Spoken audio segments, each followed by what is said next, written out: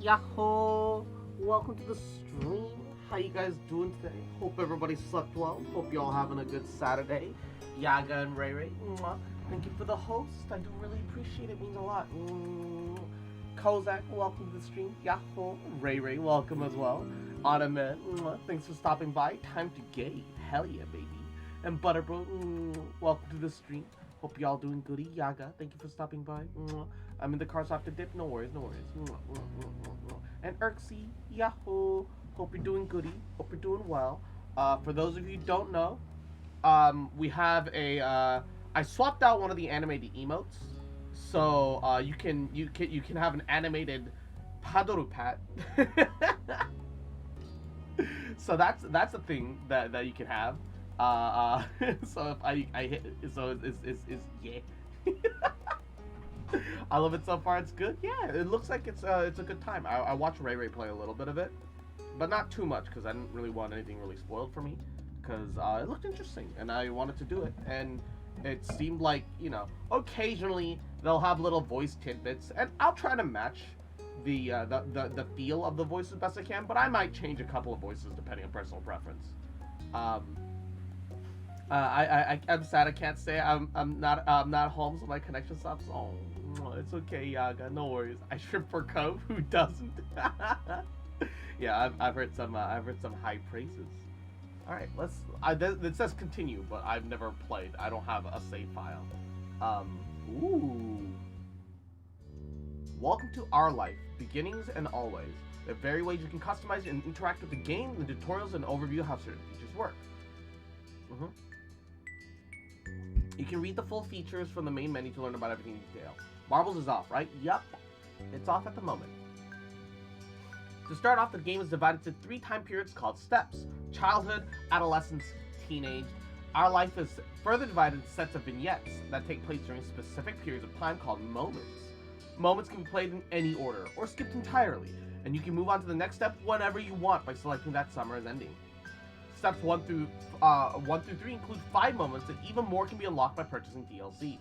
Some are out now, and other DLCs will release later on.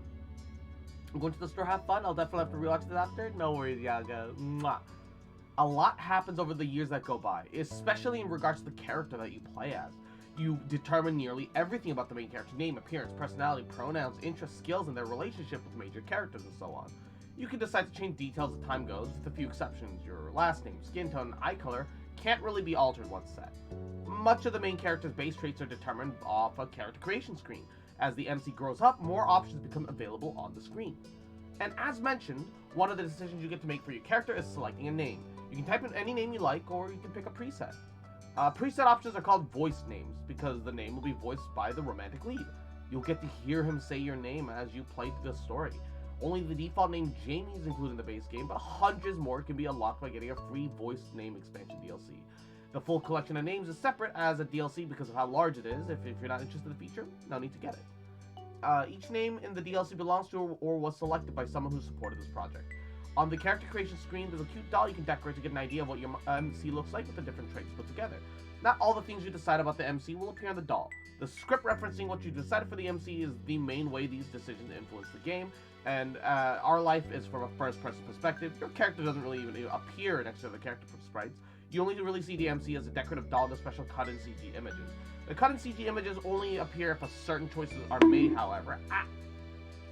And it's possible to not see any during a playthrough. There's also a second type of special MC-based screen, the Interest Comfort screen. Unless you get the DLCs, you have one interest, Cove Holden. He grows up with the MC, and the Interest Comfort screen is crucial for determining how that plays out. Interest level sets how much you like him, and there are 4 levels: disinterest, fond, crush, love. Love is the only available starting step 3 if you are at fond or crush in step 2. Comfort determines how you generally react or think when it comes to him. There are 3 levels: nervous, relaxed, and direct. Your level of interest and comfort will set the type of dynamic your character has with the love interest, and what you did in the past will influence the present, and feelings can change over time. You get to pick your interest and comfort near the beginning of every step. Comfort can switch between the 3 levels as you please, and your interest level can only stay the same or increase. Your current level of interest will become the new lowest option on the screen in the future. For example, if you decide to be fond in step 1, disinterest will not be available on that screen in steps 2 and 3, and will make fond the bottom level option for your relationship. Interest levels and gaming killer. Yahoo! Welcome to the stream. How are you, cutie? An unspoken killer. Thanks for stopping by. How are you? And chocolate! Yahoo! It's been a while. How are you? Hope you've been goody. Thank you so much for the prime. Oh, also, I know you haven't redeemed it, but just because I know you would appreciate this, I feel like you would appreciate this. Oh wait, I'm not in a voice call. Give me a second. Haha! 走れそりよ風のように好きに腹をパドルパドル Thank you for the prime. And oh no, Cossack! Alright, give me a second. Temporary padoru mode. I can't escape the padoru, it seems? Nah, neither can I. None of us can. That is the reality of the universe that we live in, apparently. And 10 minutes, starting now. Hashira sori yo, kaze no yo ni, tsuki ni hara wo, padoru padoru. Okay, for 10 minutes. And thank you for the head pats, everybody.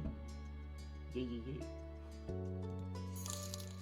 And oh, Onyx! Thank you for the prime as well! Hashira sori yo, kaze no yo ni, tsuki ni hara wo, padoru padoru. Mwah. I do really appreciate it. It means a lot. The Fang be cute as fuck? Hell yeah, baby. If you get along with one another and have a closer relationship, you can choose to touch him, and Cove will occasionally interact with the MC in lighthearted or in comforting ways. But starting step 3, touching can become more romantic or suggestive if you're at crush or love. I got really into Tekken 7. Yo, fighting games, bruh. Let's go. I respect it. I'm kind of bad. I just kind of button spam, and that's how I have fun. To make sure things go nicely with that, there'll be an extra choice to determine initiative level, and a bonus mini tutorial that goes along with the choice to explain the feature more in detail. Basically, even if you decide you like Cove, the game won't force you to act on those feelings. You can always choose not to get together with him, choose to not accept or give romantic gestures, etc. And if you do decide to date Cove, though, you can't break up with him later. Interest and comfort gets the basics down, but it's the choices that appear throughout the normal game and events that decide what actually happens between the main character and Cove. I've been eating up Koreans at my local arcade. Whoa. So where's this local arcade and how do I go? Woo, eat me. And Loop Bandit, thank you for the head pats. How you doing today? It's not only the MC that's impacted by your decisions, Cove himself grows and changes over the years, by how he's treated, what he experiences. It shapes what he becomes. In steps 2 and 3, his personality, appearance, and interests will vary depends on what happened in the previous steps. If it's something of a mystery exactly how your decisions will end up changing him, you can try to guess as you go along. Or if you prefer, you can also just design your own ideal Cove, directly using the Cove created option that pops up at the beginning of steps 2 and 3. Oh. Making the choices you want is always more important than making a choice because you feel like you have to in order to get a certain result. I feel this. I love this game. I have 50 hours on it for some reason. This is my first time playing. I'm excited though. When a choice does appear, you'll see that the hovering cursor goes between yellow, blue, or green. The colors aren't related to specific points or effects. They're just to give a bit of insight on the tone or emotion of the choice, since text alone can potentially be read more than one way. Blue is casual, straightforward. Yellow is more emotive and reactive, and green is less certain, uncommitted. Though there are hundreds of options in our life, and not every choice menu falls in line with that pattern. Picking one color every time doesn't really give a gameplay benefit, so you only need to stick to a certain type if that's what you happen to like, or otherwise you can switch between them freely. Always pick yellow, never pick yellow, pursue romance right from the start, never romance the love interest, be disagreeable or amiable, none of them will lead to a bad ending. You're welcome to enjoy the events, shape the story without reservation, and then if you'd like, play again to try something new. There's only ever more good content to discover, and so we hope you'll have a nice time with our life, and thank you for playing. Ooh. Oh, ooh. Okay, let's check out the voice names. Ooh. Is there a cross here, or anything that looks like cross? No. Sag.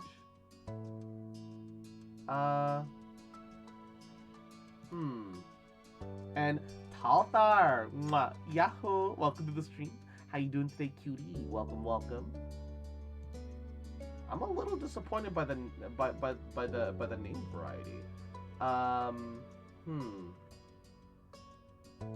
The surprising thing is that like there's no Joe. I expected there to be a Joe, but I also realized looking at this, most of these names are feminine.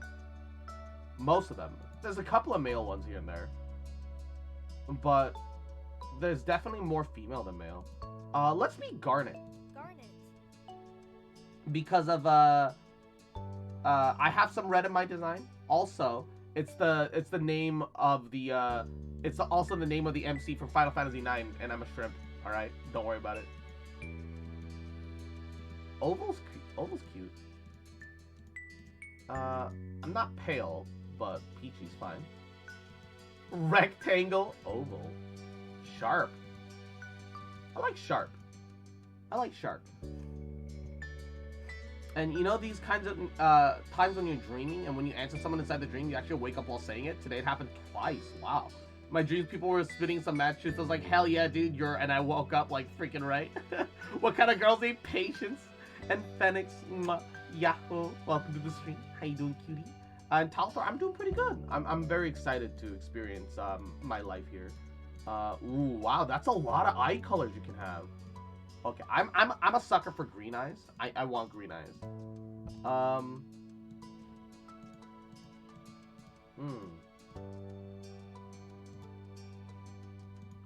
I don't know. I don't care about my pronoun at all. I'll be she in this instance. Why not? Why not? Hey, that's kind of like my hair right here. Bit of a blunt hairstyle, pulled back. Yeah, I have some smooth, not choppy. Hold up. Ooh, I kind of like flowy. Yo, I kind of like that. I feel like the pulled back, smooth, and flowy are like where I'm at. I'm here for flowy. Pronoun is transcontinental. Hell yeah. Patience, dude, you're right. Patience totally sounds like a tiefling name. It's so weird to have like the front and back be colored differently. But that's easier than having highlights, I guess. Kind of wish I could have had highlights. Garnet, and then we'll make our last name Cross. Because it just works. Ooh, we can have birthmarks. Ooh, yeah. Scars, too. Ooh, rosy cheeks. Yeah. Freckles. Aw, that's cute. Hand size, medium, chubby. We can't even see the hand size. Medium, I guess. Glasses. Oh, that could be cute.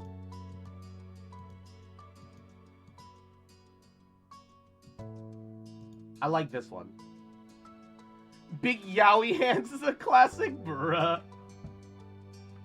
We can have more. Oh, pants. I like skirts, dresses, and shirts. I'm not a fan of watches, but I like necklaces and bracelets. Hats every once in a while, but not enough for it to be a frequent thing. All right, I'd say that's pretty good. All right. Summer in Sunset Bird was okay. The game is kind of too loud still, I think. I'd like to turn it down just a little bit more. Summer in Sunset Bird was a special time of year. Your usual sleepy town began to bustle. It was a popular tourist destination, with people coming from all over to enjoy the beach, the weather, the relaxation that came with both. The smell of the ocean, crisp and salty, hung in the air, bringing 3 whole months of schoolless vacation with it. During the summer, your moms didn't like you to wander out too far outside of your neighborhood, so you knew the area pretty well. Why does it feel like San Fran right now? That included the people. Families came and went from Sunset Bird, but they mostly stayed and did what your mom called putting down roots. They built businesses, got to know each other, definitely said hello to the nice young kids who waved when passing by their stores. Going for a walk around town mostly meant that the familiar, friendly residents waved or asked how your family was, or most often just said hello. Um, you really didn't get why they always had to say hi, but they saw you every day. But you nodded back at them anyway. It was a polite thing to do, after all. Your mom had taught you to always be respectful. But today, there was a man sitting on the curb outside your house. He was sitting with his head in his hands, his whole body slumped over. You wondered if he was even a real person, or a statue that had magically sprung up from the ground overnight. Whoever or whatever he was, you'd never seen him before. One thing about knowing everyone in Sunset Bird was that people who you didn't recognize really stood out. It was rare for tourists to venture into the residential district, as your mom's called it, so for you, not knowing who a total stranger was set off a whole lot of red flags. Your mom's had a talk with you and your big sister Lizzie about this kind of situation before.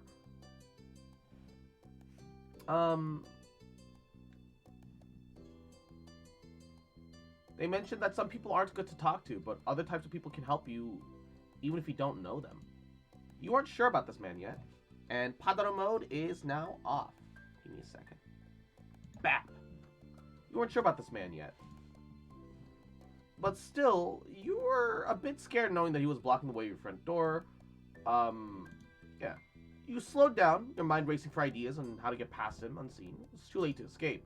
There was a split second where your eyes met, and you took in a shaky breath. Your eyes darted to the sky, pretending to stare at a bird hovering nearby. Hey. His voice startled you, made you jump, but you still didn't look at him. The bird landed on top of a nearby gate post, its black feathers ruffled against a gentle breeze.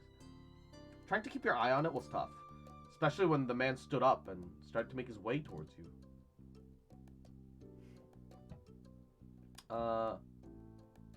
Still unsure about him, but willing to be friendly, you offer the stranger a smile. The man gives a grin of his own back. Do you live around here? What's your name? You look at the man up and down, taking in his tan skin, relaxed appearance. At least his clothes were relaxed. The way he was acting wasn't. Dude, this guy looks like the protagonist of an NTR. Is this game free? Yes. The DLCs cost you money, but the game itself is free. I like his tattoo, though. He had sharks on his shorts, a stingray tattoo. You wondered if he was obsessed over the ocean or something. And while you made your assessment, he looked at you expectantly, waiting for you to make an answer to his question. I live right here. My name's Garnet. Great. Nice to meet you, Garnet. He gave you a broad smile, relief settling on his face. Bruh. Bruh. Hold up. He reached into his pocket, pulled out a clean $20 bill. It crinkled in his hand as he held it up to you. Even more confused than before, you looked back at him. What? Well, could you do me a favor? Oh, hold up. Okay, config. I think what I need to do is just lower the music and turn up the game, because the voice is like way too quiet comparatively.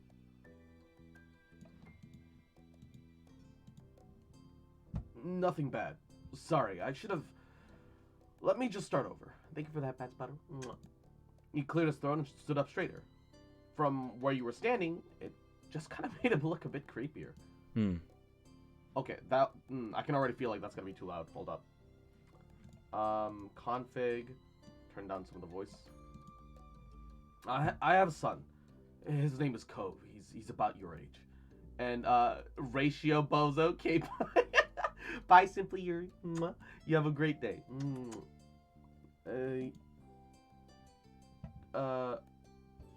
Okay, you chew the inside of your cheek. This guy is definitely obsessed with the water. He wasn't the only person like that in Sunset Bird. We actually moved across the street, see? He gestured towards the house that had been empty for about a year. His watch came in the late afternoon sunlight. His watch caught the late afternoon sunlight, reflecting off the walls. The gigantic for sale sign was finally gone. You must be Garnet Cross, right? I met your moms earlier and they told me you were like 8, just like him, so...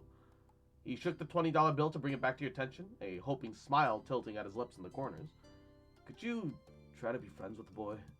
Just give it a chance, and you can keep this. He's a good kid. You'll like him. Do you mind?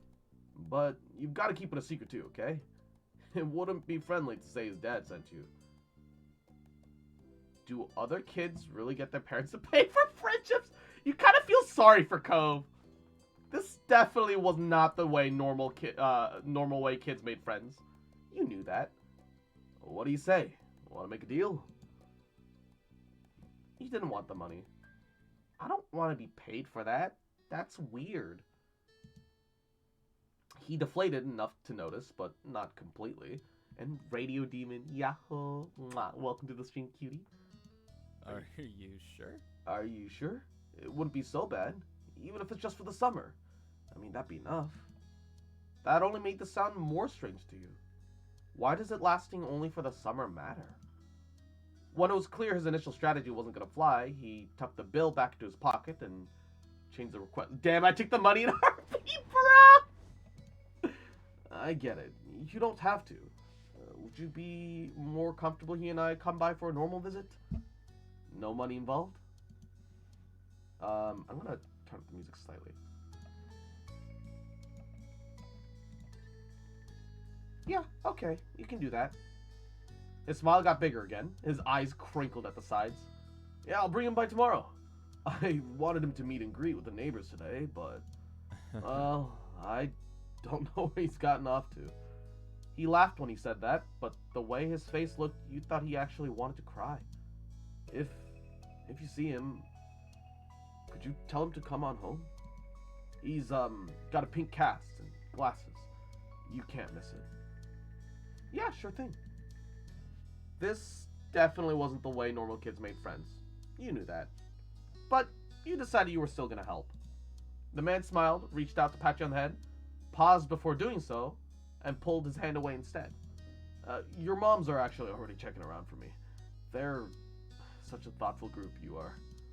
Now I better go look too. Can't put everyone else to work while I keep sitting here. I thought he might come back, and it's not what's important. I have to go. The game is right. I wasn't the normal kid. Thanks again, Garnet. So much. You jogged down the street without another word. You decided to check the hills behind your house. Step 1. First sight. The chirping of crickets in the grass greeted you. Quiet and familiar. From the top of the hill, you could see the ocean. And as you walked, you listened to the crash of the waves on the shore, the seagulls squawking as they settled down for the night. I always loved the ocean. It was so much fun. Sometimes Lizzie would join you, the two of you splashing with each other in the waves. Those were the best days. Cove is a troubled kid. I'm getting that feeling, yeah. You took in a deep breath. You wanted to try to relax and just couldn't. You weren't sure what, but something told you weren't alone, so you glanced around. As a boy, sitting at the top of a hill, almost completely hidden, with the long grass and white flowers surrounding him. Cove is so precious, and Bokjak, yahoo. Bokaj, yahoo. Welcome to the stream. Stud Muffin, thank you for the head pass. He's got really pretty eyes. His head was buried in his knees, staring ahead by himself. For whatever reason, probably just because he wasn't paying that much attention. He hadn't noticed you yet. You watched him a minute longer, feeling a bit like you had found a deer in the wild. Though deer didn't have green hair. But this new boy did. You watched as it fluttered softly around his face in the breeze. And after a few more seconds, you took a step forward. Then another. Then he glanced your way. Oh, I just realized his eyes actually shifted towards us. Okay, I like the little attention to detail like that. His aquamarine eyes reflected the light of the moon. You stopped, raising a hand to acknowledge him and show you weren't scary. Hi. With a start, he jumped to his feet, his hands balling to fists at his sides. He didn't say anything, just stared at you in a strange way. He'd been crying, traces of tears on his cheeks and his knees, soaking the hem of his clothes. His eyes were still shining with a few more. You obviously caught him off guard. His pink casting to almost glow in the twilight, though when he caught you staring at it, he hid his arm behind his back. Something the man earlier said stuck out to you. Cove? Eyes wide, he studied you. Wouldn't gliding be faster? Cash, thank you for the folly. Mwah. How'd you know that? Lucky guess? No way. Tell the truth. Okay. Your dad told me who you were. Oh. Oh. So, is this your hill? He gestured with his uninjured arm to the patch of grass surrounding you, his face falling at the prospect. I can leave if it is. You can't own a hill. Why not? How could you? You just do. I had a hill back home. Well, this still isn't mine. Oh. He sat back down with a thump, resting his chin on his knees again. Curious about the strange new boy with the odd dad, you sat on the patch of grass next to him. The pure white flowers that covered this hill rocked back and forth gently, as the stars twinkled above. The way they dotted the sky made them seem like flowers too. The night wind was cool as it traveled over the ocean and up the hill, chasing away the heat from the afternoon sun. So, what you doing here? A quiet hiccup escaped Cove as you asked the question. Almost like they never stopped. His tears started up again with a vengeance. My parents. He's got cup noodle eyebrows, bruh! They don't want to live together with me anymore. The tears felt fast and heavy over his flushed cheeks, sticking in his dark lashes. My mom made my dad leave, and he took me with him, and now we have a house here, and I just want to go home. The outburst took you off guard. By the time he was done wailing, Cove's chest was heaving with exhaustion. He sniffled and removed his glasses, wiping out his eyes with the back of his hand before he put them back on again. I hate this place. I want my real life back. I want my mom.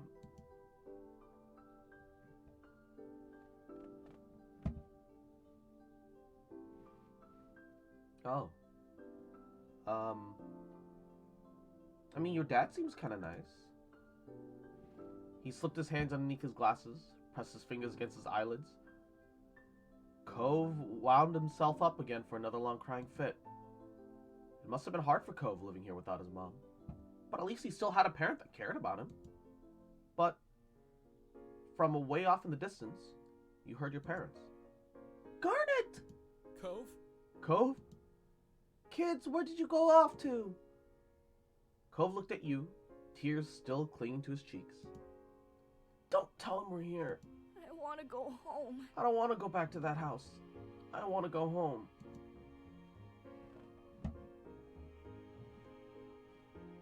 Look, it's gonna be okay. You were struck by a sudden need to reassure Cove. It's not all gonna be fun.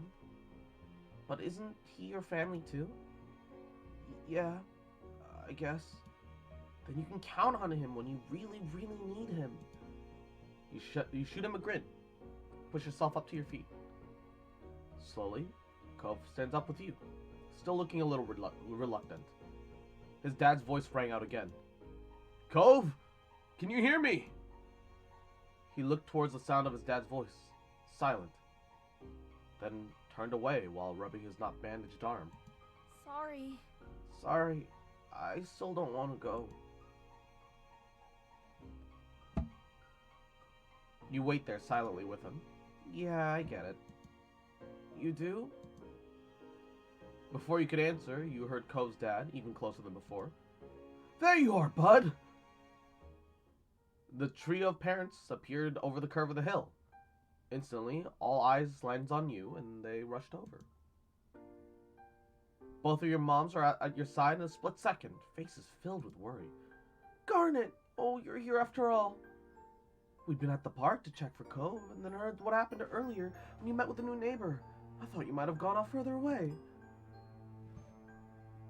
No, we were just sitting here in the grass. Or why is everyone... Nah, we're just sitting here in the grass. Thank God you're both fine. Were you two having fun out here? He looked over at Cove, who was wiggling against his dad's tight hug and pushing at his arms. Yeah, I like him. You nod, smiling slightly. Finally letting go of his squirming, scowling son, Cove's dad turned to the three of you. That's a relief. Thanks so very much for finding him. I really don't know this neighborhood. Good thing Garnet knows this whole area so well. Absolutely. And we should be getting home now. It's been a long day for us all. Say goodbye, Cove. Bye. Bye. The two of them walk off into the darkness, heading towards the neighborhood. You watch Cove's bright pink cast until it disappears. Tell you what, we'll have a proper play date tomorrow, okay? Your new friend's dad wanted to bring him by to see you and Lizzie. How does that sound? Sure. Can I show him my stuff? Of course. Of course. Then, okay. Both of your moms laughed, the sounds of overlapping into a warm, familiar chorus. Mommy puts her arm around your shoulder and leads you towards the path. Satisfied and more than a little ready to go to bed after your long, exciting day, you follow them home. This is how you feel towards Cove in this step. It can change in later steps. Pretty relaxed.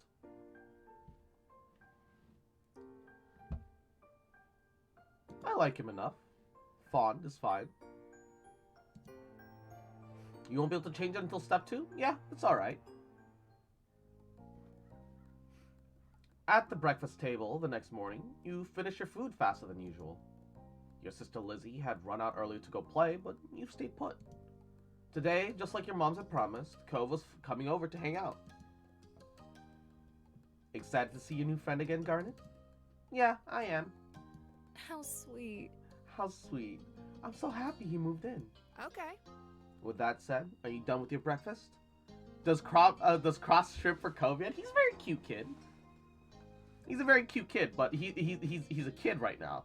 I haven't seen him at an adult stage. All right, right now I'm just vibing. I'm like, oh, poor kid. Let me just comfort him a little bit. Let me just vibe.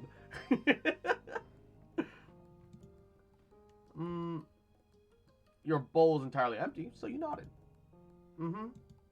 Good job. You should be here soon.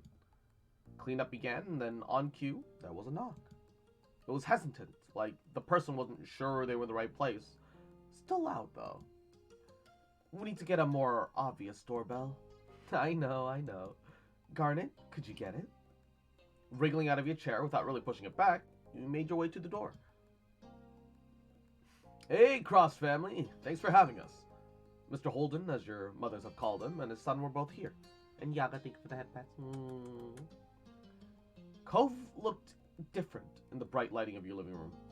And when he wasn't crying, with his dad standing in front of him, and Mom and Mommy behind you, you and Cove looked at each other. Pleased to see your new friend again. You smiled at Cove. Oh. Alright. Give me a second. And, bap. Hoshire sori yo, kaze no yo ni, suki ni hara wo, padoru. And, 아이고, 야, 페닉스. 왜 이렇게 귀여워나이 놈. 아이고. 야, 토요일인데 오늘 잘 있고 있나? 잘 잤었고, 잘 놀고, 오늘 재밌게 놀아. 사랑해, 이놈. 어머. And Malik, yahoo! Welcome to the stream. How you doing today, cutie? He smiled back with some hesitation. Oh, I get to choose what kind of bracelet I have. I want a... I don't like shell bracelets very much. Beads are alright. Not a fan of crystal. So thread or flower? I'm gonna choose flower. And Magmonique, yahoo! Welcome to the stream. How you doing today, cutie? Let's go play my room. Okay. Take care. Let us know if you need anything, you two. Have fun, kids. See you. See you later, son. Play nice. You led into your room, puffing out your chest a little bit at the sight of your treasures. There are lots of stuffed animals, a cool bed, a window to look out. It's a great room. You hadn't anyone to show it to in a while, but, you know, you were really proud of it. Always to be smooched by Chibi Cross. He leaned in a little closer to one of your drawings on the wall. I like this. Thank you. You're welcome. You smile at him, and you're proud of that particular piece of art, and you were glad he noticed it. He turned to look around the room a little bit more, studying the books on your desk, the pictures on the walls. You hoped he liked your room, and glad for the company. It was nice to have someone new to play with. Then his eyes landed on the tiny box of beach things you'd collected, tucked away by your door. He took a step towards it, before hesitating and pointing at it instead. Cross as a mommy, sorry, mommy. What's that? A hoard of stuff I found on the beach. Oh. Do you have any driftwood in there? Dragging the box to the middle of the room, you and Ko flopped down next to it. I think so. Yeah, see? He gestured to a piece at the bottom, still covered with specks of sand. Neat. This is a good collection. You got the sense from the tone of his voice that he wasn't just saying it to be nice or to be like Shiloh. He actually meant it. Oh, right. I almost forgot. Shiloh's gonna be here today. Shiloh? Lizzie's friend. Or like, her #1 fan, I guess. Do I have to see him?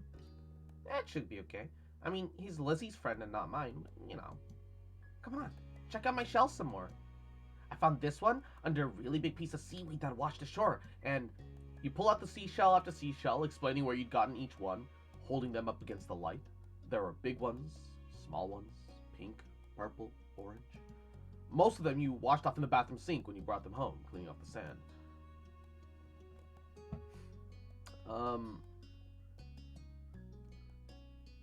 The collection was so huge and varied, and you had lots of funny stories to tell for all of them. Apparently fascinated either by the stories or by the shells themselves, Cove listened to what looked like with the full force of his attention. Like when you almost got pinched by a hermit crab while searching for shells, and watching him scuttle back into the ocean, you found another empty shell that was almost a twin to his home. It was a new experience to be the center of such dedicated focus. But Cove hadn't really been mean to you, so you didn't really mind. And Ikurags, Yahoo, Padoru playing horny VN. Look, it's not horny, okay? Not yet. Well, we're just kids. Don't make it weird. Cross, what food would you recommend in Cali? Oh, California style burrito. You gotta try it at least once. It's effectively just French fries inside your burrito, but it's good. And Equinox, you little rat, little bitch boy. Get in the fucking bag, bitch. Get in the fucking Padoru bag, motherfucker. You little bitch boy, little shit. Cute fucker. Just you fucking remember. You're my little Padoru champ. Little bitch boy. Kids, come down to the living room. You could tell that the idea was making him unhappy, but Mommy wasn't really giving you much of a chance to hang around. Cove hadn't been like this meeting you. You guessed it was because he thinks you found each other by accident. Not that a parent made it happen. Mr. Holden must be right in telling Cove that his dad was a part of it. Would have been a bad idea. Before you knew it, you'd been escorted downstairs and deposited in the living room, ready for Shiloh's visit. The two of you sat side by side on the floor of your home's entryway. I brought the box of shells. I want to keep looking at them. Great. Bust it open. We can keep looking at it while we wait for Shiloh. Cove reached in and pulled out a big orange shell. Oh. Like he hadn't spoken out aloud yet, he turned to you and held it up, his eyes shining. I think this one is the best of them. You can have it. Cove looked at you in surprise, eyes going wide. Really? Sure, you like it a lot, right? Uh-huh, but I don't want to take it away from you. It's okay. You got the impression that he was hesitant to accept something because he didn't know you very well yet. You insisted. No, it's okay. It's for you. You put the shell against Ko's chest, willing him to receive the present.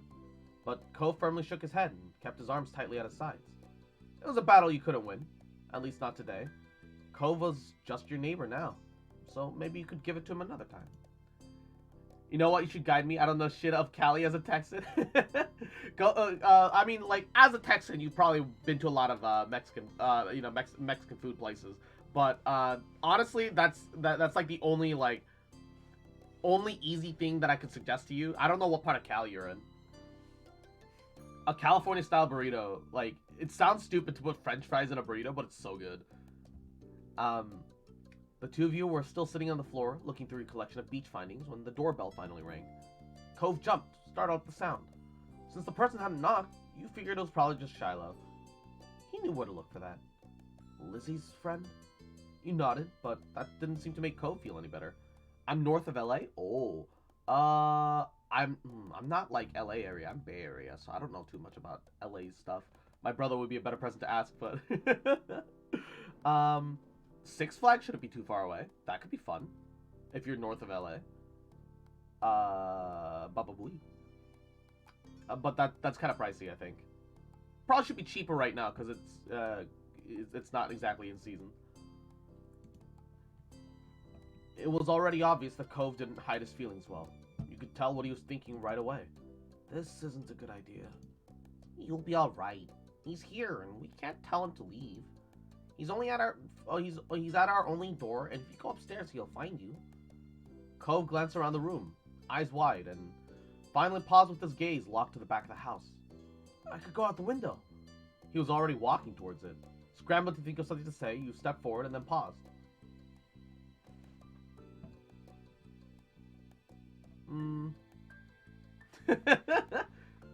Fuck it, good idea, let's go. Hurry, they'll see where we're going. He glanced back at you, then nodded. The two of you made your way to the window together. It wasn't much of a distance to clamber out, but by the time you landed gently in the bushes, you looked up to see Cove was already taken off far away from the house.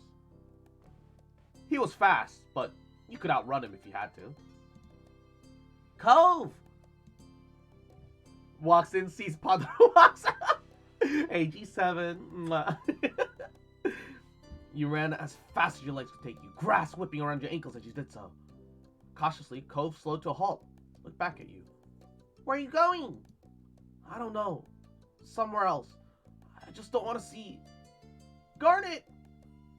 You look back and see Shiloh huffing down the hill after you, the backpack he clutched bouncing along the way. What are you doing? Can I come? He must have seen you leaving out the window and followed behind. Hi. Oh my gosh! What a freckled baby! Oh, he's cute! Oh, he's adorable. Oh, hi.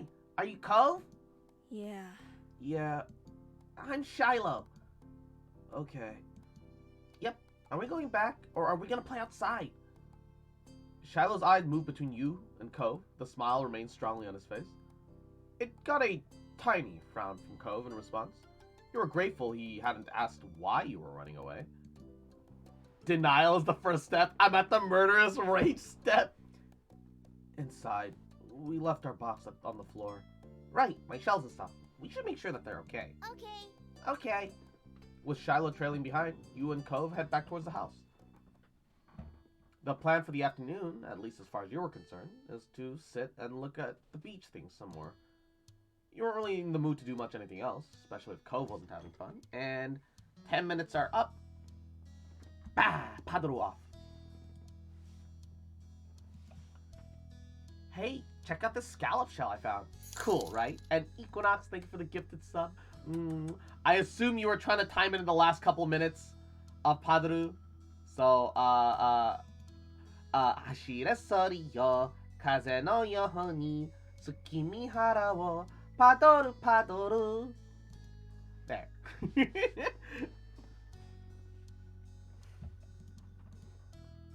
It's a pretty color. Kind of like my cast. The beautiful glittering pink did look a little bit like the wrap around his arm. Pink is such a nice color. Okay. Oh? Is it your favorite? Not really. I nicked the face when I was shaving. Oh no! Hashtag Grinch did nothing wrong. I agree. Not really. What is? Maybe green. Or blue. It might be yellow. Oh, those are all cool. I guess. I guess. I like those colors too. Awesome. Awesome. Both of them smiled. And Malik, thank you for the host. Mwah. Like usual, it didn't take long for Shiloh to get fidgety. Lizzie was his favorite. Without her around, Shiloh didn't seem to know what to do with himself. And Cove wasn't like your sister. He wasn't that much like you either. Is Lizzie coming back? Don't know. Aww. Zhao's childhood story, bruh! I want a mod to turn Cove into Zhao. Aesthetically, of course. Where'd she go? I think she's at the beach, probably. Is she playing at our park? You can't tell me that the hair isn't already a perfect match. It's got the vibes. Cove's eyes lit up at the mention of the park, and he looked towards you. There's a park? Yep, but it's old. Could you show me? I want to go. He started to get up before you even answered, and Shiloh jumped up beside him in excitement. Really? You did too right, Garnet. The park is fun. Yeah, the park's pretty great. Yeah. Yeah, it's right at the beach, so there's lots of fun stuff to do and lots of sand. It has a jungle gym, and it has a jungle gym and a bunch of swings. That sounds like it could be cool. So, are we gonna find Lizzie? I don't know. I don't know. I never really wanted to see her. I just wanted to check the park out. Adrift without any directions, Shiloh turns to you. Zhao doesn't have cup noodle eyebrows, also true. Look, his ahoge just hasn't reached its final stage, alright? He's got the hair strand. It's only in its first stage of evolution, alright? Once he grows older, he reaches the second and third stage of evolution, it'll be a full-blown ahoge, I assure you. The ahoge hiding in the eyebrows? Exactly. Okay. He perked up. Both boys wanted to go, and it was only fair. After getting permission from your moms, the three of you were ready to head out. That looks like Sucrose's bastard child to me. Yo, gender bent Sucrose. Rule 63 Sucrose. I want to see a grown-up Cove in Sucrose's outfit with the thigh highs now. Bruh. Femboy Sucrose. Hell yeah, baby. It was a short walk to the park. Lizzie had convinced your moms that it was so short, she should always be allowed to walk there by herself. When you found her, she was hanging on the jungle gym, swinging back and forth. Hey, Lizzie! Her face lit up when she saw you, her big brown eyes going wide. And, oh, Nano Gaming! Yahoo! Welcome to the stream. Thank you for the raid. How are you? Mwah. Thank you so much. Garnet! Shiloh! Hi! She dropped to the ground and landed with a soft thud in the sand. Split second later, Shiloh had abandoned you two and scrambled over just to stand by her. And Norax, Yahoo! Mwah. Neat, neat. Welcome to the stream. Hope you're doing goody. How are you? How are you? You were used to being left out when it was just the three of you, but now Cove was here. You wondered if he would leave too, though. Who's that? Yo, Lizzie's a cutie, too.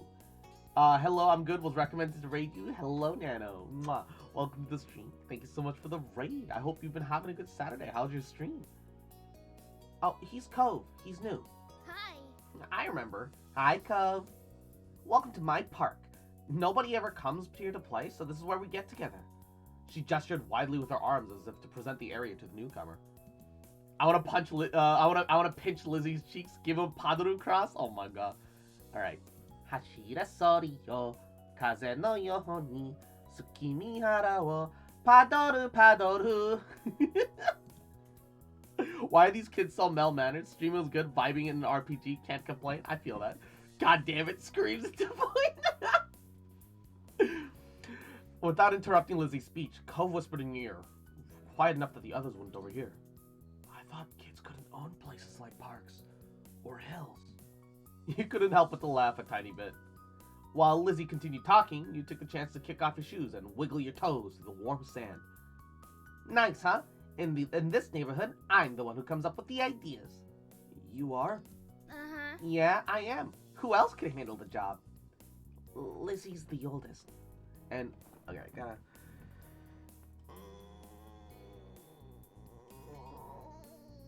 Full stretch. Oh, what RPG were you playing, though? Ooh, my neck. Ooh, crispy. And Norax, alright, fine, Norax. I guess you are my little fox champ. Got me. Mwah. Oh, Ruined King, yo, how is that? I'm waiting for it to go like even a little bit on sale during the winter sales before picking it up because I want to try it too. And Armin, mwah, welcome to the stream. Hydrate, yeah, I'm drinking water, no worries. Oh, I'm drinking Gamer Subs, which is vitamin infused, has electrolytes, same thing.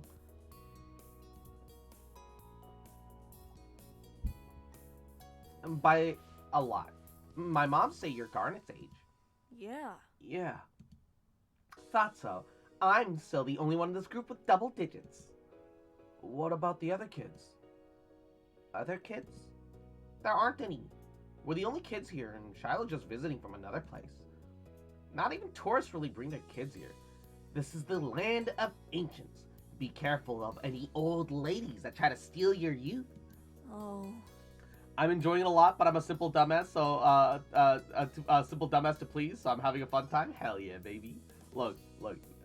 The more easily you just vibe with things, the more enjoyable life gets, alright? And oh my god, G7, why? What the? No. Bruh. Refund that Equinox. For a second, it looked like he might cry again. Paid in full? Bruh.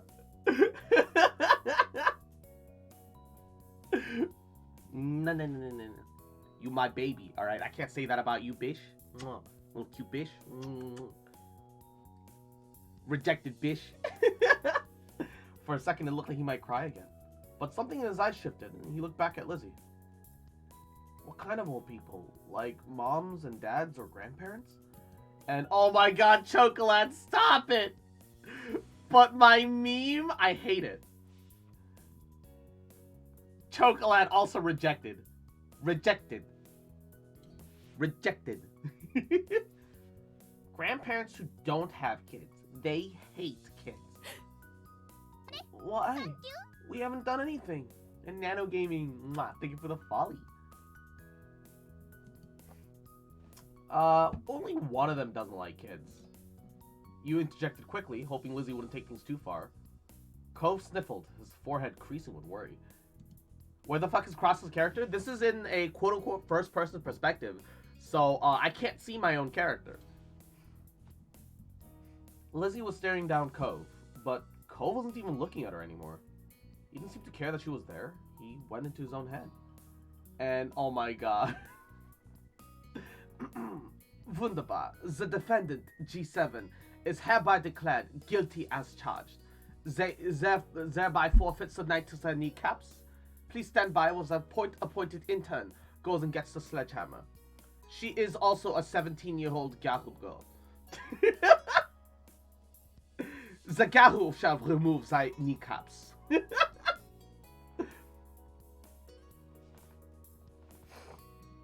Nice. Why make it then? It's more of like an interpretation, right? Shiloh was the next one to speak, completely unaware of the situation. I meant Lizzie and Garnet in school. You'll see tons of kids once summer's over. I don't want to go to new school. I don't want summer to end. Shiloh looked down to the dirt. He hadn't had much luck striking up conversations with Cove. I like summer vacation a lot too. All the building tension in the air suddenly vanished when Lizzie laughed. At Shiloh's discomfort, at how weird she thought Cove was, at something else entirely, you didn't really know. But she laughed, face scrunching up. Okay. Okay, welcome to Sunset Cove, Sunset Bird Cove. Take a seat, pull up your feet, and get used to it. You offered him a small smile, and that at least looked to reassure him some. Ain't not to sound sus, but Lizzie, man, I want her to grow up healthy and have a good life. Yeah, I want all these kids to grow up and have a good life. They're adorable.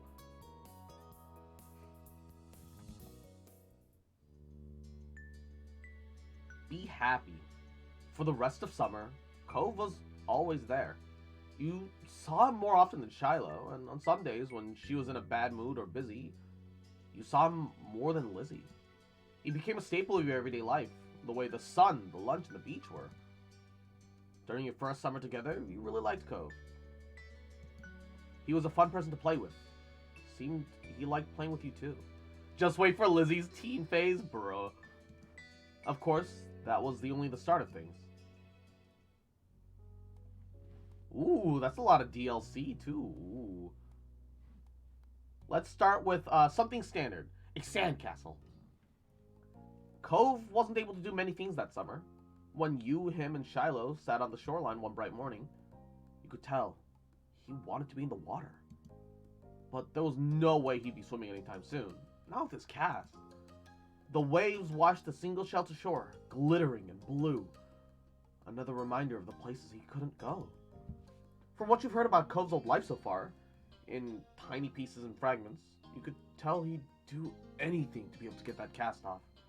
Fuck, I'm in a D&D mood? Yo, look, pre-COVID, Saturday was the day, man. I'd meet up with my buds around like 1 p.m. and we would go until like 2 a.m. every week. I'm still in withdrawals, man. I'm shaking, all right? Shaking just thinking about it. Gotta hint of that D20, man. Just need one roll. One roll, buddy. I just need.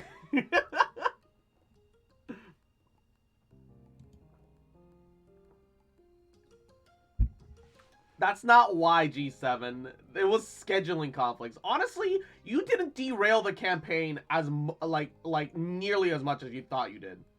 You are completely fine. Literally the way I run things, I have a very large margin of error, and you weren't even edging the line yet, despite what it might have looked like. I just like to point out all the consequences, you know. Equinox, on the other hand, he's a shit. Bruh. Like, make a pact with the witch or something, just to get it off his arm. You thought about how summer last year must have been totally different from this, with his old home and his mom and dad. But now he was here, with you, and Shiloh, and Lizzie, and everyone else. And he couldn't even go into the sea. The town wasn't bad, it had all of your favorite things in it. Shiloh can go fuck himself when he gets older? Oh no.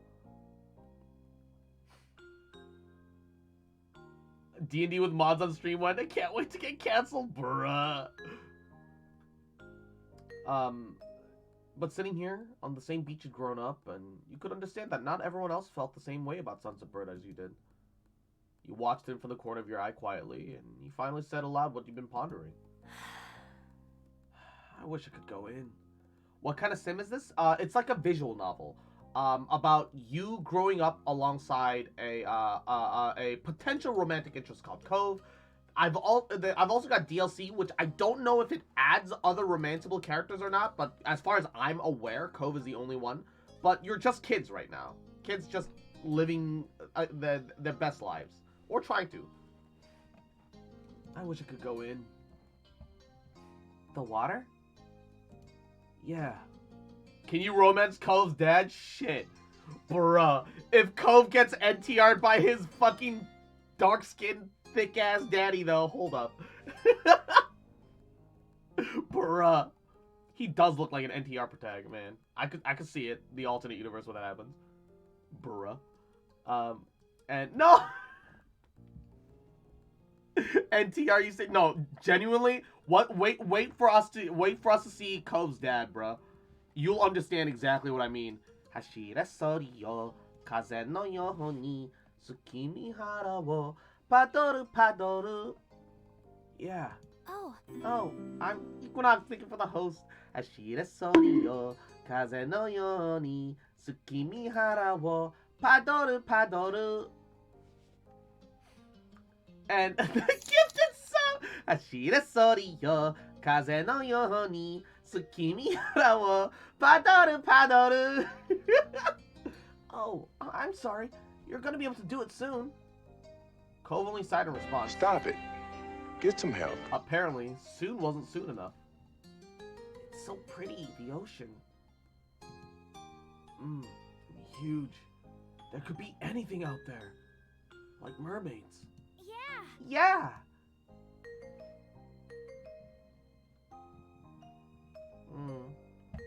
Swimming might be fun if we could. But it's not like there's anything we can do about it. I hosted too and I didn't get my Padoru. No, it's I gotta be in Padoru mode. I only sing the Padoru song when I'm in the Padoru mode. I hate that emoji. What the Padoru pet? What's wrong? Obviously not interested in hearing much more than your input on the situation. Cove turned back to the water. But as he looked away, something about Shiloh's slow, careful movements caught his eye. Hey, are you building a sandcastle? Sort of. I was only playing around a little bit while you were talking. I'm still listening. Maybe I could too. I've only kind of made big piles before. And Equinox, you little shit, get in the fucking bag, bitch boy. Motherfucker, you little rat. I'll show you Padoru, little fucker, little cute bitch, little diaper baby, little piss baby. What you gonna do, huh? You gonna pee your pants, bitch boy, diaper baby, little shit, motherfucker. Just fucking remember, bitch. I fucking love you, bitch. I'm never gonna stop loving you, bitch. Watch Cross one day break his desk from all the smacking, bruh. Look, it's IKEA, all right. It's not the most solid thing, but it works. It's nothing really special. I'm sure you'll be good at it right away. Well, how do you do it then? Shiloh's cheeks lit up. You could tell he was a bit uncomfortable to have Cove's sudden expectant stare on him. I'll play too. I've never really made one before, actually. Okay. He put his hands back on his seashells and sand and nodded. I don't do a lot. Here's how I like to get a house started. Shiloh, focusing more intently than you'd ever seen him, guided the two of you through his process. It didn't take long for the three of you to have humble structures prepared. That's all, kind of. You couldn't do anything now, like make it bigger, add some seashells, carve a pretty pattern. I'll bet you'll have great ideas. Okay. I'm gonna make it bigger. Mine is gonna be a real castle. Cool. Then this is gonna be a house. Looking at the base of your sandcastle, you decide to make... I want to make a castle too. Looking at the base of your sandcastle, you decide to build a fancy castle. The better part of the next hour was spent focusing on your own work. The boys were the same. Even Shiloh didn't sneak as many peeks at everyone else as he usually did. You finished building the shape before either of them did, glancing up from what you built. It seemed you got it done so fast because they already searched around for extra decorations. Shiloh grabbed most of the really interesting stuff. Cove had a lot of the shells, but there were still plenty of options. The first thing you reached for was a...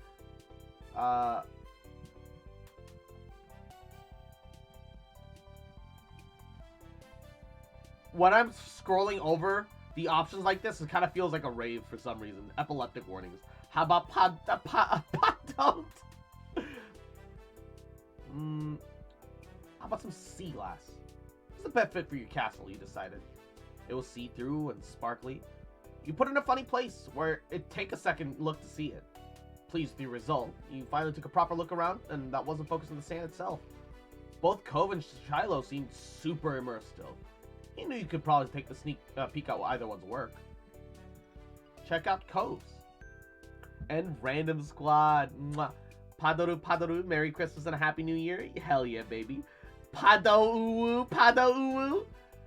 Hashi wo soi wo. Kaze no yowu ni. Tsukimi hawu no. Pado-uwu.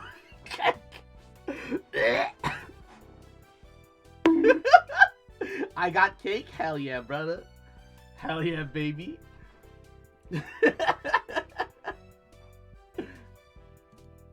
He wasn't even finished digging the huge, gaping moat in the front, but it was already enormous. You got the sense from the enthusiasm that he was digging that from the enthusiasm he was digging with that the doctor was probably gonna find a bunch of sand when he finally removed the pink plaster. The silence was then broken. What's on the top of yours, Shiloh? You peeked closer and discovered something shiny sticking out of Shiloh's sand chimney. Oh, it's just a gum wrapper. It kind of looks like smoke. Neat. It's good. That's really smart. Wow. You should be an architect. You'd be really good at it, Shiloh. Shiloh smiled without a word. And that was that for the current topic. Garnet, could I see what you did? Sure. He scooted just a bit little nearer and began surveying your work. The castle you built was pretty impressive, all things considered. Had archways, tall walls, even a little moat circling it. You would probably feel safe living there. Maybe your moms were the queens. Shiloh quickly decided to jump in on the new conversation. Hey Garnet, what did you do? This is my castle. Shiloh didn't look so happy anymore. You both built castles? Yeah. Yeah? Aw. Oh, that's neat. How you guys match. It's too bad we didn't all do it. Next time, we all should. Mama, read me bedtime story. I got cross on top of me. Wouldn't that be boring?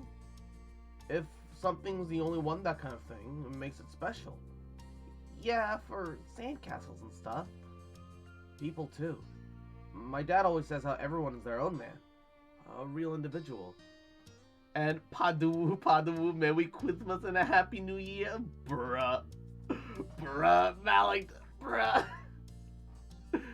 Should make a cat-made cafe, yo, Pog. I don't think I'm very special. Why? Why not? No one else is you. Shiloh simply shook his head. I'm not different. A beat passed between the two. Cove then looked at his own work again. Okay. He didn't seem to be bothered by leaving the disagreement hanging there. Cove had other things on his mind. My dad tried to get me to make sandcastles the first time we came to this beach. I didn't want to. Cove trailed off again. There was another moment of silence. Shiloh shifted and opened his mouth to say something, but Cove spoke up before he could. You didn't think he noticed that Shiloh was going to talk.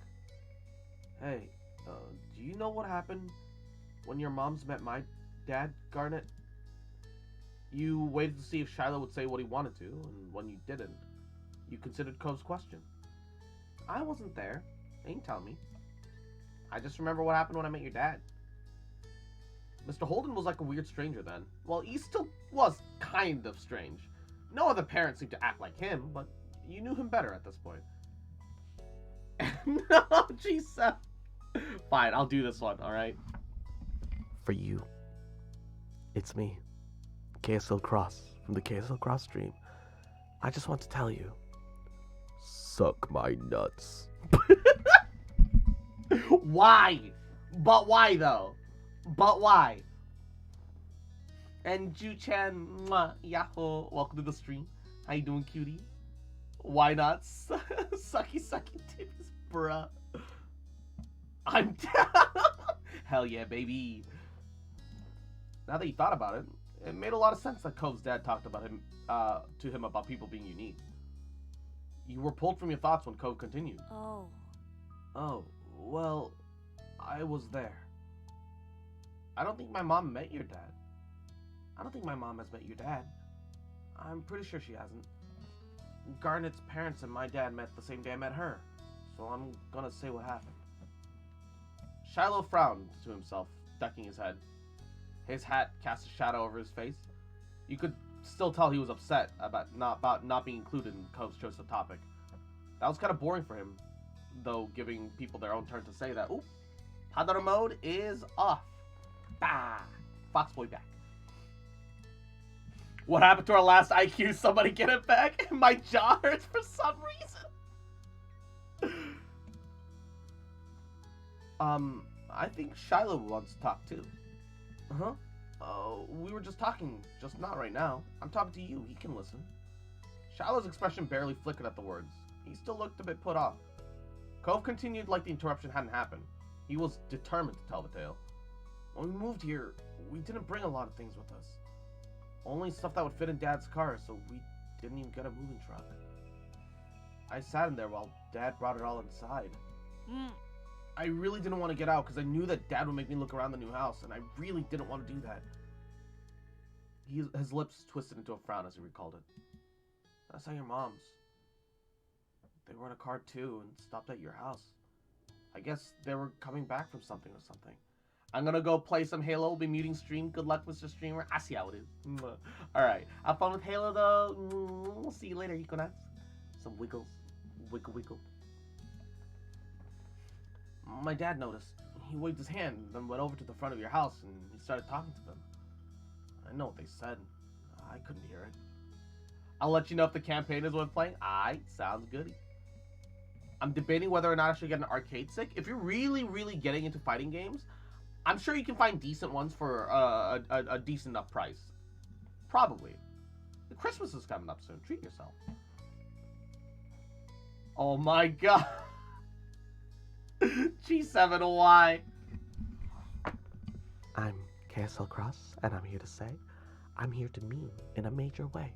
My mods are in my basement, and here they'll stay. Lives in Cali, where you can't even have basements. But he couldn't see me anymore since he was looking the other way. So I opened the car door and left. I just wanted to get away and went behind the houses. I found those hills there. The ones where we met for the first time. Cove nodded, then stared at you. You stared back, and he didn't say any more. Help me, all he gives to eat are keto cookies. Keto cookies are tasty, alright? Aren't you gonna finish your story? Cove's brows wrinkled. Like he didn't understand why you were so surprised. Huh? That's all that happened. Okay. Thanks for telling me. You're welcome. Even if it's not much happened, you weren't going to complain about knowing the story. Shiloh's mouth twisted into a scowl of disbelief, but he said nothing. Why'd you bring that up, anyway? There was a slight shrug of Cove's shoulders. Well... I was thinking about it because of the sandcastle. It made me remember when I moved here. Dad showed me the beach first before we went back to the car to unpack. Also, Choto, this isn't Genshin. I love your model design. Mwah, I love you. Alright. Laughs in Texas basements, you say, has a whole ass bunker. Dude, I dream one day that somehow I could get so rich, I could have a whole underground apocalyptic bunker. It would be pointless and unnecessarily expensive. It'd be kind of dumb, but I want one. Cole's brow furrowed up a little bit more as he quietly raked his hands through the sand. I get it. You thought maybe Mr. Holden wasn't that excited about the beach, and was instead hoping Cove might be. But the line of conversation came to its end. Even Cove was done with it. And some other topic popped into his head. Shiloh fidgeting uncomfortably in the sand made Cove aware of his presence again. They looked at each other, and you could only wonder what this might be about. Hey, Shiloh? Yeah? Why are you always turning so red, even when nothing's happening? Clearly startled, he jerked back. Neither you or Shiloh expected that to be how he got included into the conversation again. I don't know, I guess. It's okay. It's kind of weird. Shiloh's eyes were wide with embarrassment and his lips twitched. Now he was blushing even harder than before. Maybe it wasn't only this. Maybe it was simply the last straw. But it seemed like it was a big deal to Shiloh. A huge deal. He didn't just look sad. He seemed almost panicked. You weren't sure if he was about to cry or run away or what. But you got an answer soon. Why do you wear glasses? Most kids don't wear glasses. And no one's named Cove. Who asked you to come? Who asked you to come? It was probably just your dad bugging Garnet's family some more because you don't have anyone else who will ever play with you. Cove blinked. The tension on the beach was suddenly uncomfortable in a way you did not know how to laugh off. If I were a millionaire, I'd help fund the Castle and Cross body pillow. Oh. I wanted to have attachable features, bruh. It didn't seem like the kind of thing he'd get upset about. Though, you hadn't ever known what kind of things would bother Shiloh. I'm sorry. Me too. I was just wondering. Hey, let's build another sandcastle. The day's gonna be over soon. Garnet, you're right. The sun's going down so fast. You all went back to making more sandcastles, but the whole mood had changed. Shiloh's cheeriness was clearly gone. Cove looked as confused as ever about why the other boy blew up. The air stayed uncomfortable for the rest of that afternoon, right until the moment that Shiloh's mom appeared at the beach to take him home. At least you tried to do something to help resolve it, and it seemed like it helped. Even though Shiloh's smile when he said goodbye to Cove wavered, stayed as bright as ever for you. That had to count for something. But with Shiloh gone and the sun going down, he knew it was time for you and Cove to head to your own houses. The two of you trailed out of the park together towards the neighborhood. The walk home was quiet. You passed by familiar landmarks, shoes thumping against the sidewalk in near-perfect universe. Cove was clearly caught up in thinking about something. Cross-action figure? Yo, Pog? So, what you thinking about? Something was definitely up, so you chose to reach out to him and ask. Hey, Cove, is everything okay? Making a funny face. Oh, I was just wondering. Cove felt silent again after a few more seconds and then sighed. Why did Shiloh act like that when I said he was all red a lot? He gets embarrassed. Embarrassed? But I didn't even say anything that bad. It might have just upset him anyway. I guess. I can get it. Why he would do that. Sometimes I get really mad too. Despite seemingly coming to a conclusion, Cove's mood was still sour. Hey, Garnet, was Shiloh telling the truth? Huh? His gaze left yours as he dug to the sole of his shoe on the ground. He looked oddly vulnerable for a second. Does my dad make you hang out with me? I know he talks to your moms about that a lot. An uncomfortable weight settles in your chest at the question. You liked spending out with Cove. You didn't have to think about it that hard. You just knew you did. But you couldn't help feeling guilty. Cove still didn't know what happened when you first met Mr. Holden.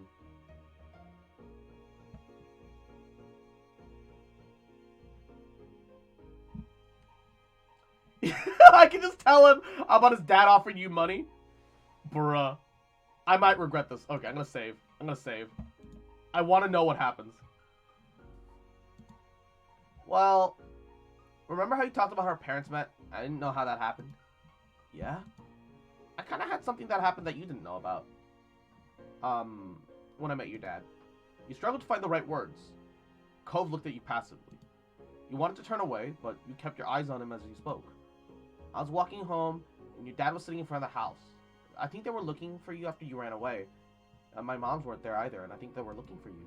Your dad saw me, got up, came over, and Mr. Holden told me that he just moved into the house next to mine. Cove was still listening, his expression as plain as before. He paused for a moment, wondering if he really should keep going. Even if it was supposed to be a secret, you thought Cove should still know. You can scroll back to the choices. Ooh, I saved, just in case. Your dad thought you might be lonely, so he asked me to be a friend. He said he'd give me $20 if I did. Cove was so still you thought he hadn't heard you. Then his eyes widened, and his mouth fell open, and no sound left him. I didn't take the money, though! I'm gonna tell him that, right?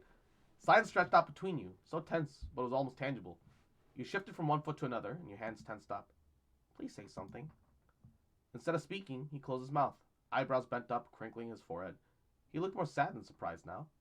He was gonna cry, and you were certain of it. What? That's stupid! I didn't take it. The money. I didn't want it. Honest. Oh, there we go. Cove raised his hands and brought them up from his fingers. His fingers pressed over his eyes, hiding them from your sight. Then, right in the middle of the street, the tears began to fall. His shoulders shook with the force of his sobs, and you could glimpse wetness from the cracks of his fingers, slipping down his cheeks. Achievement?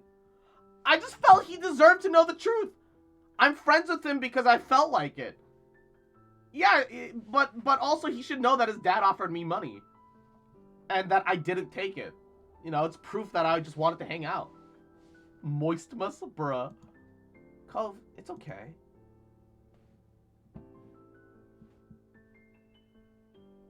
Place your hand on his head. Unsure, you slowly place your hand on top of his head. Your mommy did that for us sometimes. Cove shook his body from side to side, rejecting your presence. You can literally tell him in any other step, bruh. Bruh. Oh, he's too young for this, I see. Okay. I'm gonna go back. Achievement unlocked, Gold Digger.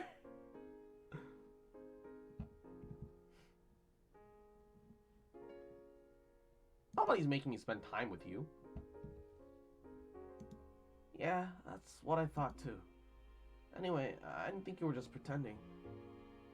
No, you're too young, you gotta teach him young. Yeah, he would only understand and appreciate it once he's older though. Right now he's a kid. He doesn't have the mental maturity to understand that. And he's too injured from his dad and mom breaking up. And Beans, mwah. Is this jail stream? No, but it can be. I could put you in horny jail. That phrasing is so dangerous. Yeah, you have no idea. Yeah, you're right. You're right. Anyway, I didn't think you were just pretending. I just wanted to make sure it was okay, is all. Thanks. Thanks for telling me. Your throat tightened. It was hard to meet Cove's earnest gaze again. Keeping secrets is hard. You're welcome. By now, the two of you were on the sidewalk near your house, and it was time to part ways. I'll give him a hug. You step forward, wrap your hands around him tightly, turn your head, resting your cheek on his shoulder. Cove stood there awkwardly with his hands at his sides.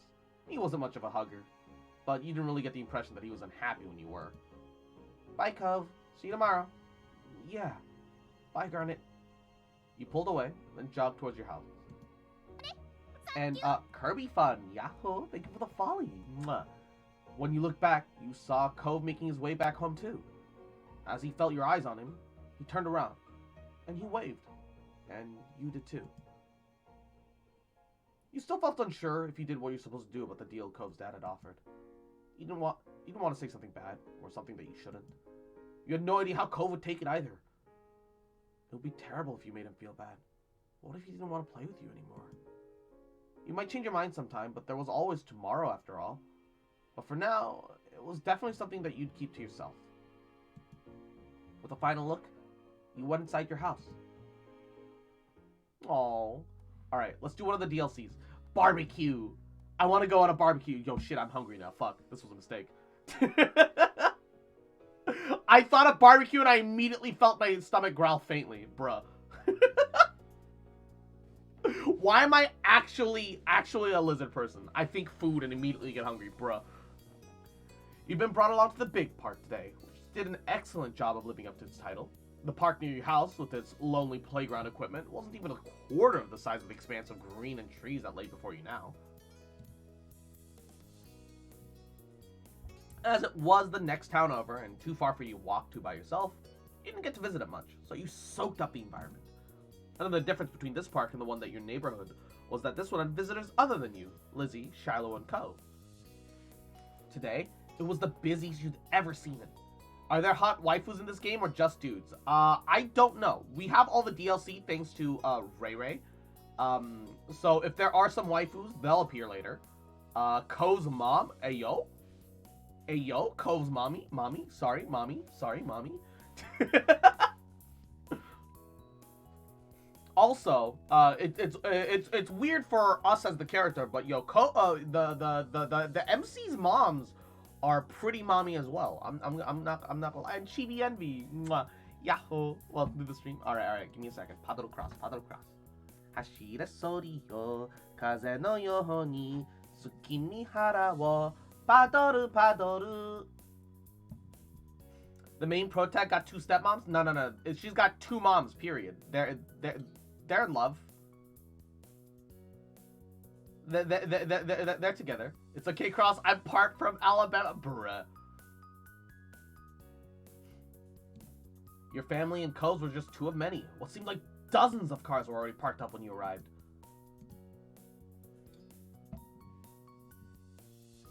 Your tummy was already rumbling for the food to come. It was gonna be so good! Mommy told you that the people running the community event weren't charging for it, but she wanted to get them something in return. Which is why you weren't allowed to touch the beautifully iced cupcakes that she'd carried on her lap during the drive over. It was a special treat for them. Every time the car made a turn, she'd clutch the box tight enough for her knuckles to strain, much to everyone's amusement. Mr. Holden's contribution to the party, the huge pack of juice boxes, were tucked under his arm after being retrieved from the car trunk. I wish I were those cupcakes! You bet there were no such dramatics around that cargo getting here in one piece, but the boxes did lack the beautiful shimmer of Mommy's treasured cupcakes. Okie dokie. Okie dokie. Everyone all set? I can already tell G7, look at this Mommy, and tell me she's not Mommy. Alright? Look at his Mommy. Look at his Mommy! Laser eyes! Okie dokie. Everyone all set? Should be. Cove, did you put sunscreen on before we left? Also, look at Cove's dad. Bruh. True NTR protag right here. Like, genuinely NTR protag.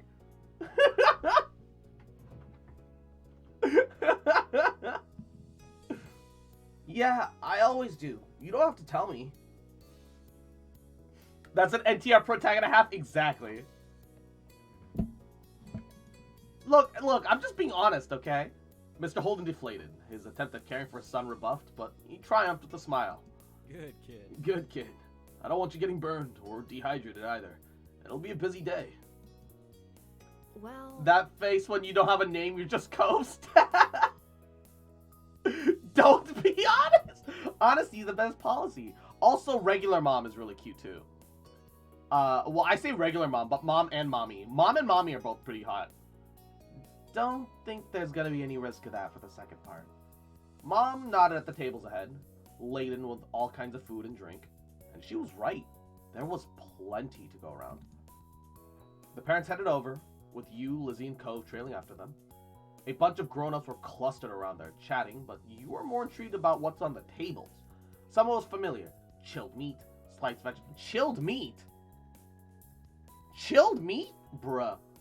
Sliced vegetables, big bags of chips. But there were a lot that you didn't recognize. Your mom said that you weren't allowed to touch the food until they said it was time to eat.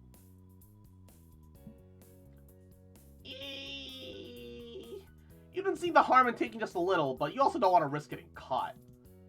It'd be bad if you got in trouble before the event even started. You saw that Mommy and Mr. Holden had deposited the food and drink that they brought. Mommy gave Cupcakes one final worried look before turning to you with a smile. Mom 1 be looking like dark chocolate, if you know what I mean. Hell yeah, baby. Chilled meat and Kenshin. Since that's the topic at hand, how about we freshen up with something to drink? Yeah! That'd be great. Along with the others out, there was a giant ice cooler on the ground, stuffed full of cans of soda, boxes of juice and milk, as well as bottles of water. Soda! The bubbles in the soda tickled your nose as you gulped it down. And Tyler, yahoo, welcome to the stream, cutie. How are you? Who brings milk to a park? There's a bunch of kids here. So, it's a little weird, champ, but, it's whatever. They're milk cartons. The moms? Bruh. Your little group took a break while everyone quenched their thirst. Mr. Holden smacked his lips, pantomiming enjoyment. Ah, that hit the spot. Hey, but you kids should go and have fun. You can take your stuff with you and join the other kids playing games. Just don't go too far from the tables. We'll be keeping an eye out, so don't think about sneaking off. We're not going to the other parts of the park today. Lizzie huffed at their comments. They did sound directed at her, but she scanned the surroundings, nodding her head towards a group of kids and a general directing the battalion. She pointed the way. Come on! Let's go over there. Man, the brown-haired mom is super hot. She really is. Definitely, mommy is my favorite. Cole's mouth was downturned as he looked from the parents to the other adults to the new kids, clearly not favoring either option. But ultimately, he hunched his shoulders and tagged along after Lizzie. I'm good playing Skyrim as an orc god of rage. Hell yeah, brother. You went and played with the other kids too. You followed after Lizzie and Cove, who were waiting for you on the outskirts of the group of parents. Hurry up! You picked up the pace, moving into a jog, but when Lizzie pelted away at full speed, you and Cove had no choice but to break out into a run. The other kids were far out into the field. Still, at your speed, it wasn't long until you reached them. As you approached, they turned around to greet the newcomers. Lizzie kind of looking like Cove's dad and mom to him. I'm pretty sure you and Lizzie are both adopted. I mean, you know, that's just the reality. Unless this is a sci-fi world where you can crossbreed eggs and have an Amazoness civilization. So you're telling me there's a chance, bruh? Hi, I'm Lizzie. That's my little sister Garnet, and the one with the cast is Cove. Hi. Cove simply lifted a hand in greeting. There was a chorus of hellos and names from the other kids. One of them looked about Lizzie's age or older. A couple seemed to be about the same age as you and Cove. There was one tiny little thing with his arms folded over his chest. What are you up to? The first kid, a boy with curly black hair and neon green sneakers, who introduced himself as Hayden, shrugged as he looked over to the others. Not much. The second kid to pipe up, Lisa, had half her face obscured behind the huge glasses she wore. Fuck Jeremy. Jeremy is like borderline a fuckboy name to begin up. Scroll up. I'm not seeing a Jeremy. We haven't decided yet. She glanced wistfully over her shoulder. Following her gaze, you saw the spray of water first, then heard the shriek as someone got splashed in the face before you spot the person shooting him. Some people are playing with water guns, but there's not a lot left. The smallest kid, Noah, grumbled at that. You guessed that's why he was sulking. Spencer, who hadn't said much, patted his shoulder. So that's out. A new kid raced over, glint in her eyes with her braids streaming behind her. You spotted the plastic orange pistol in her hand too late. Trigger had already been pressed. Ah! Rude! Hey! Lizzie, who had been caught first, was fuming. Cove wiped the water from his face, and you rubbed out your ear, trying to dislodge the water that had pooled there.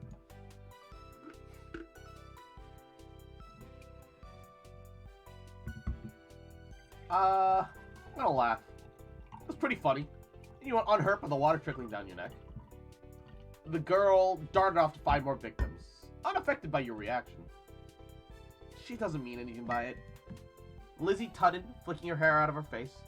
The girl, not meaning anything by it, didn't change the fact that she had been sprayed. And Cove looked similarly unimpressed. Lisa's face lit up like she had an idea. Hey, we should catch her. She won't be able to spray more people if she's running away from everybody. Yeah! Cove nodded as the other kids murmured their interest, or lack of it, in the game. That doesn't sound like a good idea to me. Sounds like bullying. You sat on the sidelines as the other kids chased off after the girl with the pistol. Spotting them racing after her, she laughed and shot her pistol in the air, only a couple drops squeezing out. She swerved, causing a discord within the groups as they stumbled over each other in their uncoordinated attempt at hunting. You clapped. You applauded the kids about to pounce their target. The gap between the hunters and the hunted was narrowing. Eyes wide, you watched as Lisa lunged and tagged her friend to the ground. Spoiler, Cove has a stupid-ass name, bruh. That's mean, alright? We don't get to choose what we're named by our parents, man. You don't make fun of someone by their names.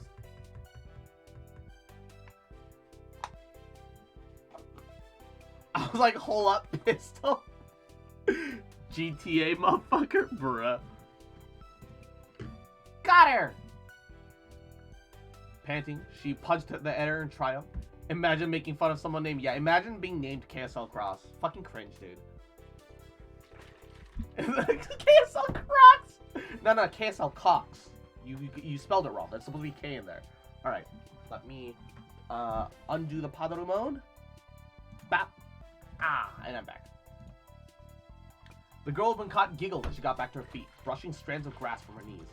KSL Ferret, bruh. Smiling, Cove came to a stop. Lizzie whooped with delight, clapping her hands, and the boy with the brightest sneakers grinned. You're it now. Catch us if you can. Yeah, I'll do it. You won't get away from me. They all dispersed, squealing and laughing as they tried to evade capture. The sour mood from earlier evaporated entirely, replaced by a light and playful atmosphere. Several rounds later, when most of the kids had taken at least one turn as it, the scent of smoke wafted up to your nose. The smell of napalm in the morning. That's right. You're back in Vietnam.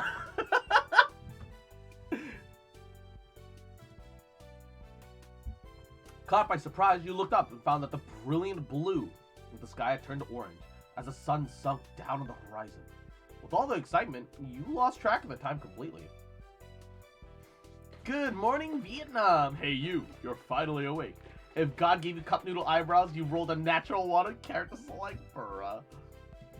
Looking over, you saw people standing over the grills, poking them to life. It's nearly time to eat. We should get over there. I'm so hungry. Our parents are all at different spots. Yeah. Bye. It was cool playing. Yep. Bye. Bye. You waved goodbye to the other group of kids before hurrying over to your parents alongside Lizzie and Cove. A tickle unfurled in your throat, growing more persistent as you came closer to the source of the smoke. As the three of you approached the tables, your parents spotted you and came to join you halfway. You tried to greet them, but another cough obstructed your words. Oof, that's quite the cough. Oh, are you alright, sweetie? No. Hug me better, mommy. Yeah, I'm fine. Are you sure? No one needs to go up to the grills if they don't want to. Just let me know what you need. I'm not carry me exactly. There was no response from the other two kids here.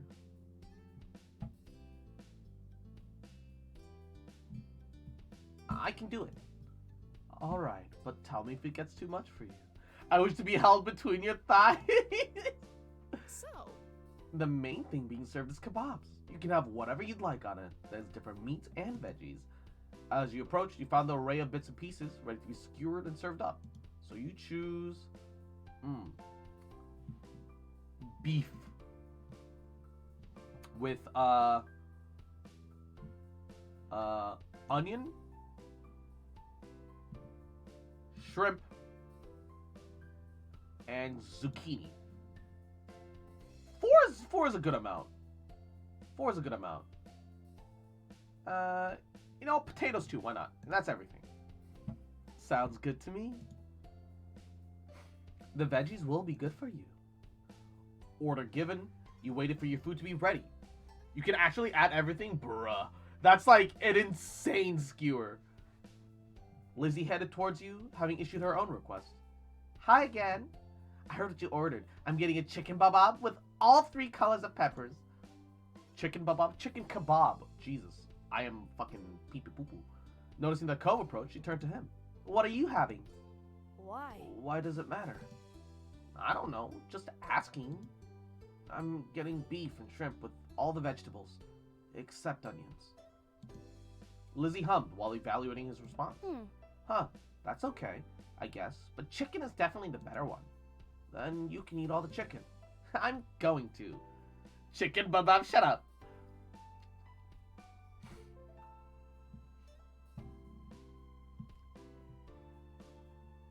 All the chicken in the world? No, that's dumb. You know what I mean. Lizzie peered over to the grills where the kebabs were being handed out. A growing assortment of kebabs collected in your parents' hands. Stop saying kebab! Shrek kicks down door. You don't like onions? Ogres are like onions. We have layers. Onions, layers, not like cake. I'm back. Campaign's a buggy mess. Oh no. They're coming over. Don't get jealous of mine when you realize you made the wrong choice, Cove. I didn't make the wrong choice. We all made good choices. It's just what kebab someone wants to eat. The person serving gave your mommy one final kebab, then your parents moved over to rejoin you. Between them, they were carrying 6 of them, one for each of you, including Cove and Mr. Holden. We got the goods.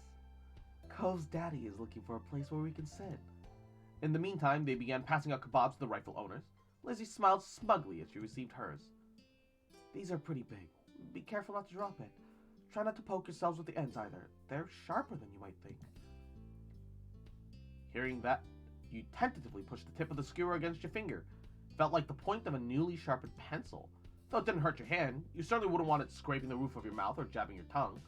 Mommy clucked her tongue. It would have been really nice if the options were a little easier to manage and less messy to eat.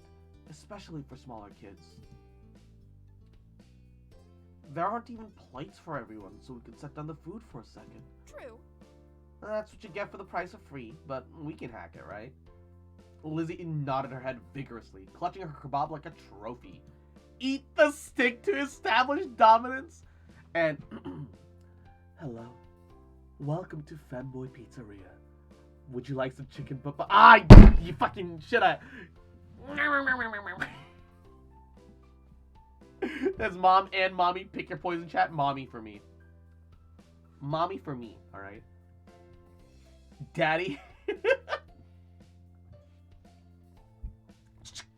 Equinox, little bitch boy, little shit. Mwah. Fucking motherfucker. I'll turn you into a babob. Get over here. Mwah. I'll skewer you, little bitch boy, little shit. Mwah. Just you fucking remember. I fucking love you, bitch. Mwah. And I ain't never gonna stop loving you. Bitch. Mwah. Also, why not both? Yo, true. Yo, true. Your parents led you back to the tables, and it was immediately evident why Mr. Holden has been sent to scout one out. The benches quickly filled up as people got their food. Mr. Holden was standing over a corner sector near the edge of the sitting area and beckoned your group to join him. You clambered onto the bench, careful to not let your kebab slip from your fingers. Cove took a seat next to you, Lizzie the other side. Your mom passed a final unclaimed kebab to Mr. Holden. Thank you. Thank you. This looks delicious. Never bullies me with such passion. It's always Equinox that gets the good one. There is no such thing as a good or bad bully. They're just bullies. What do you mean? Thank you for getting us a space out here. Everyone tucked into their food. Though you didn't think you'd use so much energy standing around, you're very ready to enjoy your dinner. If you took the money early on, you can pay Cove's dad later to date you, bruh. You're allowed to be wrong, Cross. Don't worry, bruh. Perhaps it was the delicious smells that filled the air, along the smoke that so irritated your throat. Mr. Holden, what do you do? Well, I do a lot of things. Do you play golf? Only if you count mini golf. One look at Lizzie's stricken face confirmed that she did not. She could enjoy the occasional round at a mini golf place, especially if she had an audience to impress, but your sister took her passion very seriously. Oh, she's a golfer. Yo. Come, Dad, stay away from Lizzie, you fuckface, bruh. Even then, it's been years since I gave it a shot. Cove groaned at the feeble pun. Mom chuckled. You weren't sure if she was responding to the joke, Cove's annoyance, or Lizzie's offense. Don't worry about it. Just as well. She'll be dragging you to the green every week. That's because I've got dedication. You need a good drive or two to get that far. Mr. Holden nodded, clicking his tongue in appreciation. Cove looked from his father to your sister, lost in conversation. Outclassed in golf and wit. I don't get it. A drive is a type of golf shot. You should give a real golf a try. Maybe I'll even teach you some tricks. Don't try to change my dad to be more like you. Lizzie gave Cove a dirty look at the accusation. Mommy felt the need to move the topic ahead before it got heated. Oh, nice. That's very sweet of you, but I'm sure that Mr. Holden is very busy. He might not have time for another hobby. Yeah, I don't think I'm made for that. Still, the offer is appreciated. Why? Then tell me something you really do already. You just go away every day. Well, I like scuba diving, though with the business, that's more work than play these days.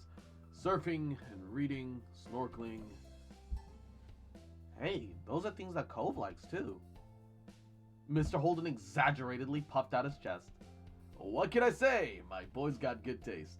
He takes after his dad in that way. Cove's dad does crimes? Yo, Cove's dad, oh, I like snorkeling, flashback, in a tight black body wetsuit, fucking harpoon gun in hand, reading, cuts to another scene, harpoon gun, piercing through the back of a man, slumped over a table, picks up encoded notes, and leaves in the darkness. Da dun da dun da dun da da da. Just fucking secret agent, man. The sun had been setting when you got your food, and by the time you finished it, night had truly fallen.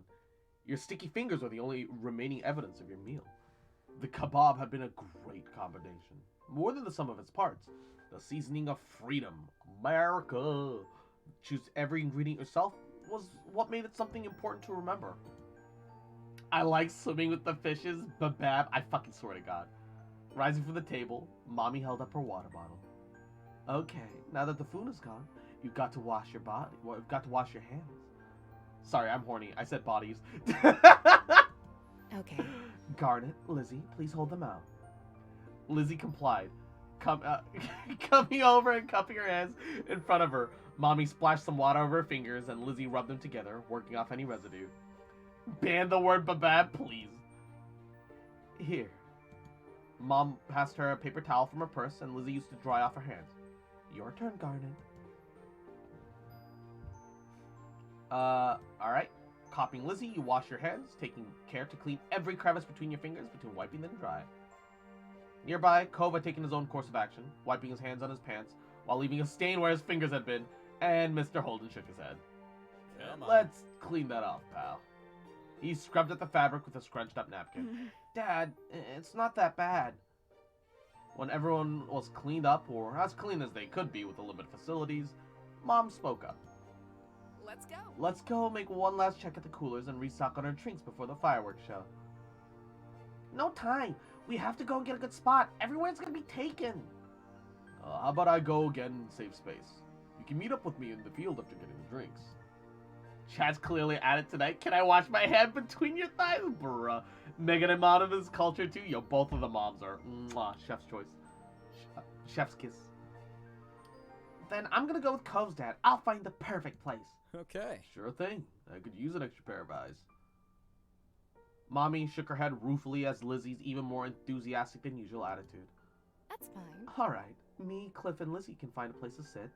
Pam, Cove, and Garnet, do you want to go get the drinks? Pam? Is Pam Mom's name?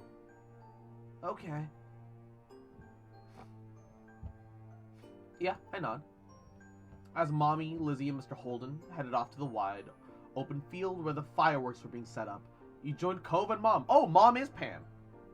Megan and Mom is Pam. Pam cake. Not pancake. Pam cake. She got them Pam cakes. I want to go to IHOP and get all the Pam cakes. Bruh. Even as you approached, you suspected you wouldn't find much in it. What had originally been stocked up to the brim was now half empty. I regret coming back. The ice, which had cushioned the drink and kept them cool, was largely melted, with only a handful of pieces floating around like tiny icebergs. Slim pickings. The drinks that remained looked to be bottles of plain water, but you caught a glimpse of something more colorful amongst them. Mom rummaged around in the cooler, excavating a couple of juice boxes from the bottom of the process. Aha. Aha. Garnet, Cove, you can take one of these if you want. The perks of helping. Take a juice box to share and a water bottle for yourself. Cove hesitated, but decided to take a juice box for himself. I already had soda. I'm a good kid. This game was meant to be wholesome, but the devs didn't expect a collective 1 IQ across the chat.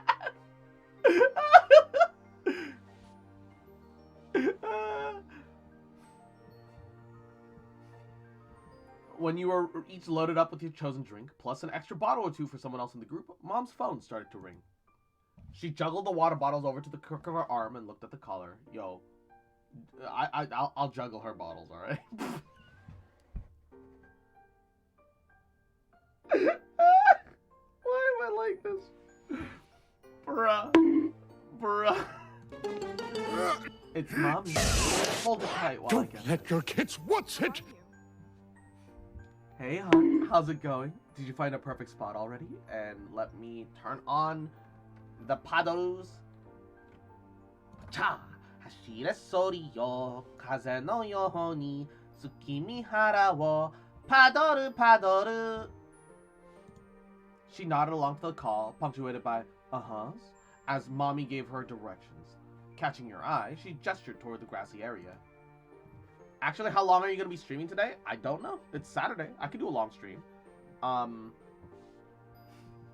Could you move the femboy juice closer to the powder mouth? Oh, no! Alright, let me just cancel the timer. Get fucked, bruh. Alright, give me a second. Bah. Happy? We got a place. Come on, we'd hurry before the show starts. Perfection. You and Cove jogged after your mom, who led you back through the field, and used the separate groups of the people assembled there back to the rest of your families.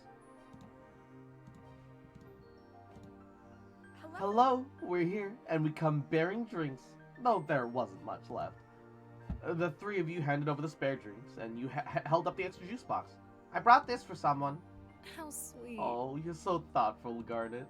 Despite Mommy replying pretty expectantly, there was just one person who made a claim for the sweet drinks. Can I have it? Okay. Thank you. Thank you. I love you, Garnet. Aw, you two are a real pair. Once everyone had been equipped with a drink for the big event, you sat on the grass beside Cove, waited for the magic to begin. Yeah, so we discussed it, and we decided like 100K was too expensive. I lowered to 50, but we decided if I was gonna lower it to 50, I might as well lower it to like 20K. 20K is already a lot anyway, so fuck it. He decided to make it cheaper, or like 25K, sorry. He didn't give me 3 free ones, even though I should get them. No. You bought them when they were at a premium, all right? It's like I preferred it when it was 100K. Look, it's like Back for Blood, all right? Everybody paid the full $60 when it came out, and then once everyone realized how fucking broken it was and all the problems that it had, the price got slashed, bruh. You are what you play. You are what you eat. That's why I am the bussy man. That's why I'm an ass man. Ass fox. Ass girl. Hell yeah, baby.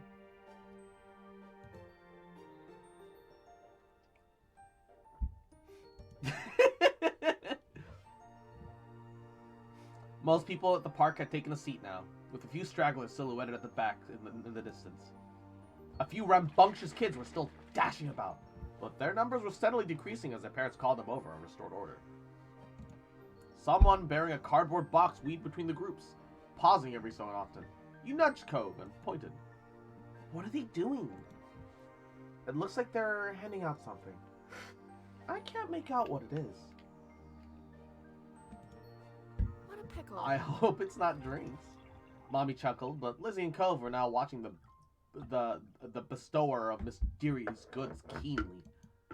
Are they gonna come to us too? Mom softly put her hands on top of his sister's shoulders as if she feared Liz might bolt over to the stranger. Lizzie didn't even glance at her, our eyes locked on the potential prize. I don't know. In that case?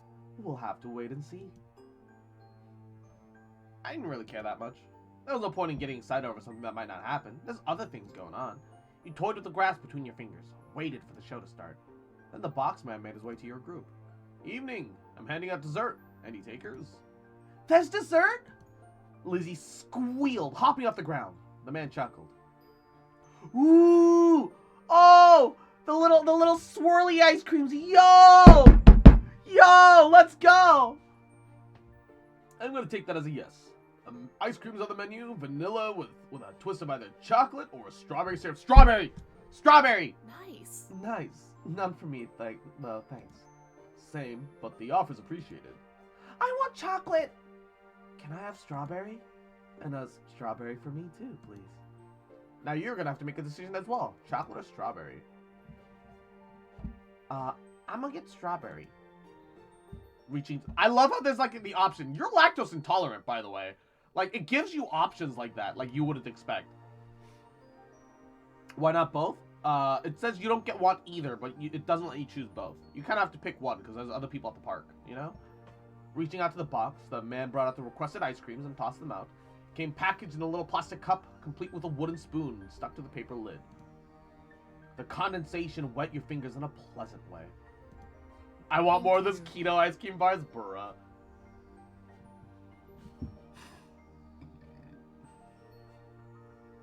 Thank you. Kids, are you going to thank the nice man too? There was a chorus of thanks. He cordially nodded and walked off to another group. The man couldn't spend much time talking with each group, considering how many he had to get to. You peeled back the tab that covered the ice cream to your unexpected treat. It tasted amazing. Lizzie was definitely enjoying hers. Cove was too. Full padaru? Yeah. Lizzie munched away happily, but it ultimately didn't succeed in monopolizing her attention.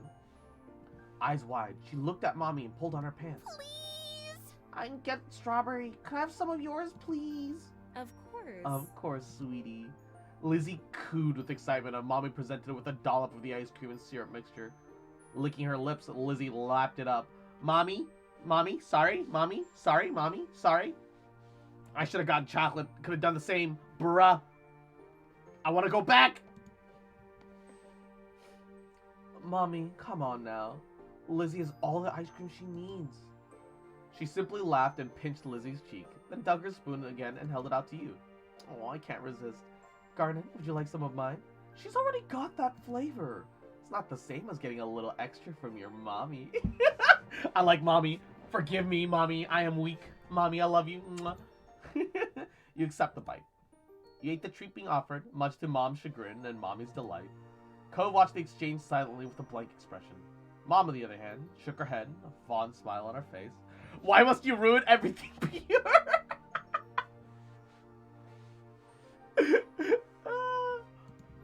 Well, you better at least give me some, too. You could have gotten your own if you wanted ice cream. What?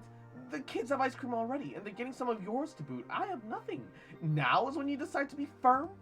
Laughing, Mommy fed some ice cream to your sulking mom. She never could actually follow through with being tough. Hey, yo. Cove got some chocolate, right? Eat some of his. Yeah, we could share some ice cream. There. All better now. Yes. Good. How about you, Cliff? Would you like some? No, I'm still okay. But thanks for keeping me in mind. Cove, it's only fair that you get the choice too. Cove shook his head firmly, concentrating on his own cup. Mommy smiled. Okay, as long as no one's feeling left out.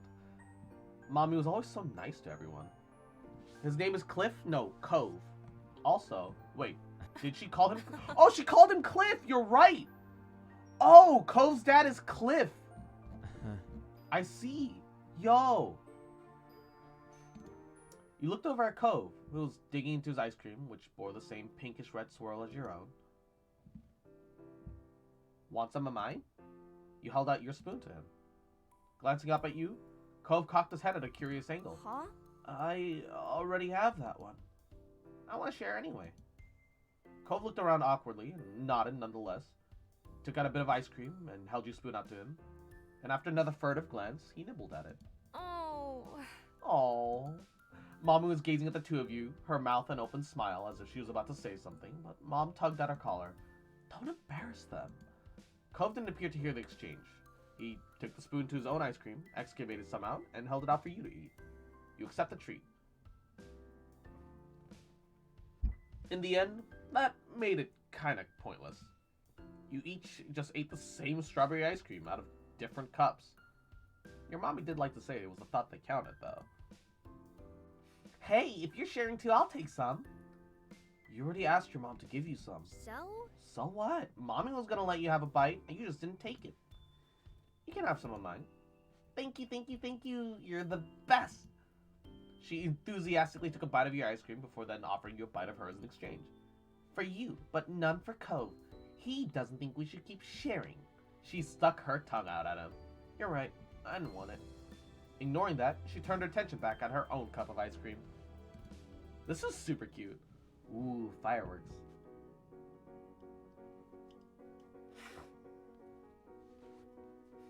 Her name is Puddle! Bruh. Then, the first firework cut through the sky, whistling as it ascended until it hit a crescendo with an explosion. The park flashed as if alight. Squealing, Lizzie leapt to her feet, her forgotten ice cream tumbling to the ground as the firework crackled into tiny drops of glitter in the sky. It's starting! Everyone else looked up to the sky as another firework whizzed through the air. which each explosion, Lizzie would jump into the air.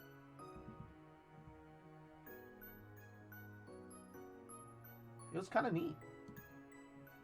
Cove sat by his dad, captivated by the sky sparkles as the flashes overhead. Lizzie is littering. Yeah, don't be a littering Lizzie, everybody. Mr. Holden watched as the fireworks seen impassively. He didn't smile at you, and even gave a thumbs up when he noticed you looking over. Mommy hopped to her feet, pulling Mom with her, pushing her to joining Lizzie into jumping up and down at tandem at every crack of a firework. Mommy then bent down to offer you a hand up too. You got up and joined your family, and beckoned for Cove to join. Cove got to his feet, tailing after you as you stood with your family. Your mom's face is lit up, literally and metaphorically, as you approached. Why does one of the firework rockets look like an IBM? War never changes. Quickly, to the vaults, everybody!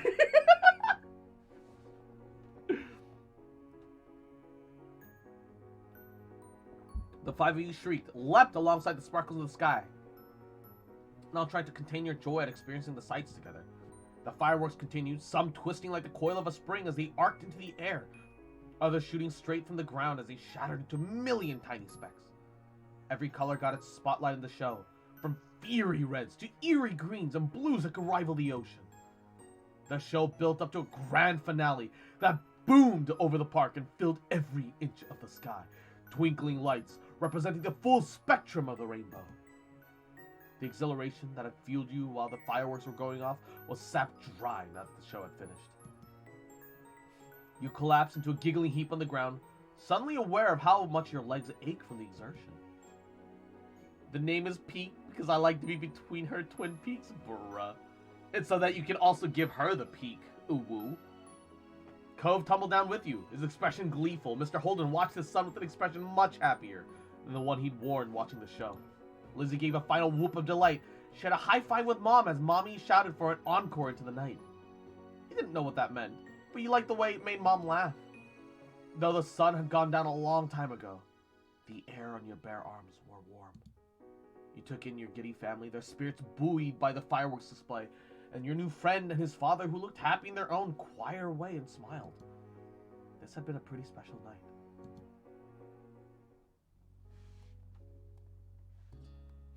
Alright. Let's go for shopping. Come back before it gets dark, alright, sport? The familiar voice drifted across the street and drew your attention away from the snail you'd been watching inch slowly across the pavement. Cole waited in front of his dad, pushing his green hair back. Sleepover? We'll do sleepover next. Sleepover so you can be with Cole's dad? Bruh. He looked to be paying only a mild amount of attention as he was being handed a few slips of green paper. It reminded you of when you first met Mr. Holden, although he's probably not paying Cove to be friends with himself. Cove's dad seemed to feel your gaze somehow, or maybe you made a noise because a second later, his eyes were on you and waved over with a smile. He looked happy to see you, but you still felt a little weird for getting caught. You needed to learn to get a little more sneaky. Who gets a stingray tattoo anyways? Dude, stingrays are awesome. It's just a shame that one of them killed the crocodile hunter guy. I don't really know what his name is. He was fun. I remember really enjoying him as a kid. Crocodile Dundee or something? I can't remember. Steve Irwin, yeah. He was a good guy. I liked him.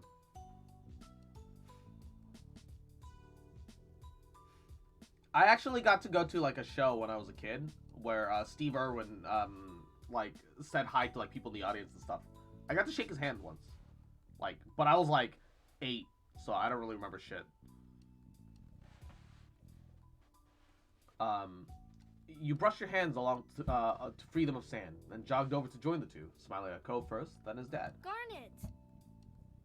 Garnet, hi. How's it going? Good to see you again. What excitement are you up today, Garnet? Taking a walk. I found a pretty cool snail across the road. There's actually lots of snails here. Legends has it that Cross has yet to wash his hand after shaking it with Steve. Ew. Dude, I was 8. Bruh. That's like almost 20 years, man. I can't do that. I found a pretty cool snail across the road. There's lots of snails around here. Mr. Holden grinned at you kindly. After you finished answering the question, Mr. Holden's attention returned to Cove, who was preoccupied with folding the bills into a tiny rectangle. I'm pretty sure you don't meet Cove's mom until step 2? Ah. I once in the shower for a month? Well, hold up. Not shampooing, I can understand, because you can get the same effect with soap, and you could potentially damage your hair less. It depends on your constitution. But not showering for a month is disgusting. Don't do that. Don't do that. No mommy slams phone on sidewalk. After he finished answering the question, Mr. Holden's attention returned to Cove, who was preoccupied folding the bills into a tiny rectangle. Sounds fun. You know, Cove was about to hit stores by the beach. Why don't you go along? Join him. And Space Blizzard. Mwah. Yahoo! Welcome to the stream. How you doing today, cutie? Druid building up Earth Shield? Bro, what is this? What is this Azeroth Andy shit? Get out of here. You get ready. You gave a ready nod, turning to squint at all the directions of the stores that you could see with the goods that they had to offer all the way from where you stood. Oh, is that okay? Yeah. I don't mind. Great. I'm sure you guys will have loads of fun. Mr. Holden reached into his pocket and pulled out a little wallet filled with money. You found it odd, since your moms only ever seem to have cards in theirs. Here. He leaned up to pass a crisp 10 to Cove, giving a wink and a whisper. Get something for your friend, too. Sure. Good. That's my boy. Cove's dad ruffled his son's hair as he straightened back up. The bill in his hand still held out towards the green boy. Take care. Cove accepted the bill after a second, slipped it into his pocket. Then, with one last nod to his dad, he turned around and started walking. He followed after him, intrigued at the possibility that the outing might bring.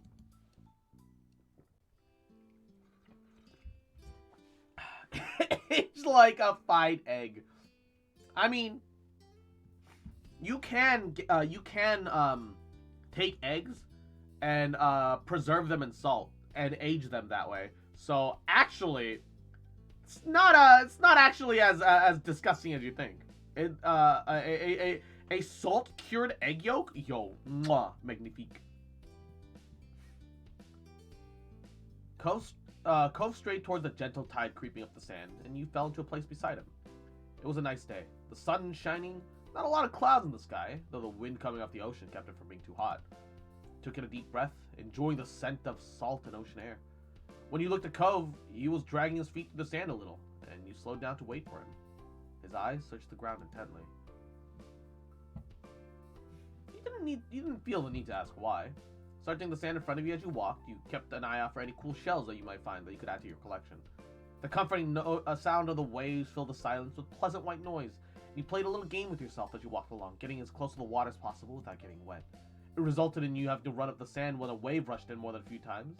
And although Cove threw a few glances your way, he didn't say a word. Egg. You didn't either. He seemed altogether too invested in the floor to pay attention. He decided to watch the waves as they inched closer and closer to your feet instead. Oh! Abruptly, Cove stopped, then moved briskly ahead a few steps. What is it? Without a word, he bent down, picking up something half buried in the sand. You hurried nearer, curiously glancing over his shoulder. It was a shell. Lightly pink at the bottom, bleached white at the top. Wow! Find what you were looking for? Cove got up, turning his find over in his hands before unbuttoning one of the many pockets in his pants and sliding it inside. I pick up anything that's kind of cool. That's what I got this time. So... What about you? What do you do out here? I like looking at fish. They don't like me, so they always swim away when I get close. But they're pretty before that. Cool. Starfish are fun. They don't go anywhere, even if you touch them. A small laugh escapes you. I just want to say, I don't agree with what I'm about to say, but what made me laugh like a moron. We have to stop to call female bitches, because bitches are female dogs and dogs be loyal. Wait, we have to stop to call female... Hold up. My brain. I'm not processing the English. Oh, we have to stop calling females fucking asshole females bitches, because bitches are female dogs, but dogs are loyal. Oh, I see. Why do we call someone a bitch? Dogs are loyal as fuck. That is a weird insult. It's not an insult here. A small laugh escapes you. That's true. Once you reached the shopping area, the noise level grew exponentially. No longer just waves and footsteps, but the chatter of people enjoying the lovely summer day. The call of birds trying to find bits of food left behind. Salespeople trying to get people's attention. You sniff the air as you walk beside Cove. You can still smell the ocean. But there are other scents too now. Pizza, pretzels, hot donuts. It's nice. The energy surrounding the area seems to fill you. There's a bounce in your step as you begin to look at all of the familiar sights. I am a Loma Homadachi, so I'm a bitch after all? Hell yeah, baby. Where's the hobos in Santa Monica? There's so many things to do, you didn't even know where to begin. You look at Cove, hoping he's just as excited as you are. Cove was glancing from one side of the street to the other with a look in his aquamarine eyes that you couldn't quite work out. What's that? Cove pointed to a large crowd of people gathered near a few tables with a large, colorful umbrella blooming from their middles. Turn that down a tad. You couldn't see up past all the adults who were blocking the way, but you knew there must be something worth seeing. Without another word, the two of you hurried over to see what all the commotion was about. Feast your eyes on the amazing Alexander! In the center of the crowd was a man with a tall hat and a funny green coat that had 3 long tails. There was a little table next to him with a cloth glittering over with that read "The Amazing Alexander" in glittery golden script. Why tell people his name if it's already on a sign? Cove hummed with understanding, then turned to walk away as the Amazing Alexander began shuffling a deck of cards. Maybe we could stay and watch. Cove glanced back at the man, then briefly lifted his arms up to the sides before returning them to his place. You grinned, waving for him to follow you as you raced back to stand in the crowd. And with that, the magic man pulled out one of the cards from the deck, showing it to the curious onlookers. It was 4 of diamonds. Watch closely! You did, squeezing through a few of the adult onlookers to get a better view. Suddenly, the man snapped his fingers, and the card just disappeared. Whoa. The Amazing Alexander, who had earned his title, turned his head, looked directly at you, reached out with a kind smile. And what's this behind your ear? Tell me. This had to be going somewhere and you needed to find out. He smelled like popcorn and candy when he stepped closer. It was great. That's weird. Why does he smell like popcorn and candy, bruh? Felt a tug, then he pulled the 4 of diamonds out from behind your ear. Well, you knew it couldn't really have come from your ear, but you didn't understand how he had done it. There was light applause from the crowd, and the man gave a deep bow. This is for you. The magician plucked a pair of balloons from a clump, then tied down to his table, both in the shape of a dolphin instead of being a normal circle. And one for your friend. Thank you for being my assistant. Wow. Now you were really grateful he chose you. After that, he went to someone else in the crowd. Pick a card, any card. My uncle does that every time he visits. Not with the balloons, but the stuff with the cards. Clove spoke plainly while reaching over to take the dolphin that had been designated for him.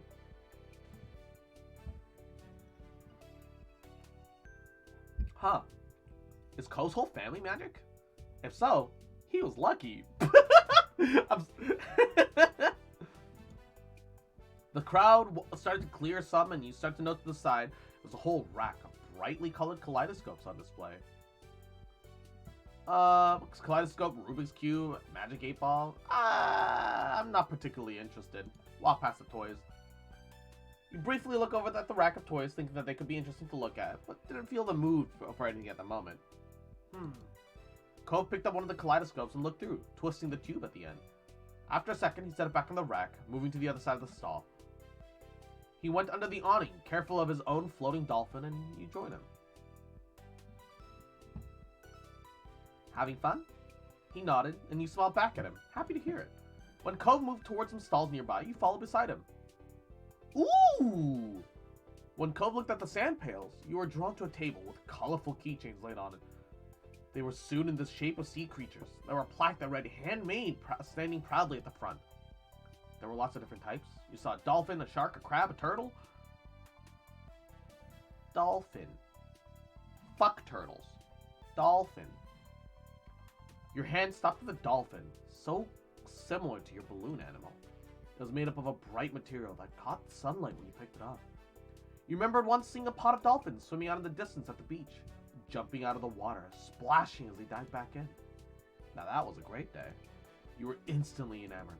Checking the price though, your heart fell. $6? You didn't know much about money, but you thought that was a lot to spend on one thing. You rarely had more than a $5 bill to your name. Is that what you want? Huh? Oh, it's $6. I didn't bring any money. Alright. It's fine. You don't have to. Cove didn't mind that. He took the keychain from your hands, and that was that. He was holding a small yellow bucket for himself, too. I was always going to get you something.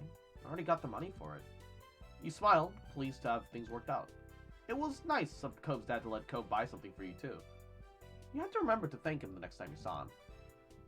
$6 seems like a scam even for Santa Monica standards. Yeah, it's a fucking keychain. It's not even like a plushie. Like, bruh.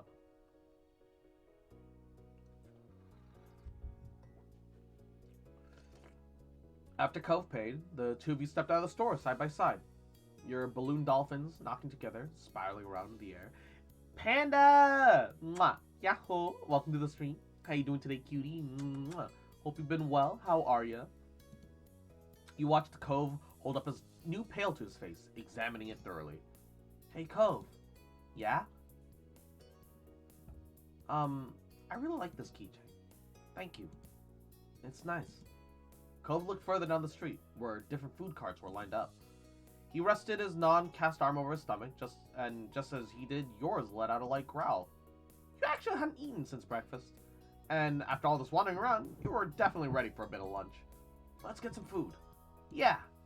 You wandered around a short while, looking at all the delicacies that were available.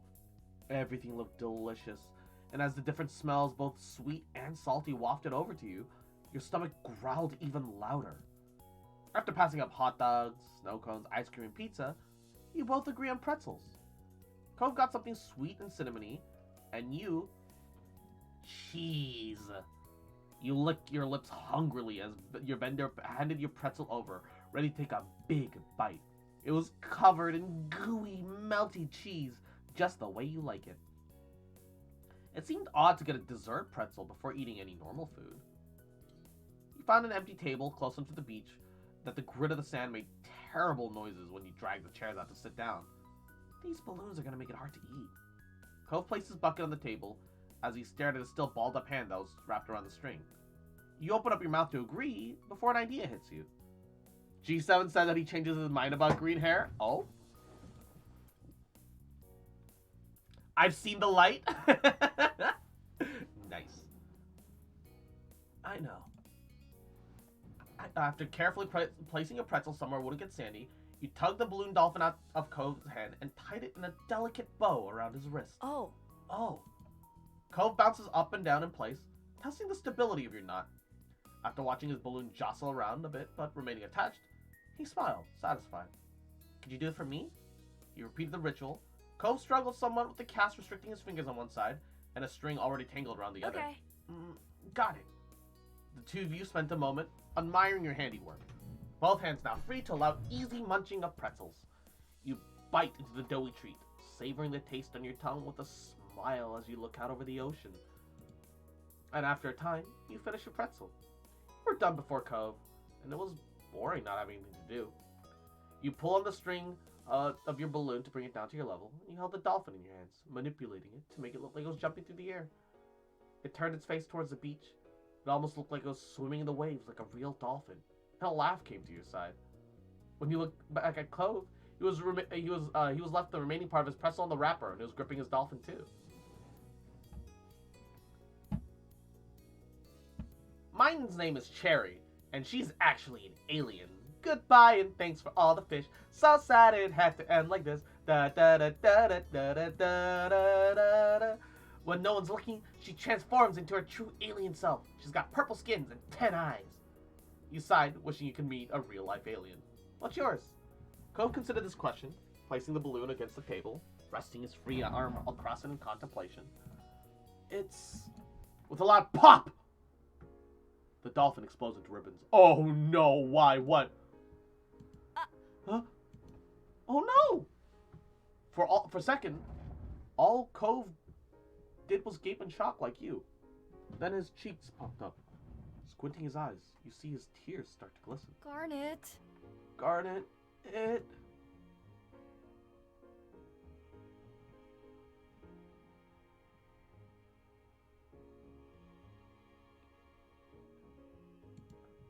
You looked at Cove, then up to your balloon, bobbing gently in the air above you. You can have mine. That was better than letting him cry more. Cove sniffled, glancing up the balloon, then back at you. No, it's yours. I don't want to take it from you. Who's Garnet? I named my character Garnet because it's part of the set of names that he'll actually voice, and it's the same name as Princess Garnet from Final Fantasy IX, and she was one of my childhood crushes growing up. She's cute. She's a cutie. Also, she's got a nice ass. It's okay, really. Cove shook his head. Even though it wasn't your fault, you still felt bad. Still, the offer seemed to lift Cove's spirits, and that was good. The passing of Cove's balloon was the last major event of your adventure. In the end, the two of you head back late that afternoon. You separate on the beach, and while Cove went straight home with his brand new sand pail in hand, you decide to sit for a while. You watch the waves, the sunset, fiddling with your new keychain. Ah! Why? Another summer day, drawing to a close. Why? It was a good one. Except for the final sad note.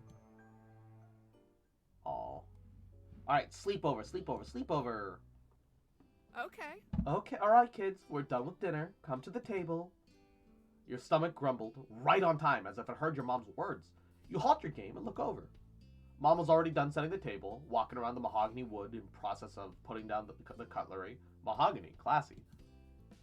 Mommy was still in the kitchen, humming under her breath as she turned off the stove and put empty pots in the sink to wash. So is this game in LA? No, it's set in a fictional city by the coast. From beside you, Lizzie stirred, uncrossing her legs, standing up. She stretched her arms above her head. Finally, I'm ready to eat. Then she cast a sly glance in your direction, and you recognize that look. And welcome back, Equinox. Mwah. Ice cream. Last one to the table's a rotten egg. I haven't... But it was too late. Lizzie had already bolted towards the kitchen. Stay sitting. You didn't get up and race after her. Then technically Lizzie would be winning against nobody. She couldn't have that kind of victory. You crossed your arms over your chest, remaining seated and watched.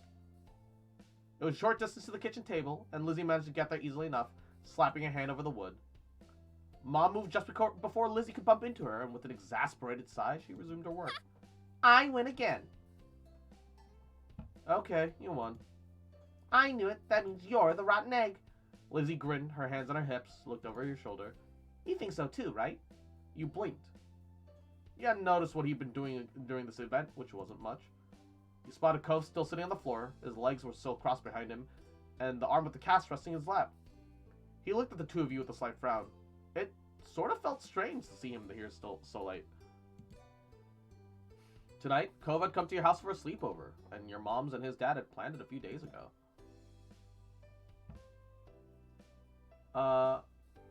You weren't too surprised, though. You are the one that asked your moms about it. Since they told you they'd ask Mr. Holden, you looked forward to it since the moment you found out he agreed. And you even helped Mom search for the storage room for a sleeping bag and extra bedding to prepare for his... Sleeping bag? Sleeping bag? Oh, shit, wait, that's right. I forget. Futons are, not very common in Western society. I was like, sleeping bag. Just give him like a proper real bed, or a futon or a cot or something. And I remember, oh, not a lot of people have futons. That's a thing. I don't even think we have futons anymore in my household. Cove pressed his lips at Lizzie's question, but he didn't respond. Maybe he was planning on ignoring her. Not that Lizzie would make that easy. Come on. Well, did I win or what? No. No. What? How often would you use a futon? It's just nice, okay? What? I don't think you won. How come? It's not my fault that Garnet's slow. Cheating's cheating. Cheaters never win. The 1% would like to know your location. When we have the mod sleep over, your motherfucker sleeping on my bed, don't worry, it's king sized. Yeah, that's because you were king G7. Oh shit. Equinox said the same thing to Equinox beat me to it. Fuck. You always pick her side. You always pick her side. Cove snuck a shy peek at you before answering her. I pick her. She picks me. You're a couple of rotten eggs, then. That's enough. No one's your loser or a rotten egg. You're each farm fresh. Which is a sentence I never thought I'd ever say. Bro, I don't want to be called farm fresh. What the fuck? Alright. Now listen to Mom and come sit at the table for dinner. All three of you. You and Lizzie obeyed, sitting across from each other at the edge of the table. Lizzie blew a raspberry at you and Mom turns her back. Your parents brought the last of the food, farm fresh because you're stinky like a farm fresh. Yeah, and I'm gonna steal your eggs, egg boy. Oh, whoa. Only Cove was left out, and he stood up from his spot on the floor, but he hadn't made a move towards the kitchen. Cove, you can sit too. Slowly, he eyed the 4 seats that were left. Thanks to the new seating arrangements that your parents chose, one free chair was beside you, another next to Lizzie, and the last 2 were on the other side of where your mom's is sitting. You can sit wherever you want to. Cove's gaze met your green eyes, and briefly he grinned back. He walked over, pulled out the chair next to you, and sat down. You were kind of glad he wanted to sit with you. He just needed to know it was okay. Not that everyone was situated, Mommy began to pass out plates. Okay. Dig in, kids. I cooked a little bit of everything for dinner tonight. Be sure not to avoid all of the veggies. Ugh. Yes, Mom. Each person at the table served themselves, except for one. Cove hesitated again. He fidgeted with his hands, clamped them on the top of his knees. He really didn't seem very comfortable doing stuff in someone else's house. One dish seemed to have his eye, though, at least. That's pineapple chicken. You want to try some? It's on pizza. And I trigger the Italian. Where it belongs, bruh.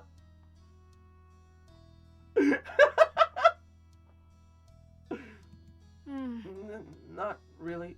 Sorry. By then, your moms have noted that Cove still had nothing on his plate as well. Do you not like any of the food, honey? Well... Maybe he hasn't tried Hawaiian food before. He hasn't? Wow. Please don't talk with your mouth full, Lizzie. Lizzie swallowed the bite she was eating, and then she spoke again. And Joshua, mwah, yahoo, welcome to the stream. We being the big gay together? Hell yeah, baby. You should try it now. She turned to Cove dramatically. Unless you want to shrink, that's what happens if you miss a meal. Elizabeth, that's not true. You know that.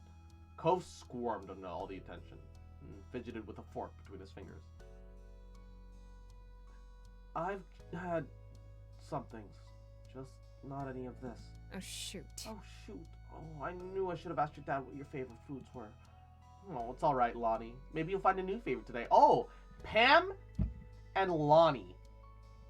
Mommy Lonnie. Mommy Lonnie. Sorry. Mommy Lonnie. Sorry. Mommy Lonnie. Sorry. It's alright, Lonnie. Oh, you weren't so sure about that. Cove didn't look like he was going to be trying any of the food anytime soon.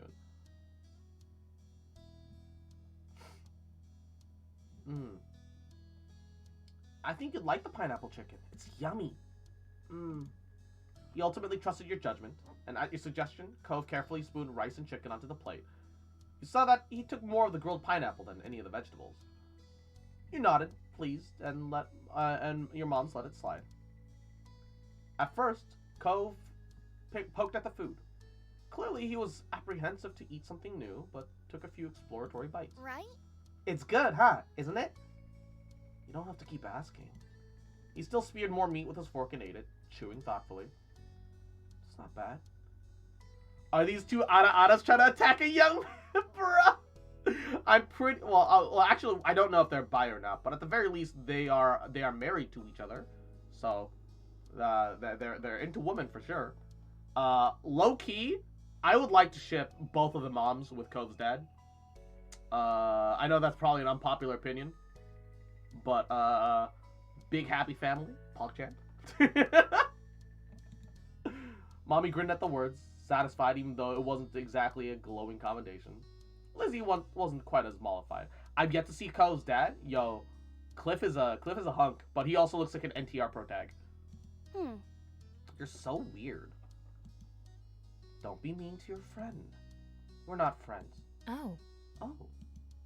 Mommy floundered in the face of Cove's blunt honesty. You weren't surprised by Cove's declaration. The more you got to know him, the more you realized he wasn't the type of kid to keep his opinions to himself. She wasn't easy to get along with all the time, though Cove didn't certainly make much of an effort either. At least the two of you were definitely friends. You knew that without a doubt. The way he felt about Lizzie didn't change it. When he gave Cove a look, he returned a small smile, confirming your thoughts. Your mommy looked at Mom and only got a shrug. No. Elizabeth, don't call someone weird. There's no such thing as a weird person and a non-weird person. There's just different perspectives. And Spirits Jade, mwah, yahoo, welcome to the stream. Thank you for stopping by. Thank you for the alert. I hope you're having a good Saturday. Speaking purely from a historical standpoint, bruh. Oh no. It's not a nice thing to say to someone, anyone, but Pam. Mommy tried to whisper exclusively to Mom. Her attempt to make it audible over the sounds of clanking silverware means that you caught the next words anyway. They're not friends, he said so. As parents, we can only try and sometimes we fail. Not all kids will be as thick as thieves. Now less talking, more eating. Kids, you need to clean up and start winding down for bed soon. But Mom! No buts, we've talked about this. Your bedtime will be moved back in a few years, but for now, you don't get to stay up late. Lizzie sulked, muttering under her breath how it wasn't right. You laugh at your mom's phrasing. You couldn't contain your snorts. Something the matter, Garnet? Mom said, no buts. Lizzie scoffed and then rolled her eyes, unimpressed by the crude words. Mommy sneaking along with you, however. Oh, I love Mommy. That's right. No buts allowed here. You'll have to get rid of yours. No, I'll need it. The two of you continued to chuckle, and Cove even cracked a smile. Children. I am surrounded by children. The rest of dinner passed by uneventfully. Cove was silent for most of it, even when you nudged him and tried to get him to talk. All too soon, the tables cleared, the games in the living room were put away, and you were all steered to your bedrooms. Mom finished tucking you in, kissed your brow just as Mommy poked her head into the room. All ready for lights off, you two? You were lying comfortably in your bed, the blanket hiked up under your armpits. You could kick it off later if it got too hot. Mom set up the sleeping bag on the floor for Cove, just beside your bed, and he'd already swiggled inside. You nodded for the both of you in response to Mommy's question. Good night. Perfect. I'll go say goodnight to Lizzie then. Mom tweaked your nose, chuckling when you squawked in annoyance, and then left. Mommy took her place, sitting on the edge of your bed. Sweet dreams. Sweet dreams, sweetie. Yes, Mommy. Mommy, sorry. Mommy, sorry. Mommy, sorry. She pressed a soft kiss on your forehead, and you giggle as strands of her hair fell forward and tickled you. Mommy smiled down affectionately at you, and then moved to her attention to Cove, who watched from his spot on the floor. Do you need anything else before falling asleep, honey? What does your dad do? Sometimes he picks me up and lifts me up real high, and then shakes his hands like he's gonna let go and then catches me again. He keeps doing that until sometimes he drops me on the bed, or other times he lowers me down and we pretend like I'm crashing. Cove's become pretty excited when talking about his nightly rituals that he and his dad shared. He seemed to realize how animated he was, though, and bashfully quieted. But I don't want to do that here. Aww. Oh, how fun. Though I think you're right. It might not be a good idea to do that tonight. The sleeping bag might not be a soft enough landing. If there's anything else, you can always ask me or Garnet's other mom. But I'm the nicer one. Just don't tell her that. She laughed good-naturedly and stood up. Take care. Sleep well, Cove. Night. Leaning against the door jamb, She rested a hand on the light switch and looked at you. Good night. Sleep tight. Don't let the bedbugs bite. With a last smile, Mommy turned off the lights and stepped out, closing the bedroom door behind her. You listened to her footsteps fade as she walked into the hallway. Cove, as soon as she leaves, my god, she's hot.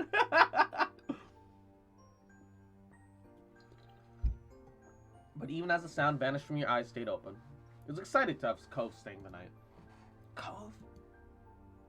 Yeah? I'm glad we're friends. Oh, thanks. Me too. You started when Cove sighed deeply, turned your head to look at it in its direction, and you could only see a faint outline of a lump under the covers. Cove?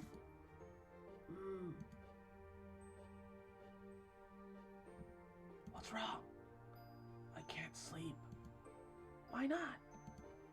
He shifted, or at least you thought he did, but you couldn't see anything, since your eyes were still adjusting to the dark. But you heard a sleeping bag rustle. I want to be in my bed. Oh. Cove sat up, and your eyes had gotten used to the low light, so you could see him better. He got out of the sleeping bag, wobbled to your side, pulled open the top drawer. What is it? I'm getting my glasses. You sat up too, watching as he reached inside.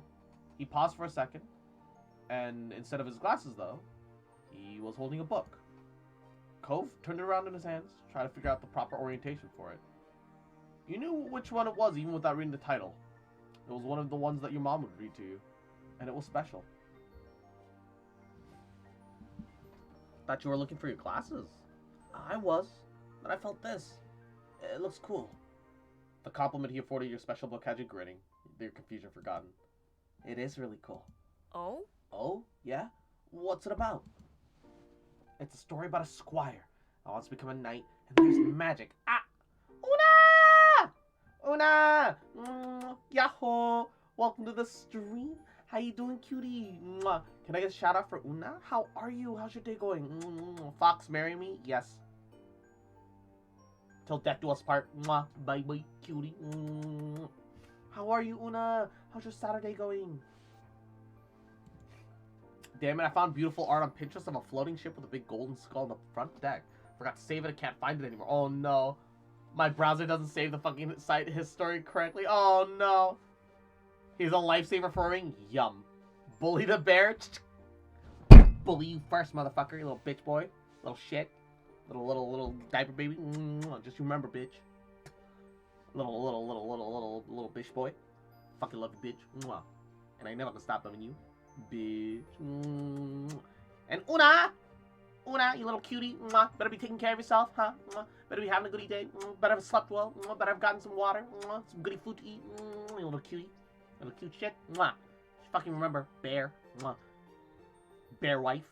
That I love you, bitch. I ain't never gonna stop loving you. Bitch. Does it have mermaids? No. But I got tea? Hell yeah.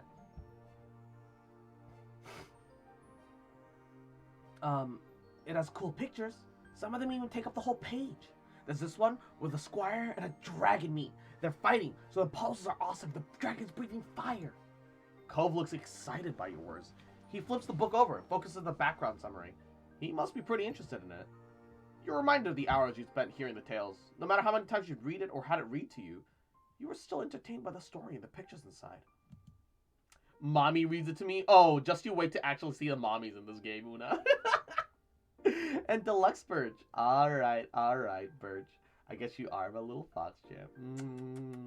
We share these here, okay? And Una as well. Una. You are my little fox champ. You're my little bear champ. You're my little pog ranger, Una. He's reading Goblin Slayer, bruh. And Phoenix, Aiguya, Kiona, you know. Kionum, I'm pretty sure he ignored the NTR comment on purpose this time.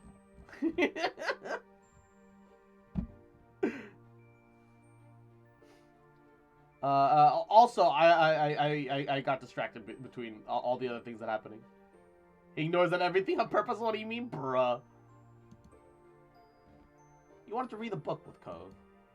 You climbed out of bed, pattered over to your side table, opened it and rummaged it aside, pushing aside stuffed toys and crayons. Cove turned out to you in a confused whisper. What are you doing? This time he admits it. Look, I've got an attention disorder, alright? I don't ever ignore anything except except when I do.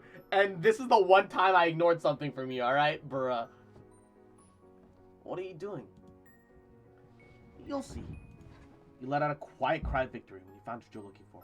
You jump back to the bed before any hidden boogeyman can catch you unaware. Cove continues to watch you as you wiggle your way beneath the blanket you discarded earlier. Pull it up over your head. What's... Come on, check it out. Bring the book, too. After a minute, the bed dips as Cove gets in it. The blankets shift. You fiddle with the flashlight in your grip, feeling for the switch.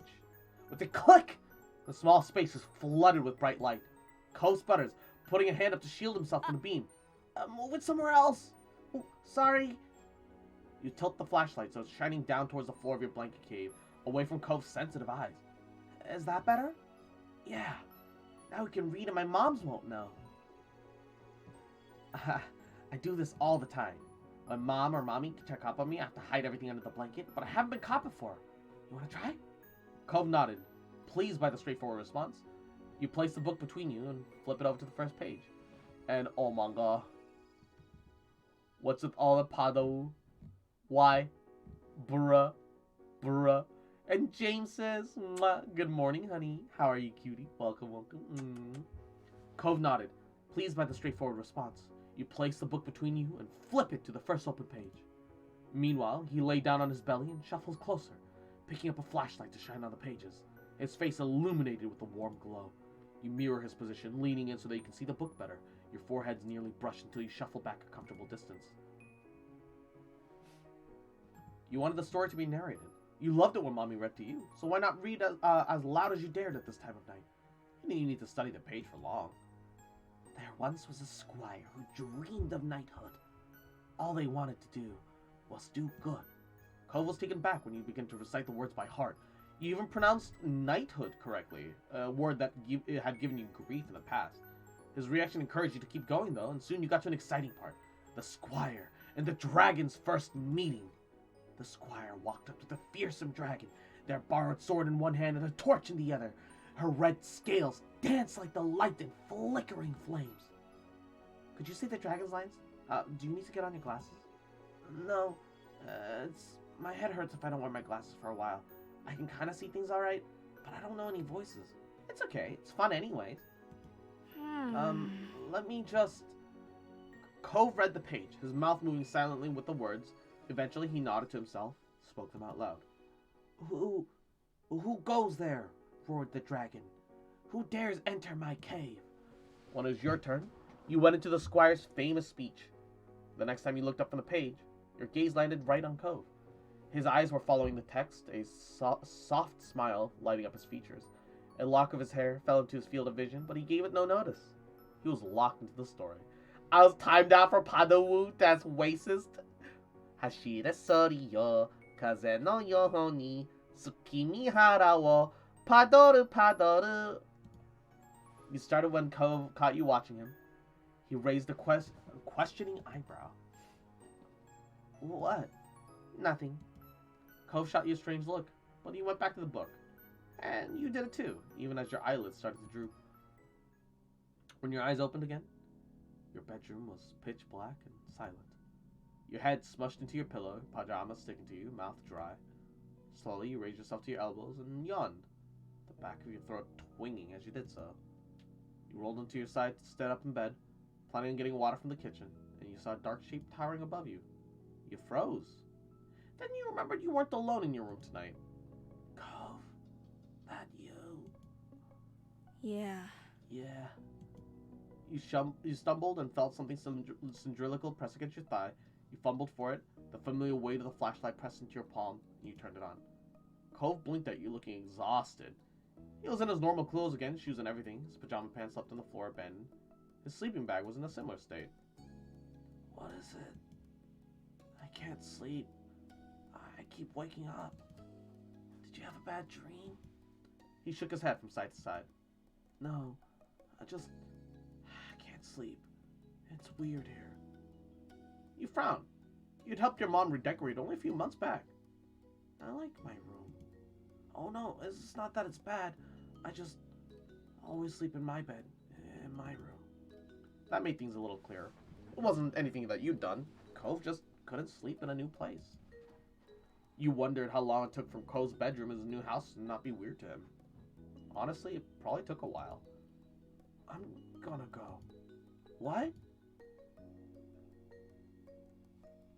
That shook off the last of his drowsiness. He was gonna walk back outside? Back to his own house? This time of night? All by himself? He noted your shocked expression and looked at you with resolve. My dad will let me in. I've gone outside late before and I have to go.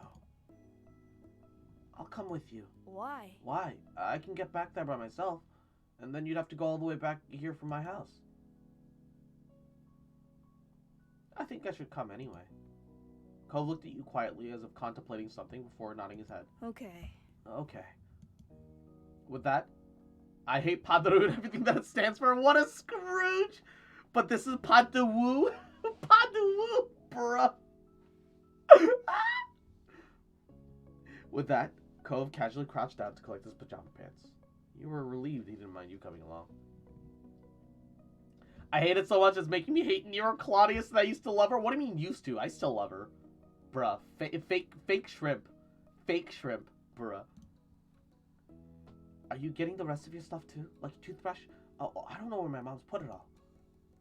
No, just this. You could understand that. He didn't really need anything right now, and could always pick up his things tomorrow. Cove visited your house during the day all the time anyway. What do you mean it's your fault? What do you mean? What did I do? I'm just embracing Nero Claudius and all of her glory. Alright?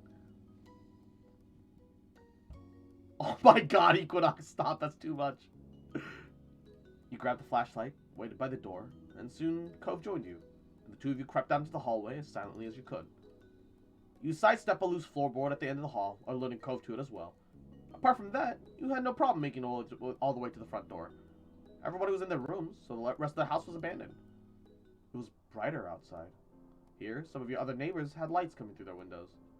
Still, you felt better with your flashlight turned on, and you pointed in the direction you were walking.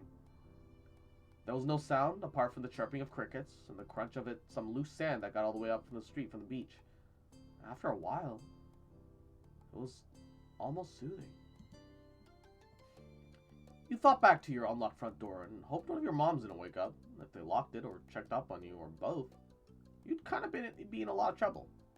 Surprisingly, it was Cove that broke the deep silence. This was my first sleepover. Really? I've had sleepovers before. Sometimes I'll go to Grandma and Grandpa's house. Shiloh stepped over a few times, and some other stuff. Cove remained quiet, though, and the silence stretched between you. It didn't feel awkward right now, but you didn't feel the need to break it immediately. How was it? Or, is it? It's not bad. I liked reading your book. You did? Oh, I kind of thought you weren't having any fun. You really didn't say anything while we were eating. I didn't know what to say. Oh. Now you were the one that didn't know what to say, so you said nothing. You just lit the path ahead. The two of you kept walking side by side, your shadows stretching across the concrete. In almost no time at all, you arrived. Cove's house loomed above you, the windows dark. Mr. Holden must be sleeping, just like everyone else in your own family. Are you sure your dad's gonna open the door? Yeah, he wakes up real easy. As to demonstrate, he rang the doorbell. A couple minutes passed, and you wondered if Cove was wrong. Then the front door unlocked and cracked open, and out came his dad. Woo! Oh, ha. Hello, mister. Ha. Ha. Ha. Ha. Mr. Holder wasn't wearing all of his clothes. His hair wasn't up in a ponytail like normal either. Felt a little bad to disturb him when he definitely hadn't been expecting anyone. His eyes was narrowed into tired slits, yet they opened wide when he saw you and Cove. Kids, what in the world are you doing? Is everything okay? Daddy, sorry. Daddy, sorry. Daddy, sorry. Daddy, sorry. Daddy, sorry. I couldn't sleep. Cove said my room is weird. Mr. Holden blinked, his features twisted in panic. Then he closed his eyes and let out a deep breath. Right. Well, that's a shame. Well, what's done is done. Come inside, son. We can talk about what happened in the morning. Okay. Cove yawned while accepting the terms without complaint. Thanks for dropping him off, Garnet. I think you'll have to be part of the conversation tomorrow, but we'll have to deal with what next time. Now, let me walk you back. It's not safe for you to be out this late by yourself. Bruh, he's in fucking... Is there a way to, like, get the text box to disappear? He's just wearing boxers. And he wants to walk me back, bruh. Does he not realize what's happening?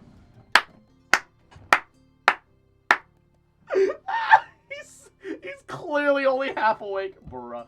All right, give me a second. I am hungry for no real reason. Obviously, I've got some eggs, like boiled eggs, steeped and cured in a soy sauce. I'm gonna get that, some nuts, and some cheese. I'm gonna get some snack. I'm hungry for no clear reason. No clear reason. All right, I'm just hungry. All right.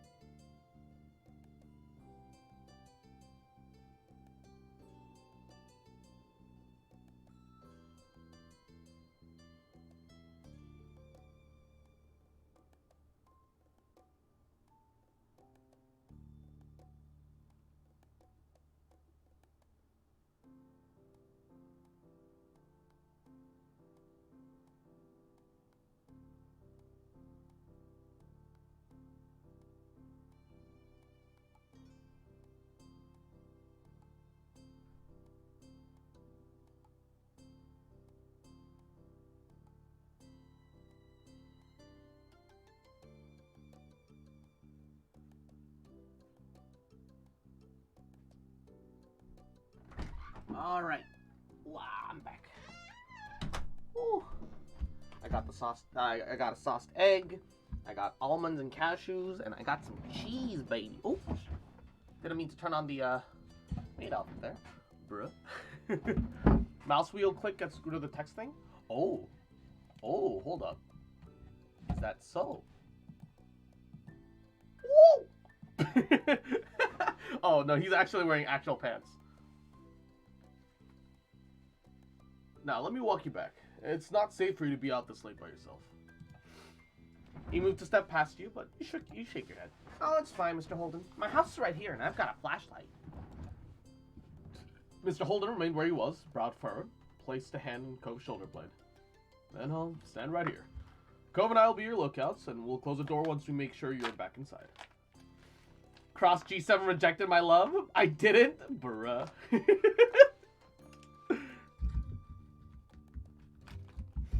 Bruh, can't believe this. You nodded your head at the compromise.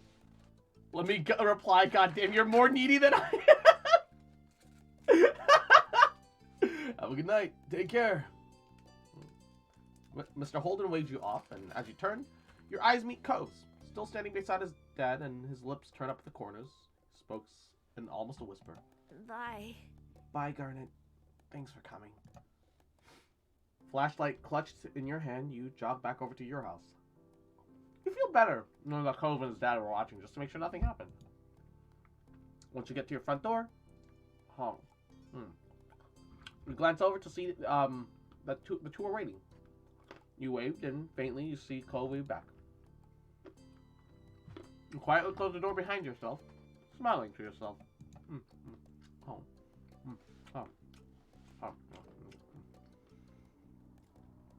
You then tiptoe to your bedroom. The flashlight returned to your drawer in its rightful place. Although Cove had to go back home in the end, you still consider the sleepover to be quite a success. You did hope that next time, he'd be able to stay the whole night. Whenever next time came across. Next morning, you're woken by the sound of Mom's voice and a soft shake on your shoulder.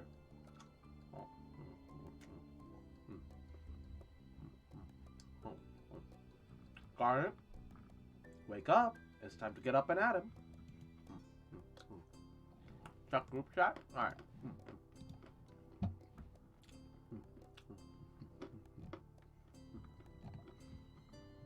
Ooh. Ooh, damn.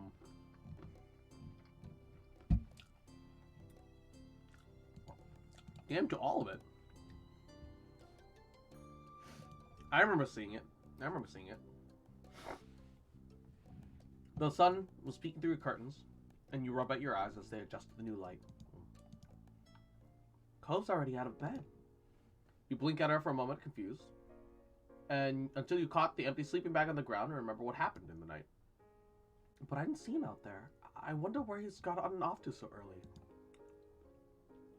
You hesitate, giving your mom a bit of a open-mouthed look with as you process what to tell her. Everything okay? Garnet, everything okay? Oh, Cove couldn't sleep. He said my room was weird. What? What? Where's Cove now? Did he sleep on the couch? Mom is still looking at you expectantly, but as you start to explain what happened, you're interrupted by Mommy calling downstairs that Mr. Holden was at the door. You could tell by the way that Mom's forehead crinkled, but now she was even more worried. When she turned to head downstairs, you pulled back the covers, and jump out of bed to follow her.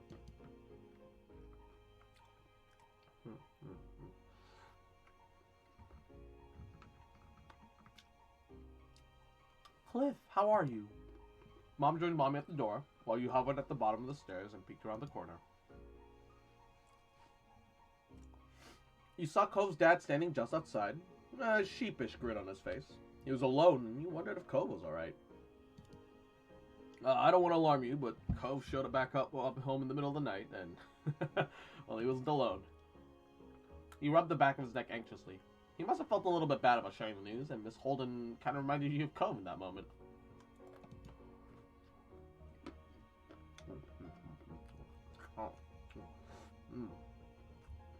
Your mom exchanged a matching pair of surprised looks.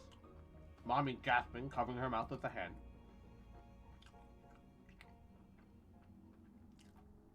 The two of them looked your way, and you quickly ducked behind a wall. The boy and I made sure Gardner got back home safe, but Cove wouldn't tell me exactly what happened. I, thought you might have a little more insight. Oh, we didn't hear a thing during the night. I only noticed Cove was gone just minutes before you arrived. Is he alright? We're so sorry. We'll be happy to talk with Garnet about this for sure. Mr. Holden pulled his lips into a tight smile and held up his hands as if to say it wasn't their fault. Oh, he's fine. I just wanted to find out a bit more before having another talk with him. I'm sorry. I should have known he wasn't ready to spend the night at someone else's house. You felt bad for Mr. Holden. He looked so sad. They discussed the entire event a bit longer, your parents promising to call him if they found out more. And when Mr. Holden finally said goodbye, you hear Mom calling out your name. Silent treatment for you all. Immediately you panic, wondering if you should find somewhere place to hide. There was a growing sense of dread in your stomach that you were about to get into a lot of trouble. Your moms found you eventually, though you were relieved to see that they didn't look very angry. They did, however, look, very worried. That's ridiculous. What were you thinking, Garnet? Why did you tell us something was wrong? Why did you leave the house? You toed the ground in front of you, refusing to look at them. I'm sure you were just trying to help him, but you know it's dangerous to go out at night without a parent, don't you?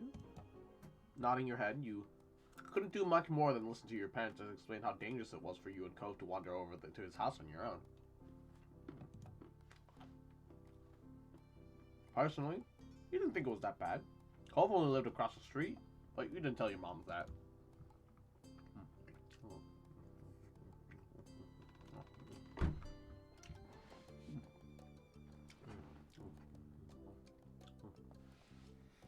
You're already in enough trouble as it is, so when they ask you to promise to tell them something like that next time, you just nod your head in agreement. Even though it was a little unfair, you accept the punishment that you weren't allowed to have any sleepovers until you could prove to your moms that you were responsible enough. But you were determined to show them that you could be trusted. When you saw Cove next, he was sorry you had gotten in trouble. After having a similar lecture, Cove got away with a warning from his dad. Mr. Holden felt that the negative experience was enough already, and that Cove didn't need additional punishment. In the end, the two of you and your parents were eventually able to move away from this ill-fated sleepover. It had all been a learning experience, according to the adults. You could accept that. There were certain things you learned from it. And hopefully one day, you and Cove would be able to have a successful sleepover. Oh. Wow. We're only 40% of the way through step 1. Bruh.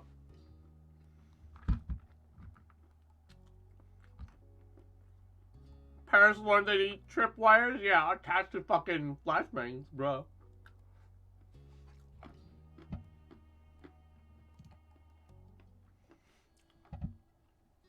It was another scorching summer day.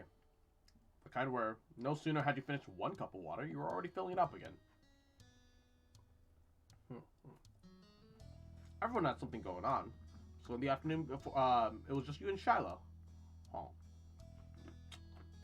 This didn't happen much, especially since Cove arrived.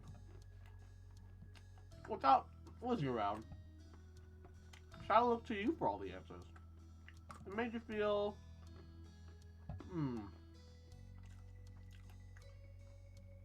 Nothing really. Shiloh just went along with whatever you wanted, so he wasn't a bother, but he also wasn't that much fun. You drank yet another drink, brown and empty vessel. Your thirst was gone, but you still crave something icy cold and refreshing. Something sweet. Something like... an ice cream cone. Nothing could beat a classic creamy scoop of ice cream on a day like this. But there was nothing like that could be found at home. You knew that without needing to look. Your moms didn't like keeping sweets in the house. Or 4 creamy bars of ice cream on a nice winter day, bruh. Also true. Outside, though, there were plenty of places where such goodies could be obtained. But they were shops and demanded payment in exchange for their products. You sighed. As much as you really wanted that treat, it wasn't gonna happen. Oh, what's wrong? I want an ice cream cone. Shiloh, who had been draped on the sofa, perked up. Yeah. That sounds good. We don't have any here, and I don't have any money. Oh, let me check if I have any. Shiloh rummaged in his backpack, proudly produced an assortment of coins and a stray button. He set the button aside and counted the coins in neat piles. Just over $1, announced to Shiloh. He had almost certainly come to the same conclusion, but had been watching you expectantly. It's not enough. Sorry. I'm sorry. We'll need to find some more. Okay. The two of you lift couch cushions, stuck tiny hands in deep crevices under the sofa, under furniture, and scour the back of drawers. Most of what you find was actually pretty useless or gross. Bent paper clips, fluffy wisps of dust, or sandy crumbs. Every so often, one of you strike lucky with a silver or bronze and add to the growing pile of coins. Dusty and disheveled from checking every room and squinting into every tiny nook, the two of you begin pulling together your finds. Shiloh held his breath as you counted the coins once again. $2.53 and 2 buttons. You didn't know when the second button decided to join the party, but honestly, you were too pleased with your successful haul to throw it out. Is that enough? You figured he knew the answer without looking to you for confirmation. But the thrill of success and the reward that would follow canceled out any other feeling that you might have had about that. Yeah! Yeah, it'd be enough for like a tiny, like a piddly kid scoop. And they could share it.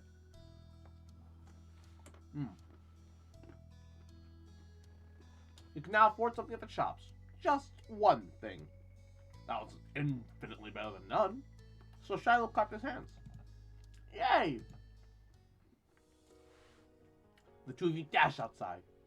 The promise of sugar buoyed you on to your destination, where breathless but happy, you stared at the overwhelming number of options. And hashire sori yo, kaze no yo ni, tsukimi hara wo, padoru padoru.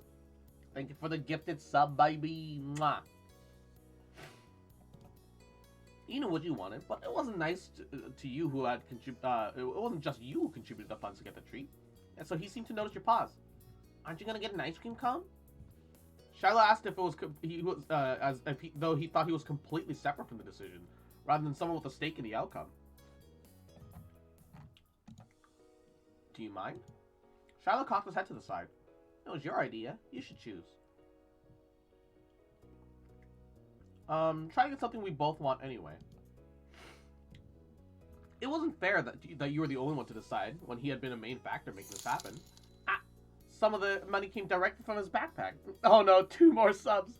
Hashire sori yo, kaze no yo ni, tsukimi hara wo, padoru padoru. Hashire sori yo, kaze no yo ni, tsukimi hara wo, padoru padoru. I had to make it the number round. Ay. What do you like? All of them. They're so good. You press further. But really, what do you like? Popsicles? Ice cream? What's your favorite? It's so hard to pick. I don't know. Frustrated, you cut to the heart of the matter. You want me to choose? Yeah. And that was that. You got the dessert you wanted originally and hoped Shiloh would like it too. Finally, the reward for all your hard work was in your hands. You lap at the soft ice cream and the sweetness perked you up. You held it out to Shiloh so you could take a turn, and he shook his head. You can finish it. You can finish it. You don't want any? After everything he did to help get it? That was weird. He's a shrimp. I almost forgot the HR. He a shrimp. Include him.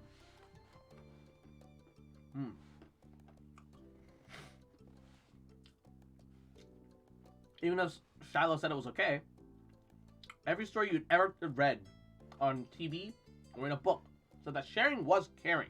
Stood your ground even as the treat starts trickling dangerously towards your fingers. It's only fair that you have some. We both bought it. But you want it more than I do. And getting to play was a lot of fun already. So you can have it. It was more than fair. No. Eat my ice cream. You hold it out to him. I want you to have it, have some even more than I want to finish it. So eat your part. Reluctantly, Shiloh took the treat and gave it a taste, and his eyes lit up. Thank you. It's really good. Thank you. You smiled, pleased with your good deed. You picked the best one. Did he mean that? Shiloh was always so nice no matter what happened. Even if he hated, he would never say so. Maybe he thought it was gross, and that was the real reason that he didn't want to take one. Honestly, you had no idea. Why is there always a button when you have money? That's a good question. At least as a kid, every time I was digging around for cash, God knows I would find a button somewhere. You studied him as he ate a little more. He had every appearance of enjoying himself. Still weird. The two of you began to head back home as he ate. You walked side by side on the shore in silence, but your thoughts kept drifting to the boy beside you. Why didn't he speak up for himself? It was almost as if Shiloh didn't know how to say what he felt, or maybe he was too afraid to.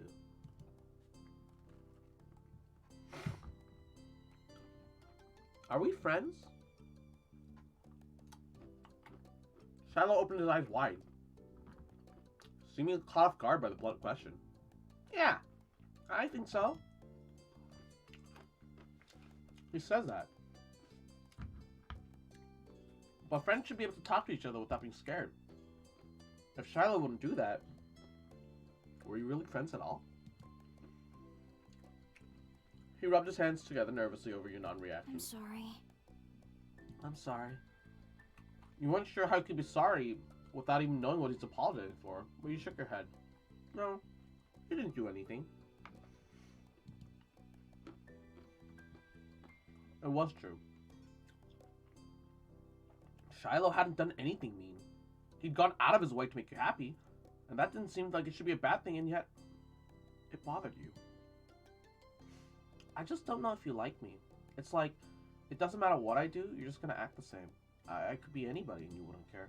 No! I like you! I really, really like you, Garnet. I want to be friends. Okay. You smiled hesitantly at him and his fidgeting ceased. Even though you weren't sure if you believed him, this was only going to make things worse. You decide, maybe they're all kinds of friends. And if Shiloh wasn't able to do things differently, this would just have to be alright. Shiloh made you unsure about setting a label on the experiences and spending the afternoon with just him. There had been good times, and there had been confusing ones. You're positive one thing, at least. The treat was delicious. And that was nice. Shiloh's so freckly, he's adorable. Fucking love him.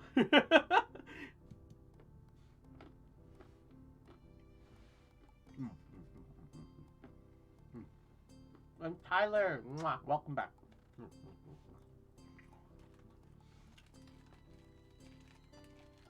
The sun was low on the horizon as you returned back to your neighborhood. And you spot two very familiar figures up ahead. Lizzie and Cove.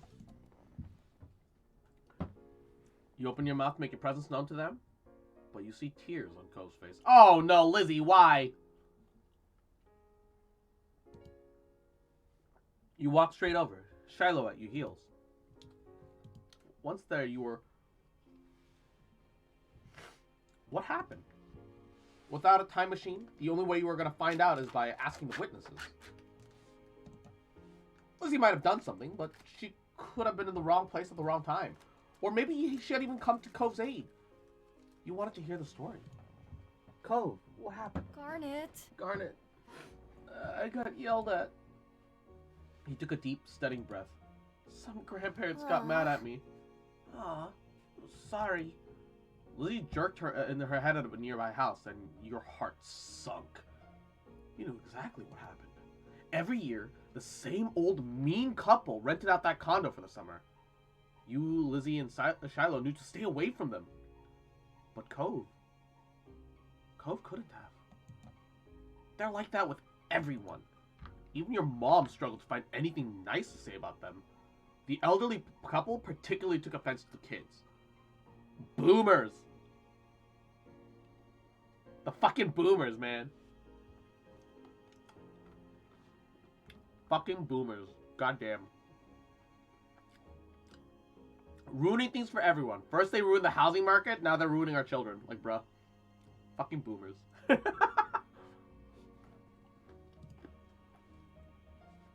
didn't matter if the kids were really nice like Cove.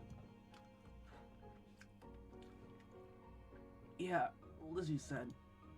Lizzie drew herself up at that, and she looked pointedly in your direction. Mm-hmm. I was helping. That's cool. Anything I could do? No. No, I'm just gonna stay away. First housing, then me, then the children? Damn.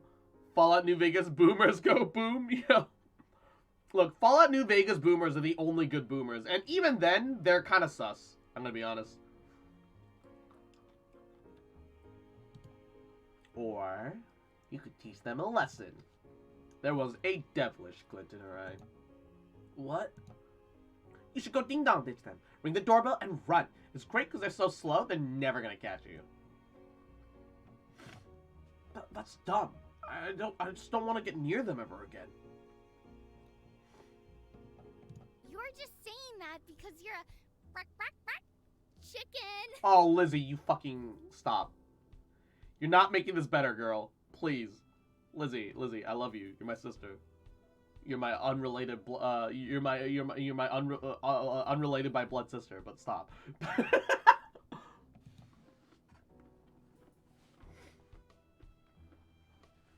Cove glared, but didn't take the bait. Lizzie turns to you.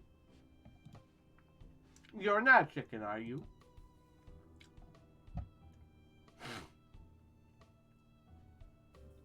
You thought they deserved worse.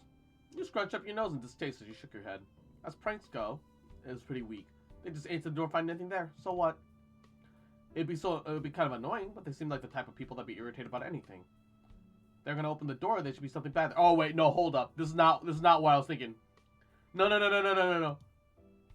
No, hold up. Just avoid them. Did you finish Outer Worlds yet? No. I'm not yet. I'm still planning on working on that too.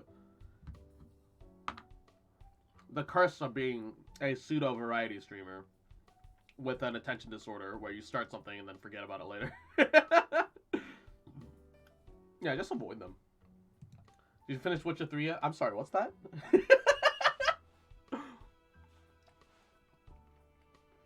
You looked at the house. Behind those closed doors lurked two beings, rich in years but poor in patience. Maybe they deserve retaliation. Maybe they didn't. But that punishment would be coming from you. It would come from God, and he dropped Evangelion upon the enemy. It was safer to stay far away from them, especially since Cove took the outburst to heart. I'm not doing it either. Another chicken for the coop. This is a hen house now. If we're chickens, you're a lizard, Lizzie. She waggled her tongue at his face. Still better than bird brain. Chicken.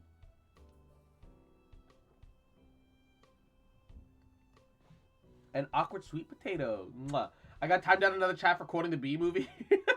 I mean, if I'm gonna be honest, it's against Twitch policy. If you're citing a script or the lyrics to a song, that's against their TOS. Yeah, no, they did what they were supposed to do. Yep. Because they can get in trouble for it, for you saying that in their chat, which is effing stupid. But that's just the reality.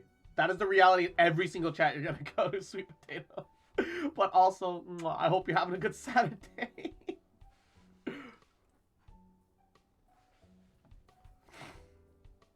Do the birthday party next? Meet best girl? Alright. Condo door opened, revealing one of the two culprits. The old man's wizened face was set in a scowl, which was to say he looked exactly like he always did when you saw him. Maybe that was his normal face.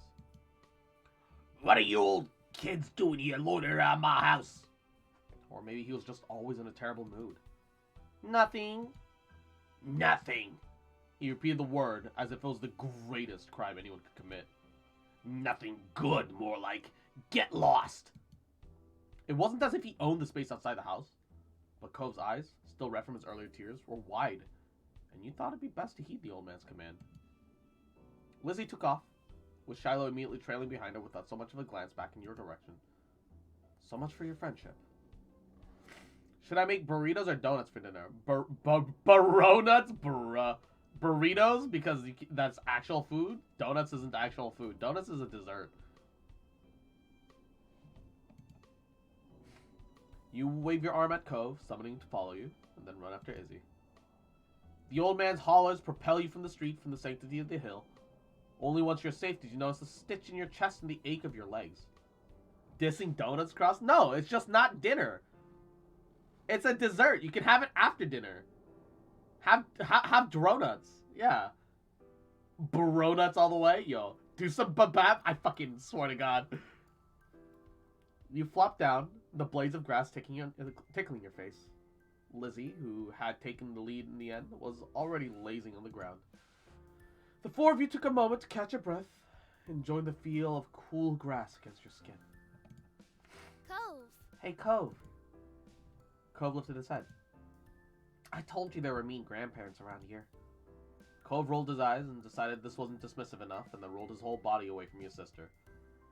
Lizzie chose to ignore his response and started chatting to Shiloh, who eagerly joined in the conversation. In the back of your mind, you always knew you'd be second fiddle to Shiloh once Lizzie came back around. It always went like that.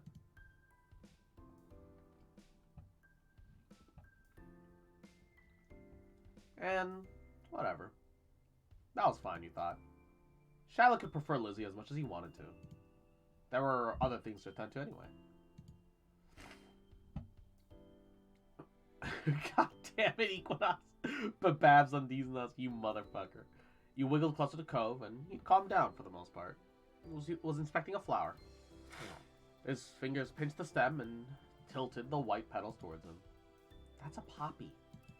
Cove glanced at you in acknowledgement and back to the flower. You then inform him that poppy can be used to make the hit new pharmaceutical drug opium. And thus was the start of a pharmaceutical empire to span the 7 seas. I can't believe Cross hates the family donut shop I go to. I fucking swear to God. I was just saying it's not dinner. That's all it is, alright? We gotta cook po with so sad play padaru.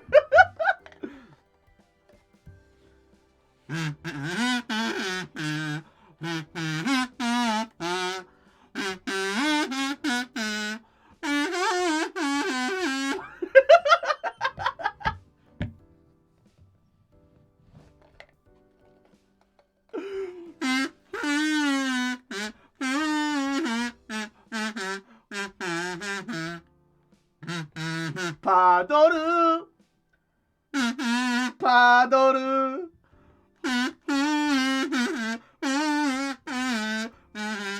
padoru, padoru, padoru.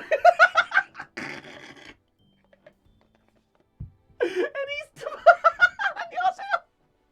어떻게 하고 있어요 오늘? Welcome to the stream.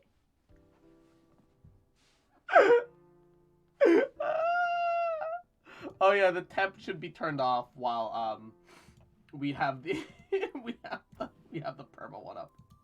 You're right. Is that a kazoo? You bet your sweet bippy it is.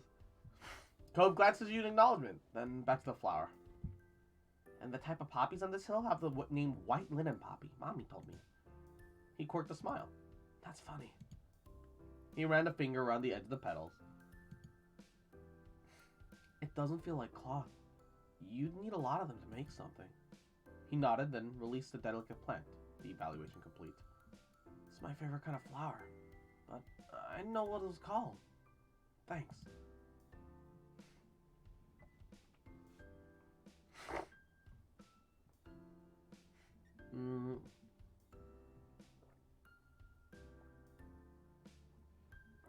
I like all flowers.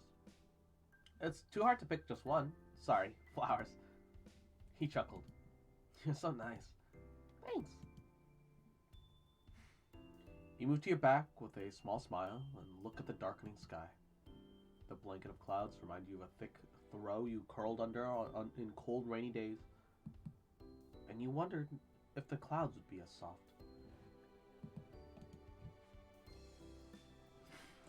They lazily floated on by, splitting from each other, merging and morphing into new shapes. You saw an alpaca. You saw a fluffy alpaca in the sky. Nudged Cove and pointed to it. I think JoJo memes are decent, but JoJo itself is kind of it's kind of hit or miss. I think there are a couple of good ones. Can you see the alpaca?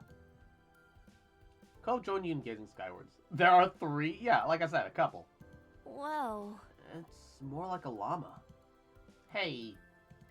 It's just Miss. He chuckled at your reaction.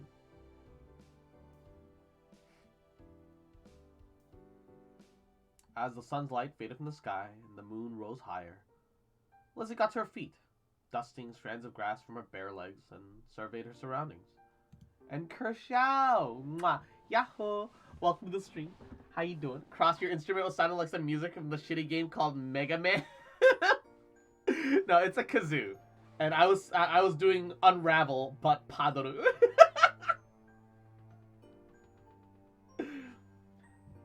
I could do the Despacito that you want in Equinox. Huh?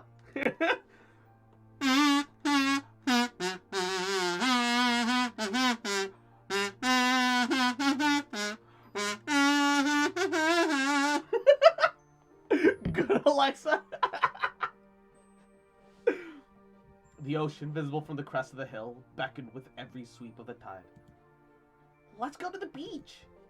There's no argument for the other two. Shiloh was still Shiloh, and Cove could never really say no to go to the shore.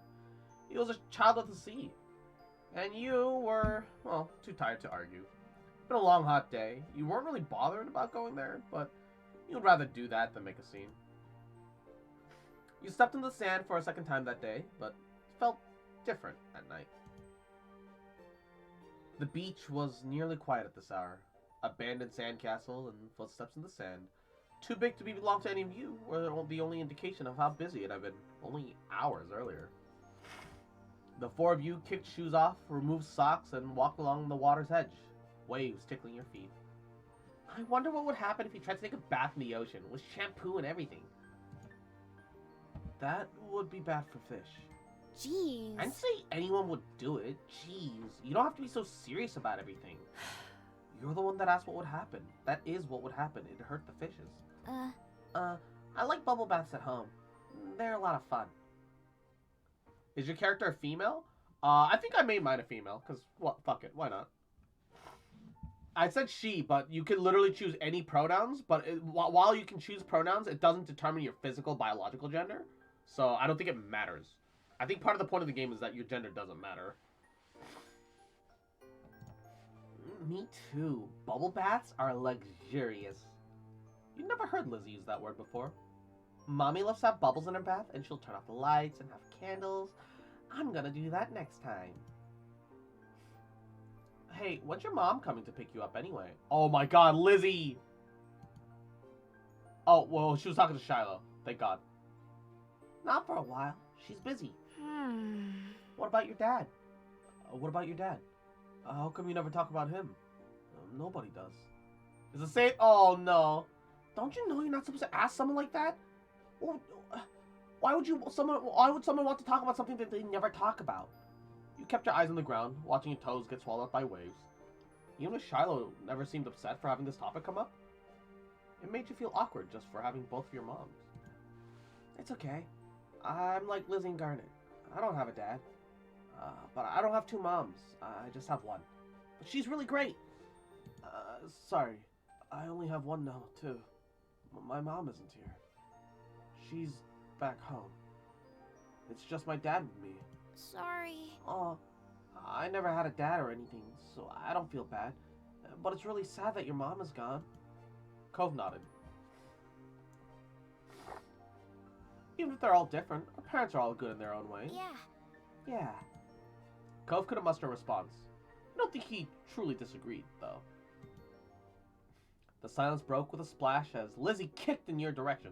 Cold water and sodden sand splattering against your legs. And Phoenix, cute little bitch. Motherfucker, little cute bitch. You going to bed? Is that what this is? Huh, you little cutie? Just remember, to have a sweet fucking dream. Little cute little bitch boy. That I fucking love you, bitch. That I'm never gonna stop loving you, bitch. So get in the fucking bag. Padoru, padoru. Get in the fucking bag, or I'll smack you with my gun. It's not a real gun. It fires Nerf shots.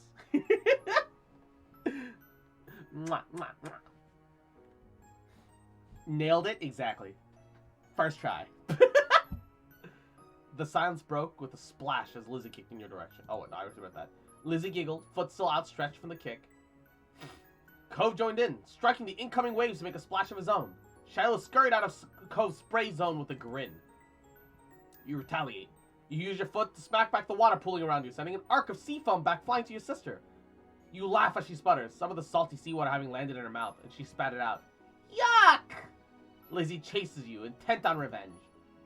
You dash up and down the coast, taking it in turns to be the predator and the prey, as well as joining forces to take down Shiloh or Cove. Alliances were silently forged, wordlessly broken. Everything was fair game in war. War never changes. And thus, when crimson light erupted from the coast, and a giant cloud like a mushroom extended into the heavens, the children knew. War. War never changed. I keep making Fallout jokes for no reason. Shiloh's brief exclamation was drowned out by the biggest splash yet, caused by him falling face first into the ground. That would have been bad enough without the wave that followed, cascading over his prone body. Why are you turning this into Fallout? Because, I don't know. Shiloh sat up, shaking his head like a dog coming from the rain. And as you all hurried to check up on him, his hair was plastered to his head, and his soaked clothes clung. There wasn't any part of him that was still dry. You couldn't see it. That was crazy. Are you okay? Yeah, my foot got stuck and I fell over. Way to go, Shiloh, you dumbo. Shiloh didn't take your outstretched hand, and after a moment, you drop it. Lizzie was too busy snickering to notice, and held her hand out to Shiloh too. He reached over and took it, and slowly started to pull himself from the ground. Wow! He rejected my hand and waited for my sister. What a shrimp. What an actual beta shrimp, bruh. Bruh.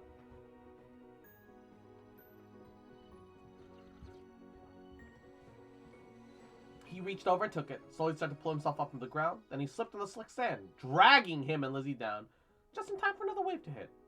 The water rolled over them. And I'm on break? Hell yeah, Ray Ray. And... What the fuck do you say about... say about me, you little bitch? I will have you know, I graduated at the top of my craft in the Navy SEALs, and have been involved in numerous secret ways on Al Qaeda, and I have over 300 confirmed kills. I hate it. Thanks. Thanks. Sorry. Sorry. What were the odds of that happening twice in a row? You thought they must be low, but there was no way Shiloh would do something like that on purpose and pretend it was an accident. Especially not to Lizzie. Time to end stream? Nah. Even if your relationship with Shiloh felt unclear, he did at least like her a lot. Lizzie was his favorite, right? Smiling boldly, Lizzie extracted herself from the ground and wiped a streak of sand from her cheek. She didn't intend to let this embarrass her. Shiloh got up again as well, this time without incident. He still looked like a drowned puppy, but that didn't stop Cove from laughing at the two of them. And with that, it's time to call it a day. The four of you drudgingly made your way back home. How are you liking our life? It's pretty fun. It's pretty cute. Leaving a trail of wet footsteps and sand in your wake as damp clothes weighed from the group down. Your moms were waiting outside, chatting to Cove's dad. We're back! Your mother's faces fell as they took the state you were all in, ranging from messy to soaked. No. Elizabeth, is that all you have to say for yourself? You brought half the beach back here with you. They certainly did. What's Marigold going to say when she comes to get Shiloh? Is that how you want it to be for the long drive home, cold and filthy? Lizzie's expression turned sulky over the scolding. Being the oldest could be fun, but it also meant that she was the first to get in trouble when something went wrong. Mr. Holden, on the other hand, chuckled as he ruffled Cove's matted hair. You've been out making memories, bucko. I'm glad you had a good time with your friends. Cove used his slightly moist cast arm to push his dad off, and Mr. Holden's eyes wide too when he noticed that even that had gotten wet, but now he was worried too. I think that they could have found a less risky way to spend time and just had as much fun. That might be right. Kids, what can you do? Come on, Cove, let's get you cleaned up and dried off. We don't want to have that cast reset. Cove winced at the thought. Okay. Okay. Is it gay if I want a pink lightsaber? Nah. I hate Cross's voice or Cove's dad. Why? What's wrong with it? Do you want me? Should I just turn him to Surf Bro? Is that what you want? Kratos? You want me to go that deep? His regular voice doesn't go that deep. Like, you can hear snippets of his voice, and I'm trying to keep it within the same kind of range. That a boy. Sounds too much like Kratos? Mr. Holden casually bent down and plucked Cove off the ground, ultimately holding Cove against his chest. Sand was already transferring from Cove to him, but that didn't seem to bother Mr. Holden at all. Cove protested at being carried, but only got a reassuring pat on the back for his trouble. Take care. Good night, Cove. Thank you for the talk, Cliff. Night, Cross's family, and Shiloh too. Resigned to his fate, Cove twisted his body in his dad's arms in order to turn around and wave goodbye. Smiling, you waved back. Night! Fine, fine. Well, we better do what we can to fix you guys up too. Come on, everybody, inside. I want you to march straight towards the downstairs bathroom.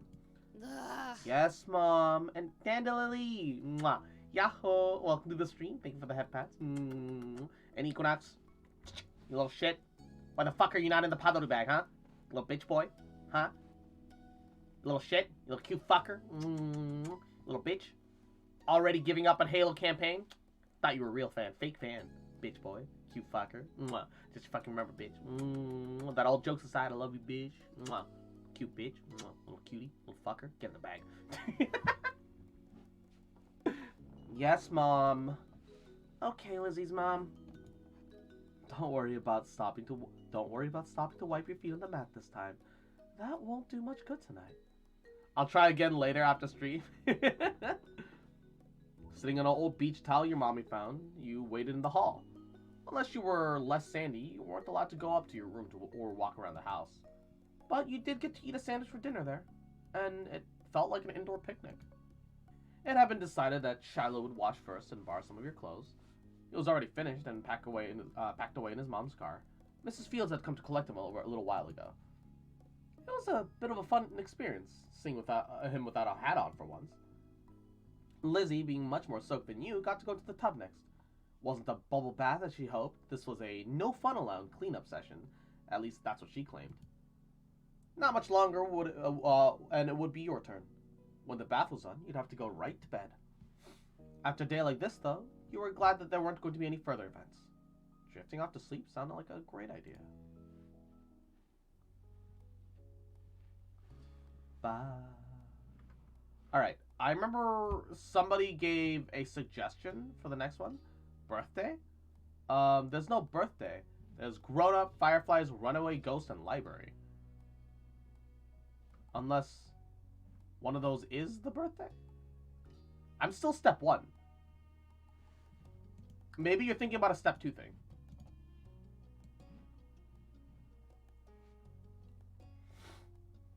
Grown Up, I think? I think it'd be cool to leave Runaway for the last one, so I'm gonna do Library Goes, Library Goes, Library Goes, Library Goes, Library Goes, Library. I'm a nerd. Every year, the Sunset Bird Memorial Library held a summer reading program. Your moms and Lizzie were big fans of it. Mom and Mommy because it encouraged reading, but Lizzie because she could win prizes.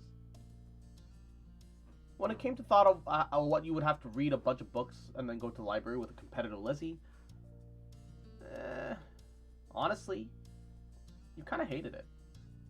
But there was no way to get out of it when everyone else in your family adored it. I felt like I wouldn't have liked reading so much if it became a competitive issue. Hi, slut. And Izzy, yahoo, welcome to the stream. Hope you're having a goody day. How are you? How are you?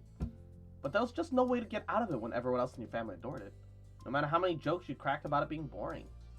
You and Lizzie went to Shiloh before, and this year you brought Cove too. His dad had been so over the moon about Cove being included that he had driven all 4 of you. You'd never been in Cove's dad's car before, and it seemed a lot shinier than your mom's. After hurting the group inside, Mr. Holden gave you all a wide wave with the arm that had the stingray on it. And G7, thank you for the host. Mwah. You're not gonna like this. I'm sorry.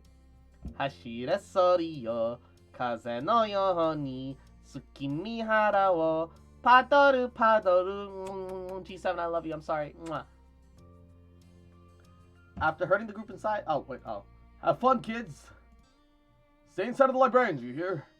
I wish I could watch you in action, but your poor old dad has to finish up some work. I got it. Though, I got it. I'm sure that won't get in the way. Heck, I'd probably hold you kids back. There's pointedly no reply from his son about what was likely meant as only a joke. Cove's dad, though, did seem to deflate a little bit. I'll swing but get around again once the shindig ends. Yeah, you can go home now. Aw. You don't have to throw me at the door. I don't know if I want to dom or be dommed by that guy. Oh, you haven't seen him shirtless. I don't know if I can ever scroll back far enough. Or, hold up, let me save. Is there like a gallery to this system?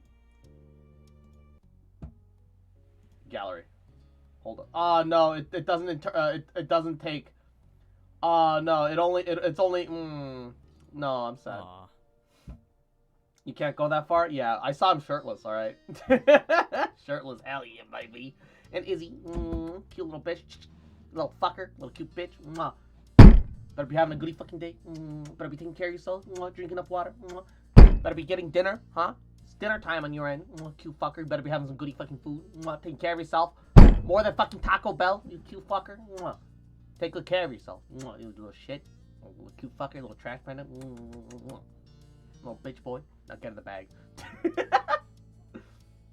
don't have to throw me out the door. Your sister, already in full competition mode, cut him off. For once, Cope looked grateful she was there. It's all I ate yesterday. Lost a pound to it. A pound? Come Damn. on! We have to go find a table, Mr. Holden. You can talk to Cove after, when we all win. Okay. See you in about an hour. Have fun. Did I say that already? My advanced stage is really catching up to me now. Bye. Bye, Dad. Bye, son. The 4 of you watched him shuffle out of the library, glancing over his shoulder at Cove more than once. Bye! Bye, Mr. Holden. Thank you for bringing us. And G7, mwah, you get some goody rest, good sleep, mwah, sweet dream. Mwah, mwah, mwah, mwah, mwah. One day there's gonna be a crumb rock or piece of plastic on the table, and you're gonna slam your fist so hard it's gonna hurt. Nah, I keep my table. My table might be disorganized, but I keep my actual space relatively clean.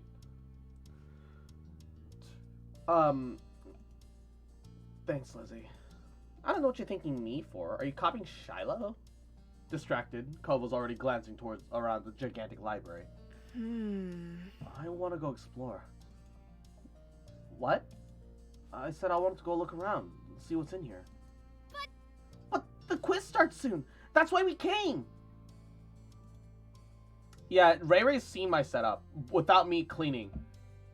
I'm a little messy, but I keep the important spaces pretty clear. Wide at the signs of first conflict, Shiloh's eyes darted between Lizzie and Cove. Then you can do it without me, right? You don't need a bunch of people. Didn't your dad say to stay with the librarians? You shouldn't go somewhere by yourself. Cove leveled an unimpressed stare at the both of them. Then his eyes met yours. Mouth space clear, everything else covered in Coke, 0 cans. Look, I drink gamer subs now, alright? No cans, alright? The desk is the only real dirty part for, Hey. Why are you looking at her? Garnet is with us. Garnet can come if she wants to.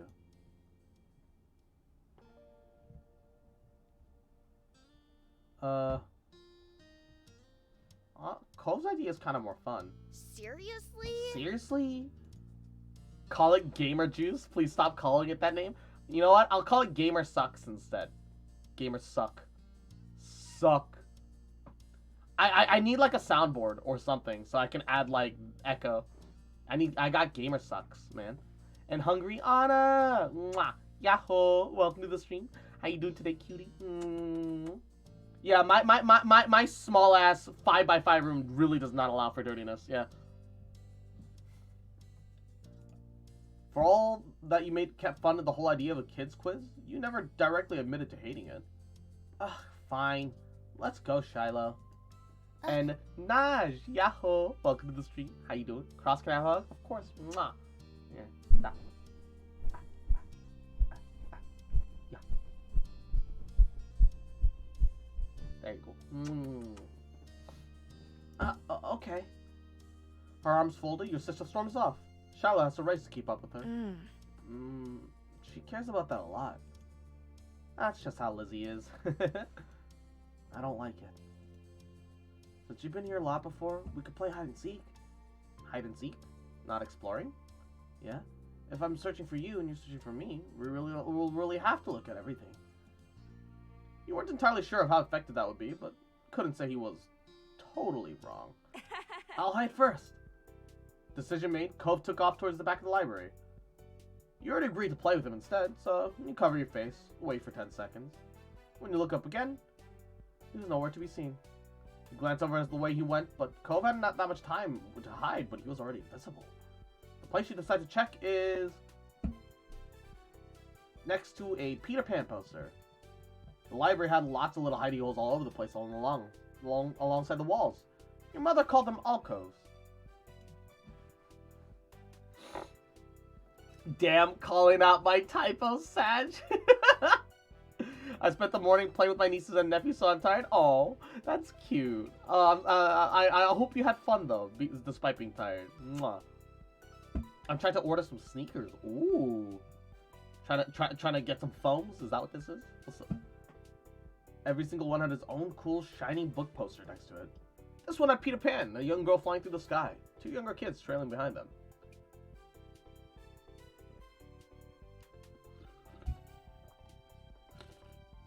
It was captioned, Wendy Darling's First Flight, in big, bold letters. Huh, that must be Wendy. But this wasn't where Cove was. At least, not originally. Cove poked his head out of a tiny little seating area. Yeah, with her brothers, Michael and John. Even having assumed that he was in there, you still jump a little bit, which made Cove grin. It came out, but I guess it's still over. Okay. It's your turn now. I'm gonna cover my eyes and count to 10, and I promise I won't peek. While Cove had his eyes securely behind the palms of his hands, you went to go hide.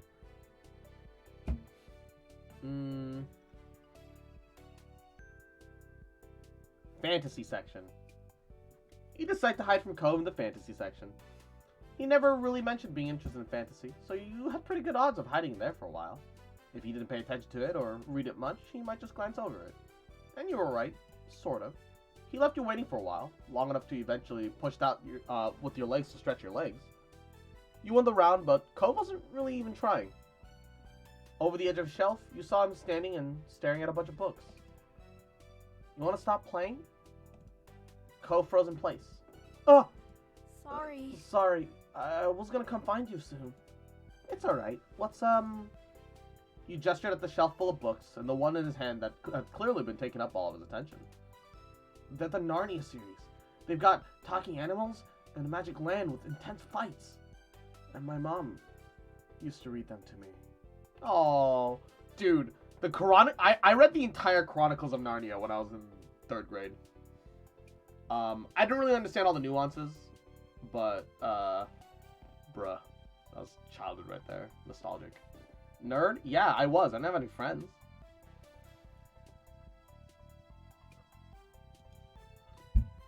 Oh. Her favorite one was Susan. You weren't sure what to do. You weren't sure what he'd do. His mom was always a sensitive topic. And now look at you, you got so many friends. Oh. But he tucked the book back on the shelf, and that was all. It was nice the memories made him happy instead of sad this time. Alright. Imagine not reading Hunger Games for your mandated story part. Ew. Look, the first Hunger Games was kind of good. The second one was... it's alright. Third one was beyond trash. Hard trash. Hard yikes.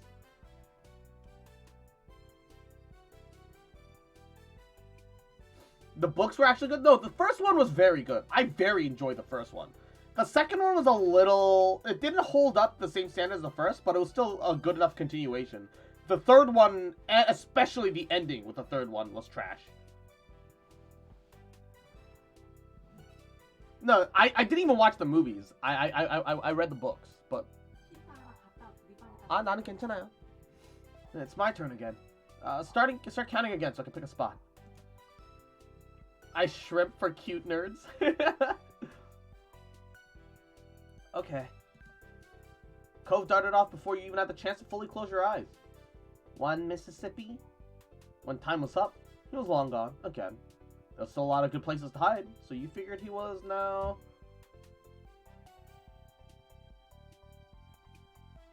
okay, we have to. I'm in Padaru mode. We have to go search the Christmas stuff. The library had left all their Christmas things out, tucked away in the corner for months. It was honestly the perfect place to hide. And sure enough, as soon as you crouched down and peered behind the fuzzy green man with the word Grinch above his head, there was Cove. Oh, so fast. Me and Mr. Grinch were just getting settled. You looked at the gigantic frowning doll. It seemed to be scowling at you, the way it did at everybody, all the time. All the little kids are scared of him. So Shiloh. I'm not surprised. I don't think... he's just a little funny looking. Let's keep playing. I can still win. He put his hands over his eyes, and before he could run off again, a librarian approached the two of you. Ah, kids, I've been looking for you. Cove peeked between his fingers at the stranger. Us? You must be Cove. Your dad told me he was waiting by the entrance. Cove blinked, his mouth open like he was going to say something, then glanced down at his pink cast. It was a pretty clear giveaway. Sure. Is my sister Lizzie with him? She's taller than us and she has orange hair. You're Garnet, right? You nodded. Whew. I found both of you at once. That's right, she's with him. And the little guy with freckles. Come on, let's get you reunited so we can close up for the night. Ready to go home, you and Cove followed him up to the front where the ragtag group of family members and Shiloh were all waiting. Hey! There you are! She was pouting, and you could tell all from all the way across the room, and it was only that much more obvious as you got closer. Did you win? We came in second! Hey, gang. I thought you'd have been with them the whole time, Cove. I'm glad you just didn't go off all by yourself, at least. Cove glances over at you, then back at his dad. Yeah. Me too. A broad smile spread over Mr. Holden's face. That's... Even so, next time you should... Cove? Cove? Cove's dance glances around, slightly frantic, but Cove, like always, had snuck off without thinking to say anything. He's leaving! Cove's trying to be the first one to the car! With a sudden burst of speed, Lizzie darted for the exits, well in Victor-to-be mode, even for something like a race to ride in the front seat. There was nothing else for the three of you to do there except head on after them. Can I borrow that guy for a while? Cliff is a very good dad. This is wholesome and cute despite Cross's efforts. What do you mean despite my efforts, alright? I'm only a little horny. Only a little horny, alright? And you're a Crusader. Mwah. Yahoo! Welcome to the stream. How you doing, cutie? There's nothing else for the three of you to do except head after them, pretending that the librarians hadn't noticed all the commotion. Though Lizzie had been victorious in claiming a window seat in the car, you could tell by her crossed arms and occasional pout that she still hadn't forgiven your betrayal.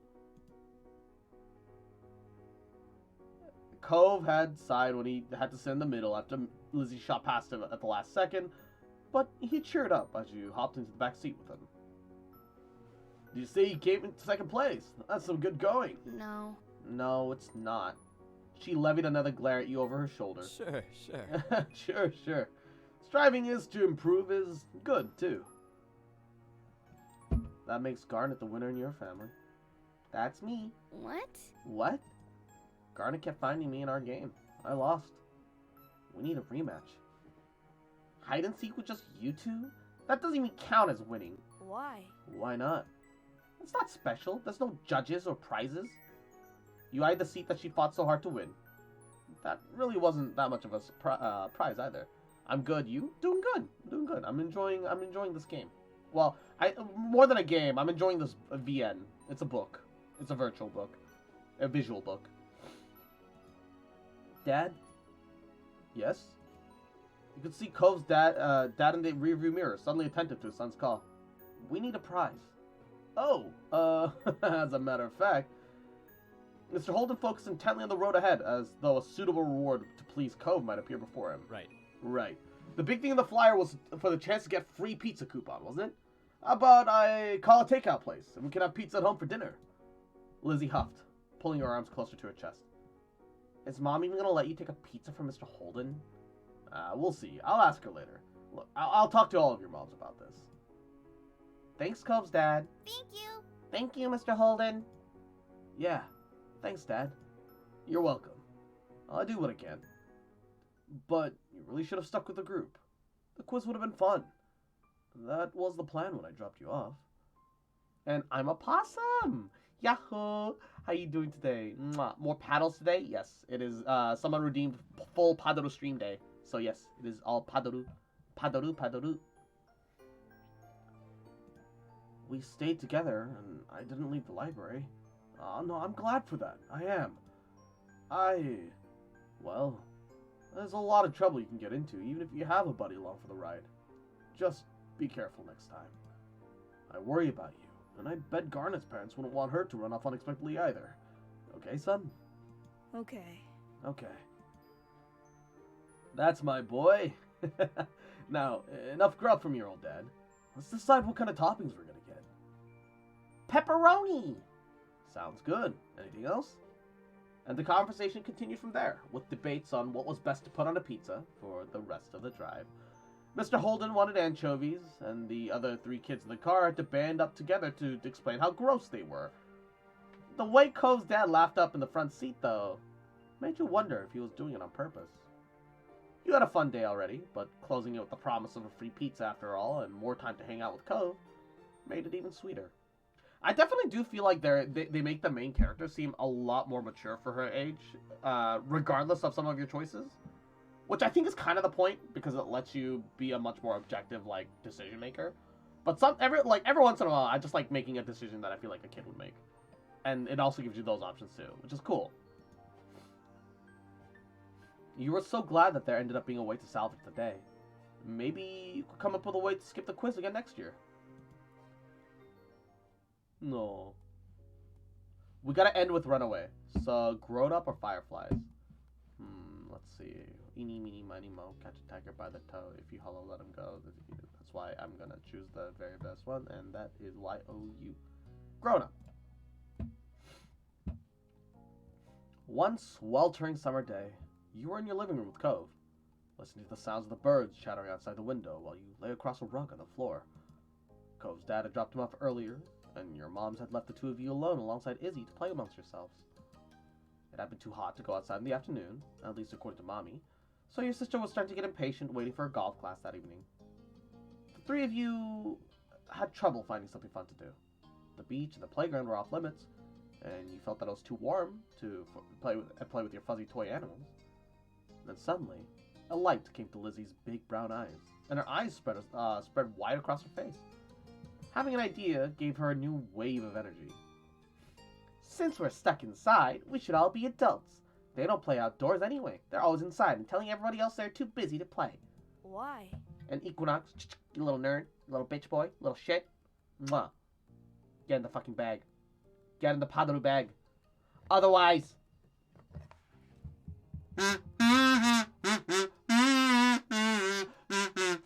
Padoru.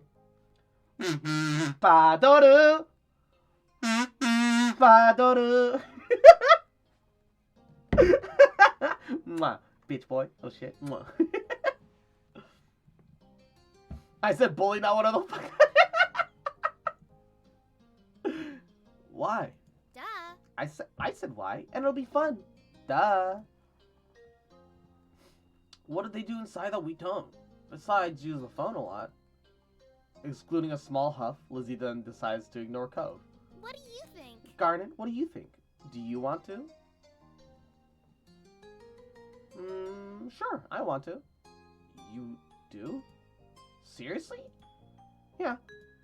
Hooray! Okay, let me think. What do I want to be? Satisfied that neither of you were about to bail on her, Lizzie thought over her options while you watched. After a few seconds, she clapped her hands together and beamed, apparently having settled on something without asking either of you. Okay. Okay, I'm gonna be a professional golfer.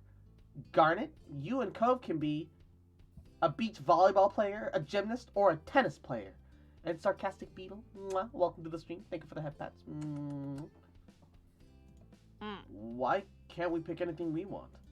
Because I have a fun idea, that's why. And we have to play sports as adults? Yep. But there's other kind of sports too. Right? It isn't the same. What do you think, Garnet? Do these choices sound super cool? You want to be that, huh? Is there anything else we can be? Lizzie stomped a foot on the ground. Nope, come on, just decide already. Knowing Lizzie wouldn't let this go anytime soon, you sighed. Cove wasn't impressed with Lizzie's attitude, though he didn't bother talking more about it now. He thought over the list of possibilities, beach volleyball, gymnastics, or tennis. Out of all of them, you suppose you'd prefer tennis. I actually played a lot of tennis during middle school. I tried to get into this team during high school. Didn't work out, but I got very into tennis for a while. And because of it, I actually lost a lot of weight, like, during 8th grade. And a stretch gotta...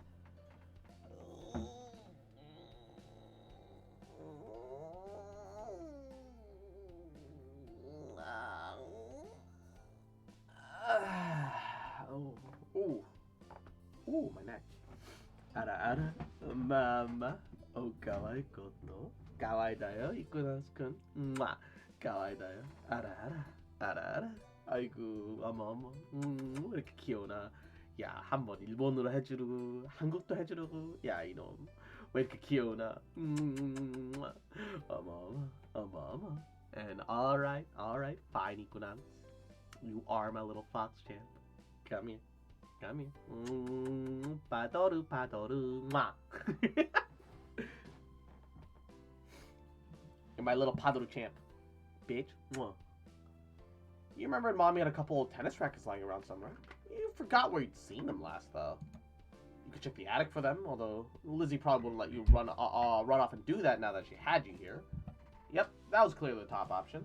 Alright, I'm gonna be a tennis player. Alright. How about you, Cove? I pick volleyball. I should have known. Okay, so Garnet, you're a famous tennis player, and Cove, you're on a popular beach volleyball team. And Lizzie's ponytail bobbed when she proudly spread her arms wide. We're Olympic athletes who just competed in the Olympics. Oh, so that's why she wanted a theme. Why couldn't one of us be like a reporter in that instance then? I feel like she'd like that. I feel like she'd enjoy that. Cove didn't seem exactly all that impressed with the announcement, though. He made a face and adjusted the glasses on his nose. That's really specific. Rude. That's what makes it fun, anyway. Lizzie marched back and forth in front of the two of you, getting lost in her imagination. I won all the gold medals, and people are calling me the next Mickey Wright. Who?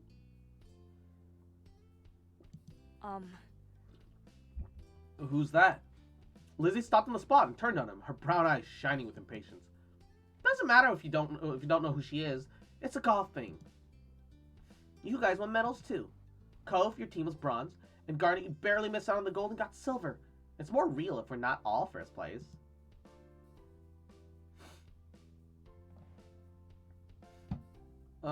Silver's not bad. Nice. Wait. Yeah, whatever. I'm okay with that.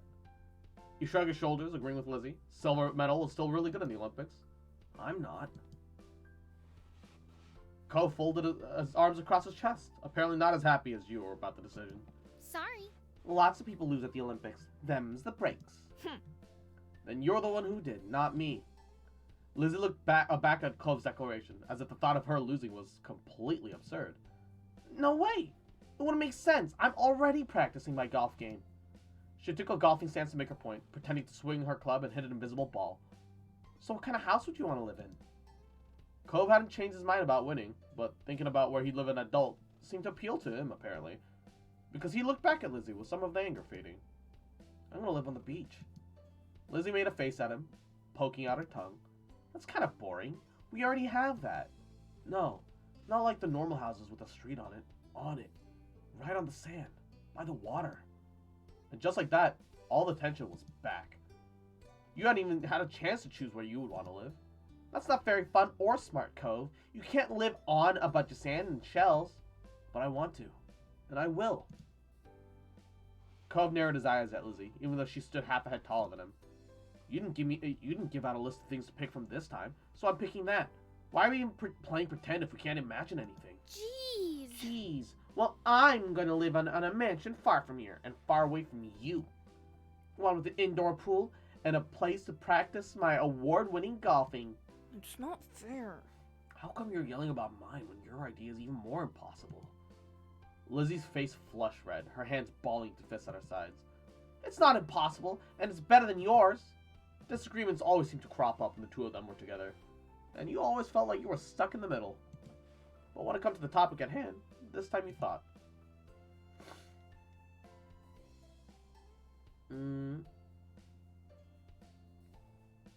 I mean, living on the beach is kind of cooler. Who wouldn't want to live on the beach? It'd be really great.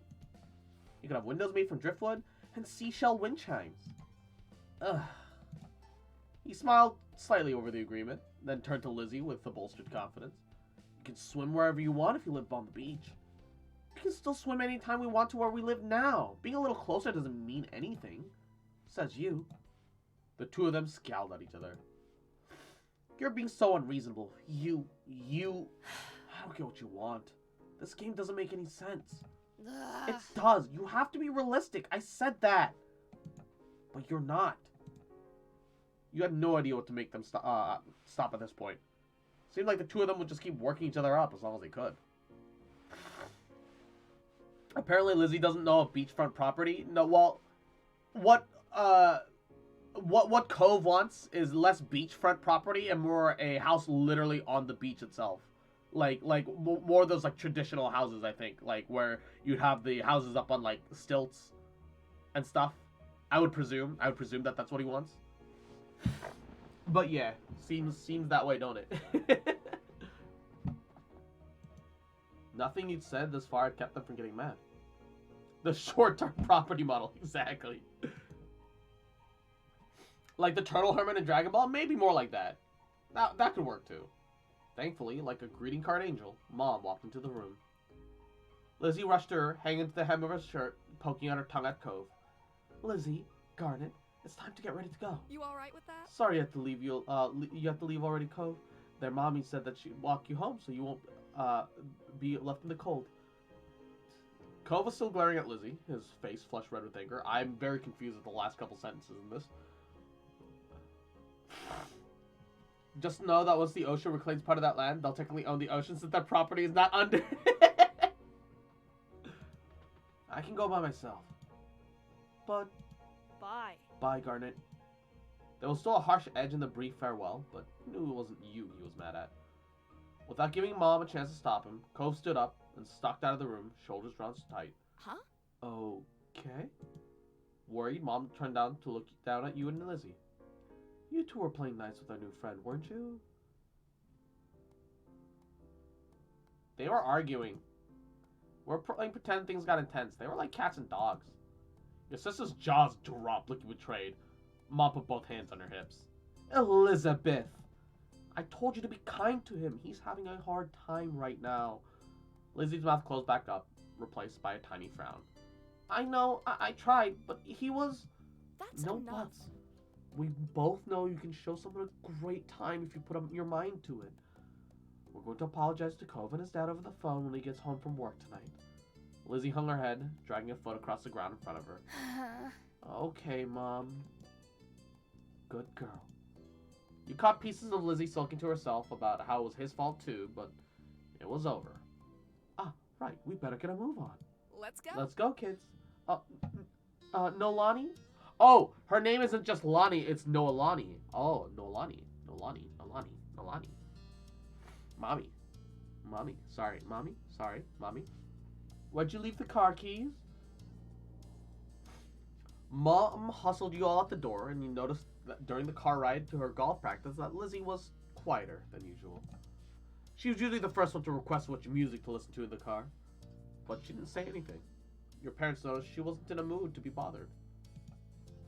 They gave her space, and Mommy just asked you what you'd like to listen to. You chose a song that you knew that Lizzie liked. Maybe that would cheer her up. You were happy to see that it brightened her up right away, and she started singing along right with you. Soon enough, her bad mood was a thing of the past. When the car ride was over, you spent the twilight hour watching Lizzie hit things with other girls her age. You didn't know much about golf, but you could tell that she really liked it. So you sat with your moms and tried to puzzle it out. It was nice sitting outside after being cooped up in the house all day. And you stretched your legs out to let the last few minutes of sun warm your skin. When the sun was finally out of your sight, dipping behind the horizon, you all got ready to leave. Instead of going straight home, your moms took the family out to dinner. You went to a restaurant that you had all been going to for as long as you can remember. I'm gonna be honest, I don't really have any feelings one way or the other about Unravel. It's just fun messing with Equinox.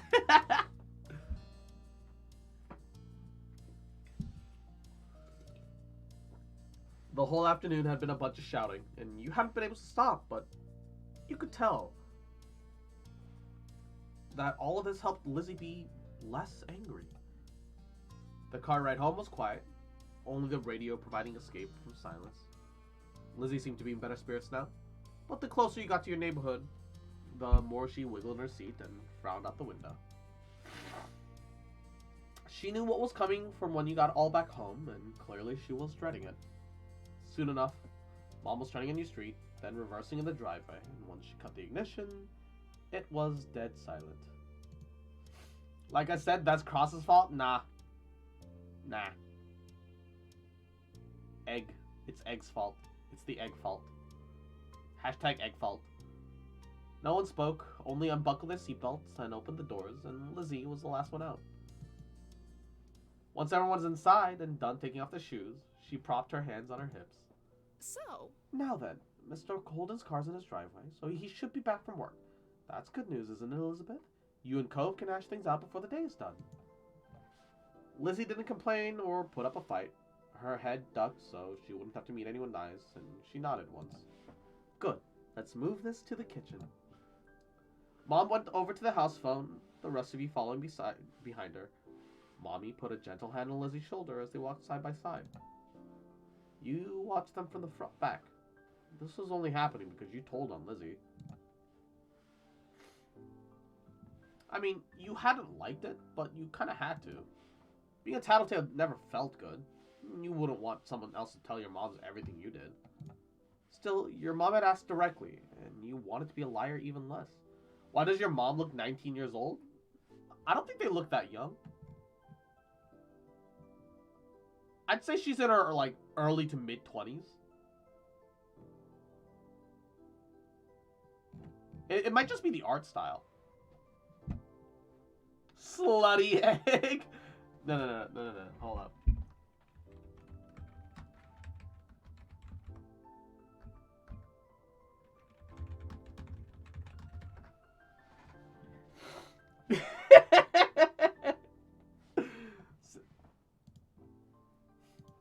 The four of you stood around the kitchen in a lopsided square. All eyes were on Lizzie, who kept her gaze on her feet. You remember the number for Cove's house, don't you, honey? Lizzie jerked her head, and another nod, sullen. Without further prompting, she stepped forward and she began to dial. Oh god, that's an old-ass house phone. Bruh. Does anyone remember having fucking house phones like this? Does anyone even still have house phones? We just use nothing but cell phones in the house anymore. We don't have a landline anymore. Like, fuck that. Like, Everybody has a cell phone. Like, there's no need. I remember nobody has landline. Yeah, no one has landline anymore unless you're a business. A business is the only reason to have a landline. Mom reached over, pressed a button on the base, and suddenly you could hear the phone ringing. She turned on the speaker. No, businesses have VoIP? What is a VoIP? The phone rang a couple times and stopped. Mr. Holden's warm voice came through on the other end. Evening, Holden residence. Lizzie looked over at Mommy, unsure, who nodded encouragingly. Voice over IP? Ah. Hi, Mr. Holden. It's, Lizzie. Could I talk to Cove? Absolutely. Lizzie Cross? Absolutely. What a surprise. But of course, you can say hey to the boy. He sounded cheery as usual, but though definitely meant it when he said it was a surprise. You thought hard, and you were sure that your sister had never called Cove's house before. Mom spoke up before Mr. Holden or Lizzie could say anything more. Her arms were crossed over her chest, her lips pursed. Hi, Cliff. Noelani, Garnet, and I are here, too. Good evening. We're sorry to bother you so late. Hi, Mr. Holden. The gang's all here, huh? Something the matter? His voice grew a bit concerned. Mommy was, though, quick to reassure him. No, well, yes, but it's going to be okay. My parents are ancient. They still have a landline. Lizzie and Cove got into a bit of a fight today, and we were hoping that the two of them could talk up and make up. Is it a good time for you and Cove? What? A fight? Cove didn't tell me anything about that when I came home. It does explain the funk he's been in tonight, though. He chuckled lightly. Despite that, it didn't seem he really thought that it was funny. Anyway, it's good. You didn't catch us at a bad time. I'll go grab him for you. There was some shuffling at the other end. He must not have gone far because you could still hear him calling out. Cove! There's someone on the phone for you! After a beat of silence, there was more muffled talking from Cove's dad. Come on, bud. Lizzie called just so she could talk to you. Garnet's on the other end listening, too. Don't you want to say hi? And Equinox. You little shit. We're having a serious heart-to-heart moment where Lizzie is undergoing some character growth. This is my sister, you cute bitch. Little shit. You sit your ass down and you fucking listen. Alright? You watch the growth of these adorable little girls. Or I'll fucking destroy you. Motherfucker. Little shit. Fuck Lizzie. Holy fucking...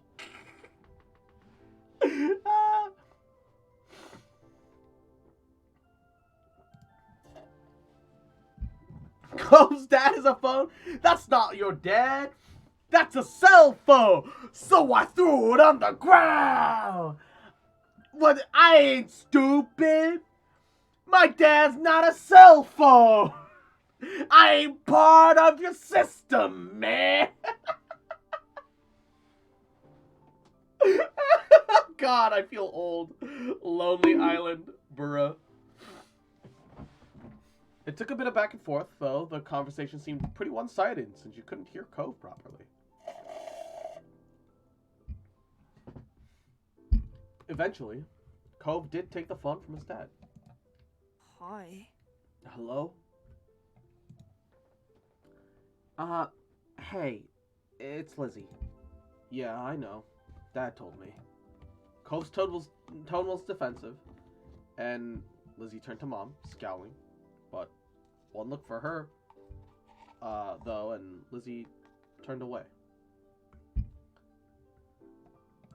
Sorry. I just called to say I'm sorry for not playing nice with you today. I won't do it again. Lizzie's eyes were downcast, her voice low.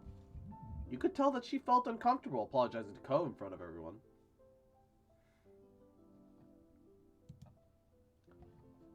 She was genuine about feeling bad, and Cove must have realized that too, because he just sighed quietly. I want gold, and I think Garnet should win too. Really? He thought you were worth gold even though you hadn't even wanted it? Lizzie is Zuckerberg! Lizzie was momentarily stunned by the demand, and she probably already had forgotten that it had even happened today. Alright, we all win the gold. Okay, I guess I'm sorry, too. A sense of relief washed over everyone at his acceptance of the apology. Mom uncrossed her arms, while Mommy's shoulders relaxed. Lizzie's eyebrows raised up, and you wondered if she thought he'd refuse her apology. Dad, could I get off the phone now? You couldn't see him, but it was obvious that Cove probably felt awkward about the situation. He had come across as uncomfortable the entire time, really. Yeah. Yeah. You can go back to your room if you want. Be sure to say goodbye first, though. Bye, Lizzie. Bye. Bye. Bye, Garnet. Could you imagine if, like, we start playing through the game and I end up like shimping for a DLC character harder, and then for some reason Cove and Lizzie get the fuck together? Like, bruh.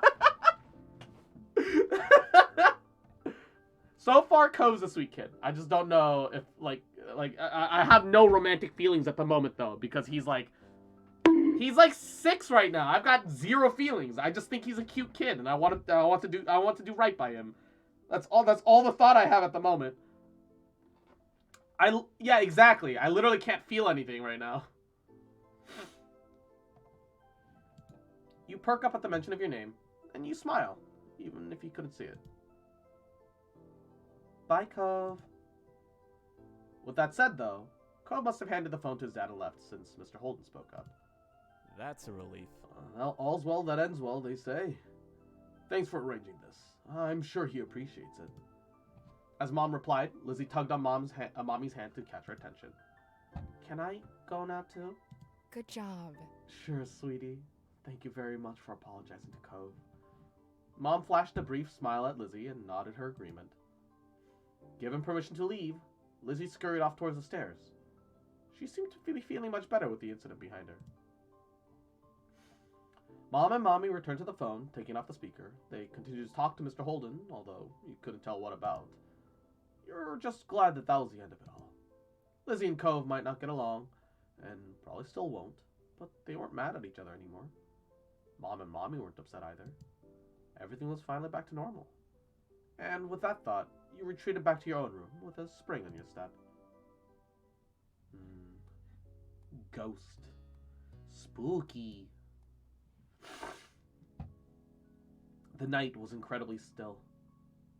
You really couldn't ignore how silent it was. It was almost eerie. You could even hear Lizzie snoring the next room over. Do Fireflies last? I was gonna do Runaway last. Alright, I'll do Fireflies last, though. It was hard to believe how much of a blur today was. Summer sure did slip right by you. 2 more, for step 1, at least. You flicked through the moments like pages in a scrapbook as you lay in bed. The ones that stuck out all seemed to include your new neighbor, Cove. It was funny how he had become such a big part of your life in such a short span of time. You thought a lot about what adventures you could have tomorrow until sleep started to catch up with you. Then, you heard something scrape against the window.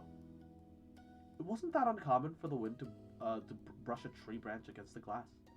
Summer breezes were the worst sometimes. But the more you tried to ignore it, the louder it became. It was like someone was trying to get your attention. You lift your head off the pillow to get a better look, but nothing was there. Nothing you could see, at least. You went back to bed. It had to just be your imagination. You tried to close your eyes and go to sleep, but the unknown scratching sounds didn't stop, and it left your heart pounding.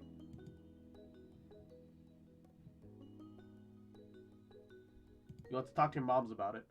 Your nerves were wound tight, ready to burst. You're just a kid. Sleeping like this wasn't an option, and neither was waiting for whatever it was to make its next move. You take a deep breath, cast the covers aside, leapt out of bed. You were out of your room, down the stairs, and into the still brightly lit safety of the living room in a matter of moments. Are you okay? Garnet? What's wrong, sweetie? Mommy. Sorry, Mommy. Sorry, Mommy. Your entrance had been swift, but not silent. That was good. Your mom's hurried to your side while you were catching your breath. The TV show that they were watching continued to play in the background. You reached to the closest parent and clung to her for dear life.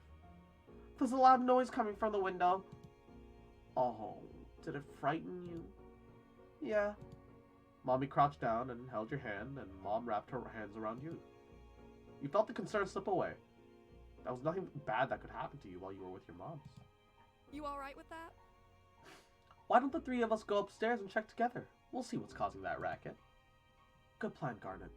Can you be brave and show us where the sound is coming from? We want to be extra specifically sure that we've checked thoroughly.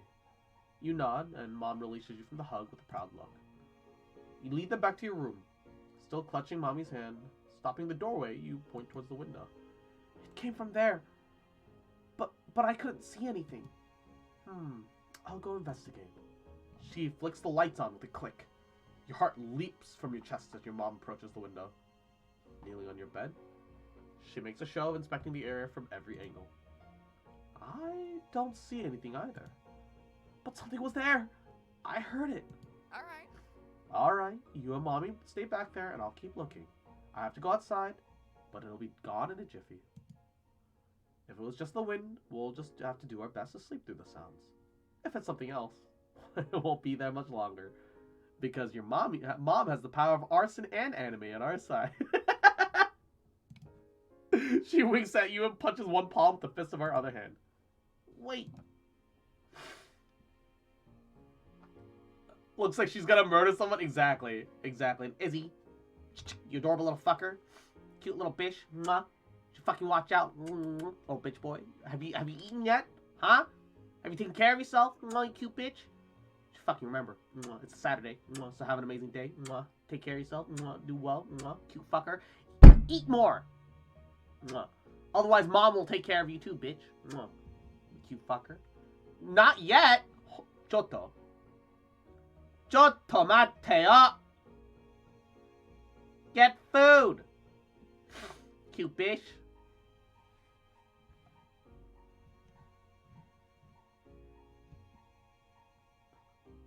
Give her your flashlight. You step into the room, rummage in the drawers next to your bed. If Mom was gonna take whatever had been at your window, she should have some way of seeing what's happening. This'll help. Smiling, Mom accepts your offer. Not bad. It sure will. Thanks, Garnet. Mom then boldly left your room to put an end to the misery. You scurry back to Mommy, who brushes your hair reassuringly. After a while, your racing heart begins to return to its normal pace, and your eyelids grow heavy. It's okay. You might be comfier back on the bed. I can keep watch. Okay. Let's get you all settled in, nice and safe. Mommy made a nest of pillows and cushions, which you eagerly snuggled into. Your head was elevated, so you could see the window, and at least you could when you could keep your eyes open. Mommy sat beside the bed, still stroking your hand. Mom and I can take care of this. You just worry about getting enough sleep for tomorrow. I know it'll be another big day. Before you can even think of doing otherwise, you drift off to sleep. When you woke up next morning, it took a few moments to remember the events from the night before. Your moms weren't even there right now. But you're feeling better.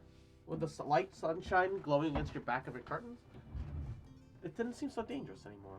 What curtains? What curtains, though?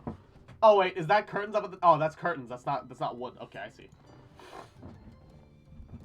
You hopped out of bed and headed down to breakfast, finding your parents already seated at the dining table, Mom with a giant cup of coffee in her hands, and Mom with a nose and some papers.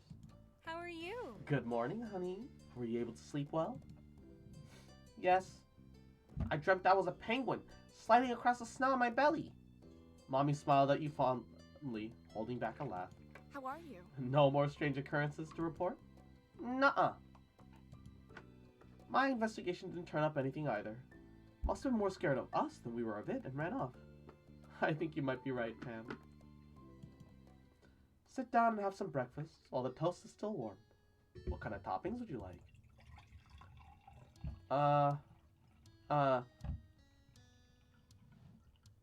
Extra butter?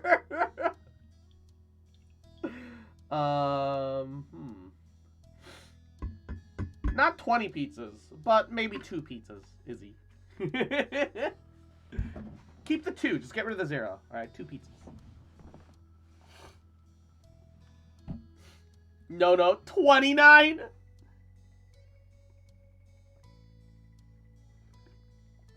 I hate kids. I love kids. I just hate it when kids aren't raised right. You know?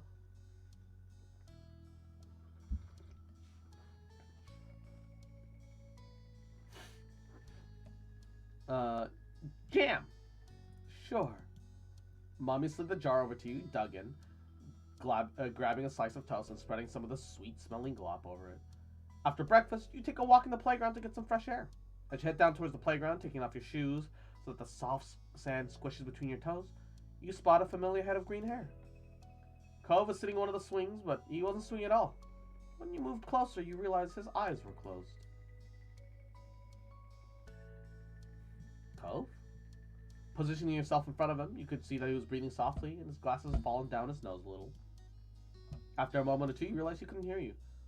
So you said his name a little louder this time. Cove! This time he stirred, letting out a soft groan at the interruption. Then Cove yawned and pushed his glasses back up his nose, blinking sleepily against the bright sun. What, not butter? Wake up, sleepyhead. I get enough butter normally, alright? I don't get jam anymore.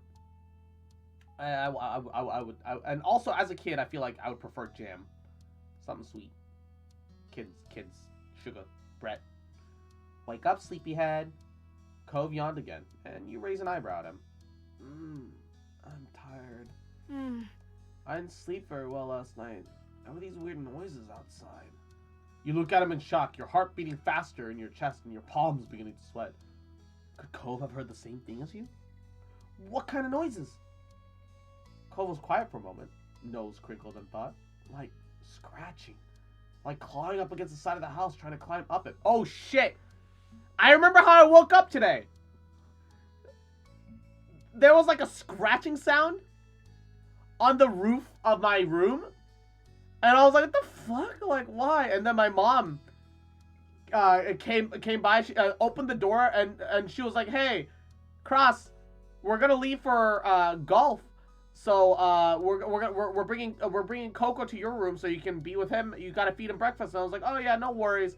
And then my mom was like, my mom made like a brief, like short, like, oh!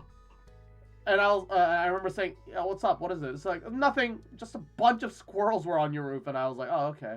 Coco, come here, and he snuggled up against me, and I fell back asleep. I remember, bruh.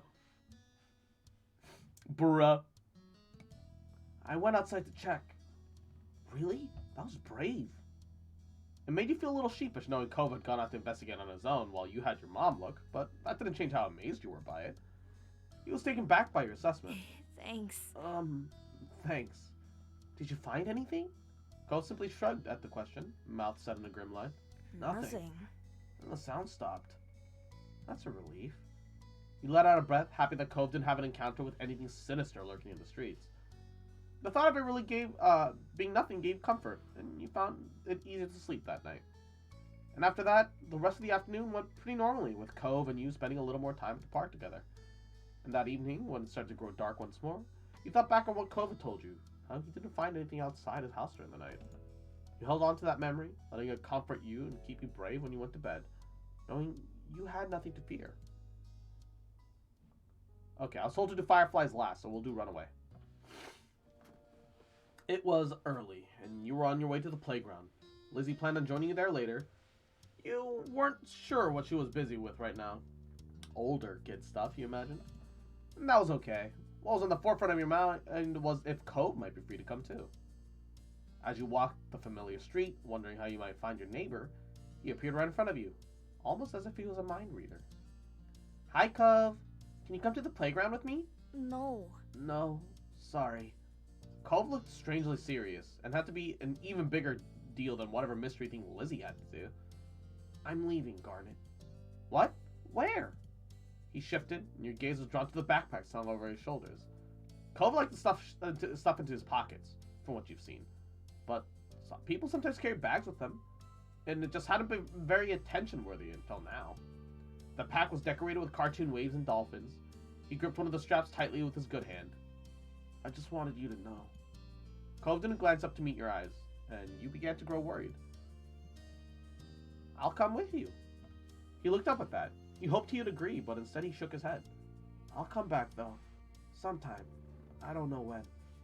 But we can do stuff then. He directed a fragile smile your way. Without another word, Cove turned his heel and started to walk away.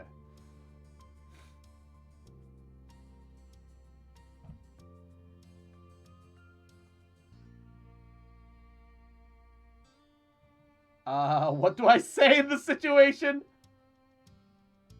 It doesn't give me the option to go with him. Wait. He kept going. His focus wasn't on you anymore. What was that about? You watch as his back grew smaller and smaller.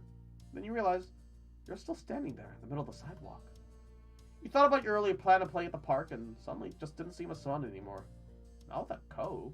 It wasn't like you could force him to play with you. He had things to do. You could play at the park some other time, but it wasn't like it was gonna go anywhere. You couldn't bring yourself to leave like this.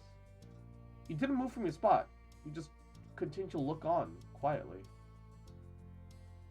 It didn't take long to realize that he was just going up the street, and you were positive there was nothing good over there. Not the park, or the beach, or the store street, or his house, or anything. He was new. He might not know what you did. You jogged down the street to catch up to him. You slowed down once you reached his side. He glanced at you from the corner of his eyes and frowned. Go away, Garnet. I just want to say you're going the wrong way. There's nothing places where you're going. And, Jesus. Choking chicks is my game? Jesus Christ, that name. Thank you for the folly, but, bruh!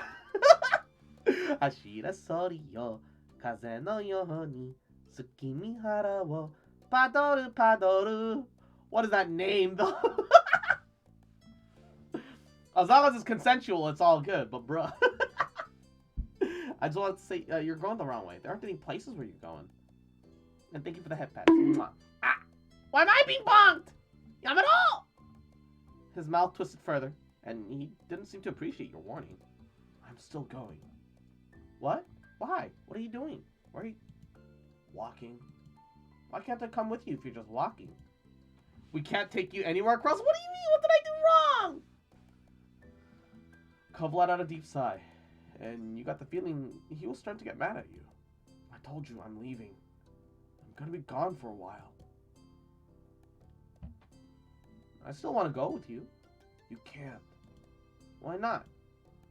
Cove came to a sudden stop, and you almost kept walking ahead of him because you weren't expecting it. My dad doesn't know.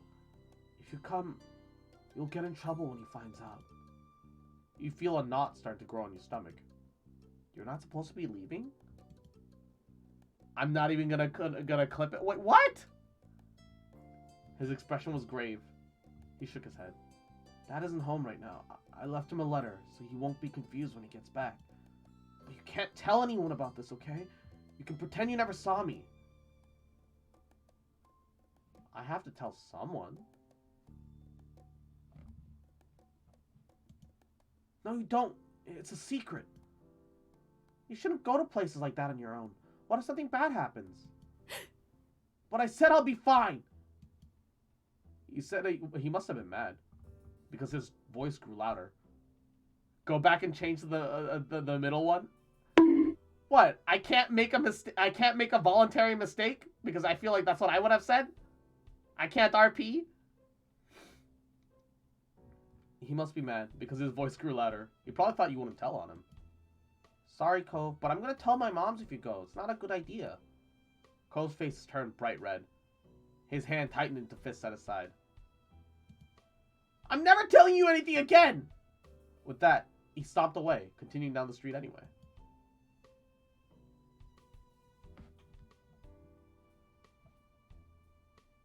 Hey, come back! You thought about chasing him, but then changed your mind. Cove was... Okay, hold up. Hey, don't go! Are you sure about that? Either way, the, Either way, it seems to, like, lead to the same option. Yeah, all those lead to the same option. I mean, I can scroll back further if I want to. But, here, let me save here. just in case.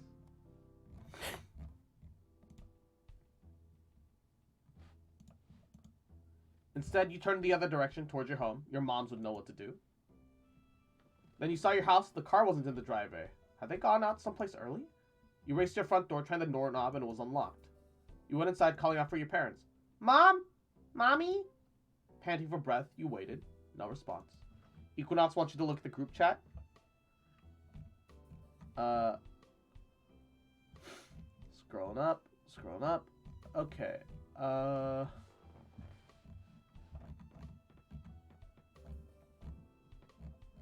Actual fuckboy in this game. Oh my god.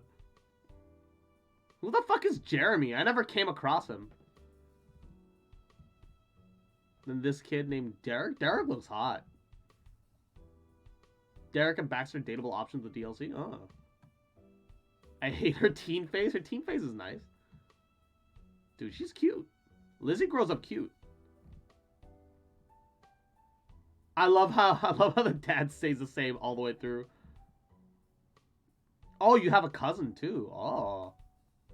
Miranda's still best girl. Oh, Miranda's adorable.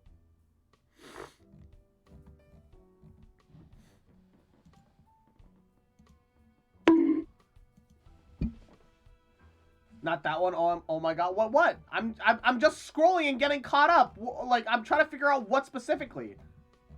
Is it the one where the fucking the one with the Tia? It's the only thing that I can see that might be worth. But that's at Tia. None of it's addressed at me. I'm confused. What am I supposed? Am I supposed to read your mind? Mod chat? Hold up.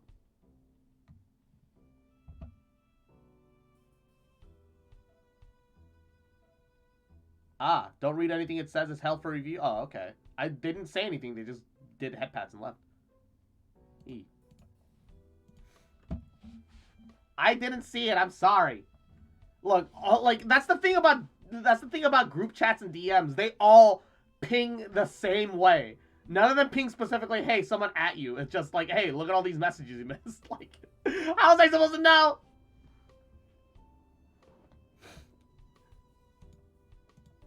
But he did say he was leaving. Cove hadn't gone far down the street because that led to the ocean. He'd gone up. You knew that road led to the main part of town, kept going all the way to the end. He was running away from home. Your worry rapidly increased and you didn't know what to do with yourself. He was really leaving. But Cove didn't know the area well. You didn't think that he'd go off on that road for some random other street. So if someone followed that main path, they'd find him along it. You perked up, knowing that you knew where he'd be. Even if you didn't solve the issue at hand, your moms weren't going to get home to get him. You paced across the living room. Just as you felt your eyes sting with frustration, the front door opens as Mommy walks in, taking off her sun hat and fanning herself with it. Goodness, it's hot out. Then she noticed you. Garnet, back from the playground already? You yelled incoherently, barreling into your mommy in haste to hug her. She stumbled back. What's gotten into? You're home! It's okay. I never left, sweetie. I was just taking care of some weeds in the bag. Those things are persistent. You could tell Mommy was gearing up to rant about the unwanted plants, just as she did every summer. But you spoke up before she could. Cove is leaving town by himself. You watched Mommy process the abridged shift in conversation. She blinked, rapidly frowning, then her jaw dropped. Cove's what? You fill her in what happened, recounting your encounter with Cove and what he told you. Oh no. Oh, I knew Cove wasn't happy with the move, but I never expected him to do this. He's running down the big road. It was kind of a while before that he left, and I couldn't find you at first. It's alright, you did your best. She squinted at the clock in the living room. Mom should be back any time, but we won't have the car until then. Mommy turns towards you, patting your shoulder gently. Good job. Why don't you take a seat on the couch for now? You've done a very good job. I need to call Mr. Holden while we wait for Mom, and when she knows, I can look for him on foot. You were still full of restless energy, but you weren't as scared as before. Mommy was here, and soon Mom would be too. Everything would be fine now. By the time Mommy got off the phone, a car pulled up in the driveway, and Mom and Lizzie soon after. Lizzie went upstairs, oblivious to the current crisis, while Mommy pulled Mom aside. And Equinox, you little shit, motherfucker, cute bitch, mwah. I'm Papega, you know this, little cute fucker. But I'll still kick your ass, mwah. Little cute bitch, little diaper baby, little piss boy, little cute bitch, mwah. You fucking remember, mwah. Egg boy, that I love you, bitch, mwah. I ain't never gonna stop loving you, bitch. Mwah. Then Mommy looked to you, ushering you over, and you hurried to them. Where'd you say he'd be again, Garnet? He's out on Main Street? I think he's there. Oh, God. I'll get the car and drive up and down the road, see if I can spot him. All right. In that case, I'll call the neighbors and see if we can all look around the neighborhood area, just in case Cove changed his mind and went somewhere else. You watched as Mom picked up the car keys and got ready to immediately leave again. Can I come with you? Mom turned her back to you briefly and shook her head with haste. I'm really sorry. I know you're worried about Cove, but I need to wait at home with Lizzie. If I find him, I'll bring him right back, okay? You were disappointed, but you nodded. She stroked her cheek, smiling softly. You and Mommy saw Mom off. Mommy closed the door and turned to you, attempting a weak smile. Now, can you help us out and stay safe here? Yes. Thank you. Mommy put on a cartoon for you, and you snuggled up against the cushions. With that, she left to inform the rest of the grown-ups and so they could begin their own search. Soon, Lizzie came back down, and she was shocked to learn what happened with Cove. She asked a lot of questions. It seemed she was interested not only because she was concerned, but also because it was the most exciting thing to happen this week. Lizzie settled on the couch to wait with you. It was so tense you couldn't even remember what was going on. Your mind was still on Cove. Would Mom find them out of town? Or was he actually somewhere else? You didn't have to wait long to find out. Halfway through the episode, you heard the front door unlocked, then it swung open with a shout. We're here! I've got him, Lonnie! Come on in, Cove. You stood up from the couch and ran over, your heart beating so loud in your chest that you could hear it in your ears. Mom was putting the car keys away. Cove stood nearby with his head bowed, and you squinted to get a better look at him. Cove looked exhausted, his eyes rimmed red, nearly matching his glasses, and there were dried tear tracks stuck on his cheeks. Oh, thank goodness you found him. Brain not function efficiently? No, brain barely function. Not even efficient, or barely functioning. Yes, he was way down Main Street, just like Garnet said. Cove shuffled his feet at that, but he remained silent, and you could tell he felt out of place. You weren't the only one who noticed this discomfort. Okay. You must be tired, Cove. You can sit down wherever you'd like. Mommy smiled warmly and motioned him to the living room. Cove looked up at her, lumbered over. You walked close behind him, frowning. Cove was always pretty quiet, but this was a different kind of quiet. The living room wasn't far away or was separated by a wall, so you heard your mom's talking softly.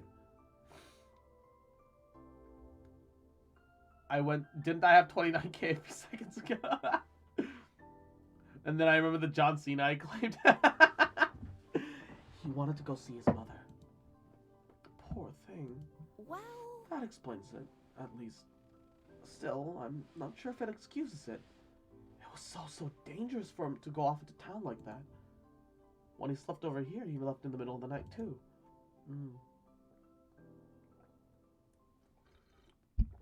Gave us quite the fright, but he's having a hard time right now. You can't expect a child to handle it maturely. True. It can't be helped. But that's enough of that.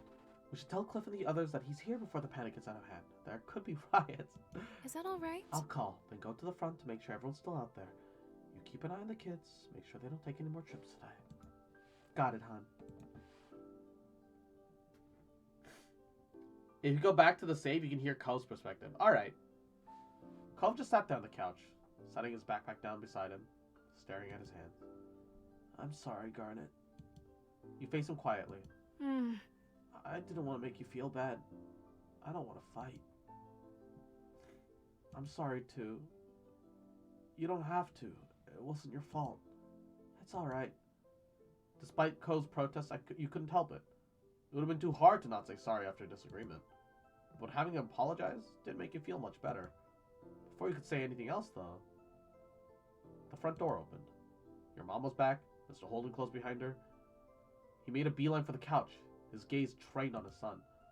Cove? Cove? God, are you alright? Why do they still use names like Mommy and Mom when they clearly have actual names? It might just be that this is from the perspective of a kid. Your mothers are a female couple. So you know.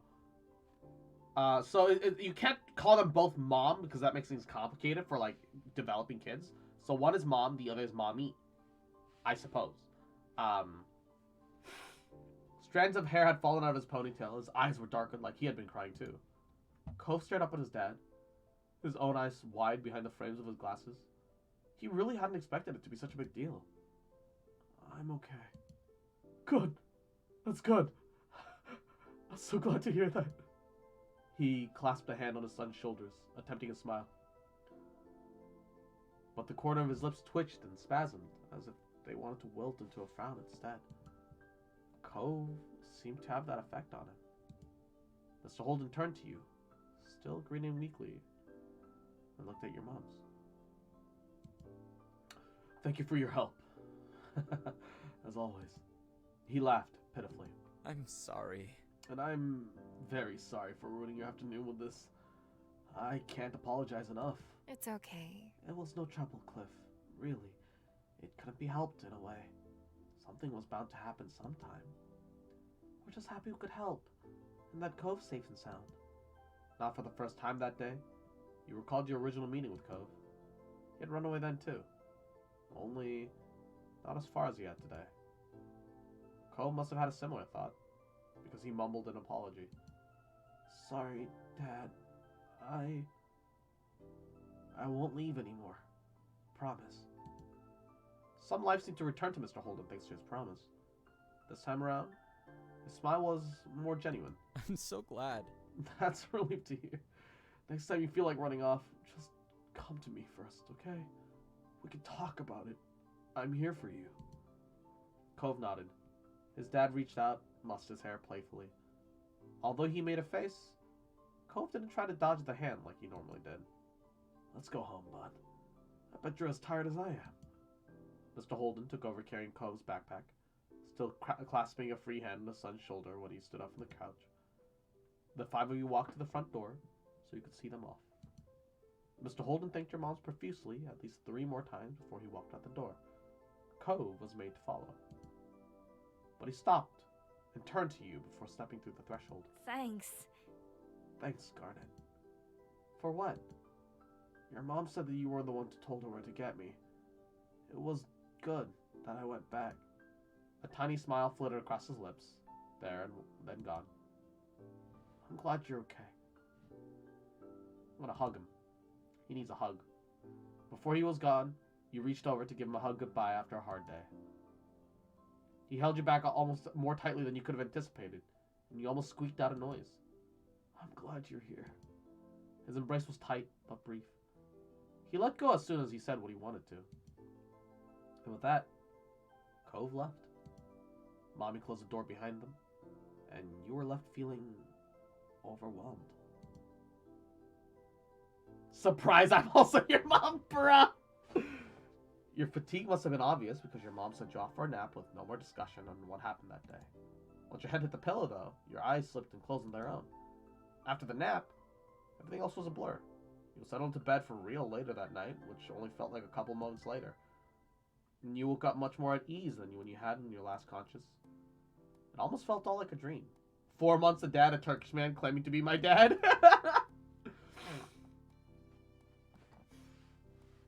But it definitely wasn't. Your mom's faces when you saw them assured that.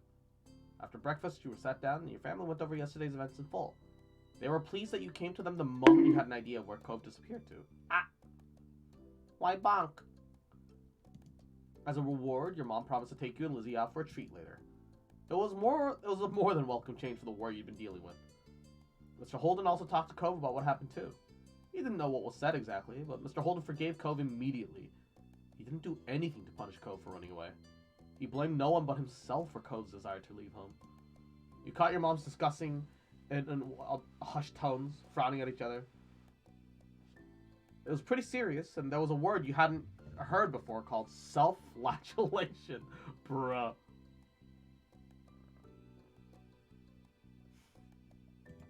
But there wasn't anything that they could say to change Mr. Holden's mind.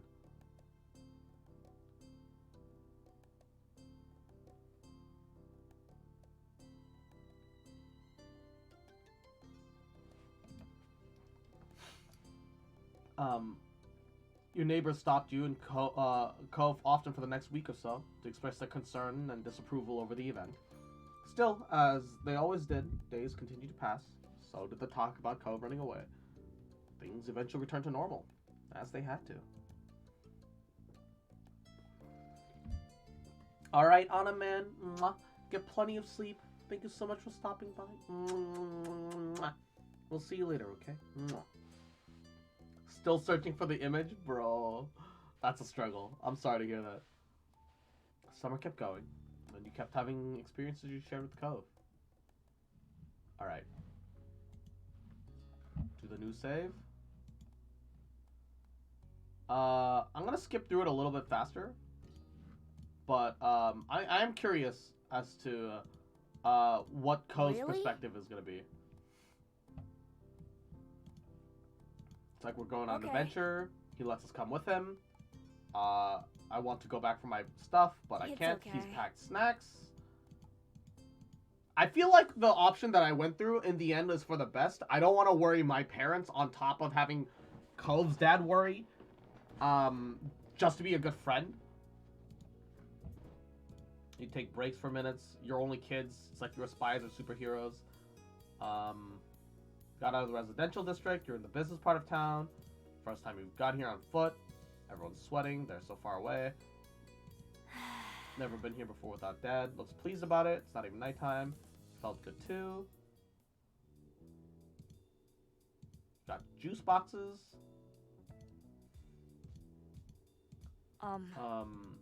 Got snacks in the kitchen, chips, muffins, bananas, more clothes, flashlight, first aid kit, some money that he was given that he hadn't spent. He brought a lot of stuff.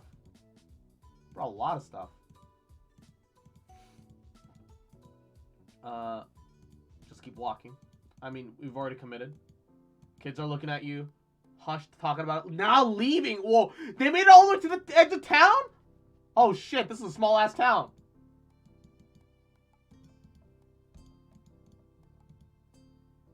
Whoa. Taking snacks again. I want a banana. I guess. We're gonna sleep here? Oh my god. Oh, his mom called to check up on him. And then he felt homesick and wanted to see her. Oh, I see.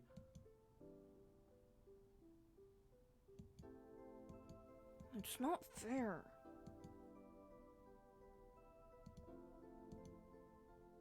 They both left? Oh, he's trying to find her mom's friend place. Oh, he doesn't even know.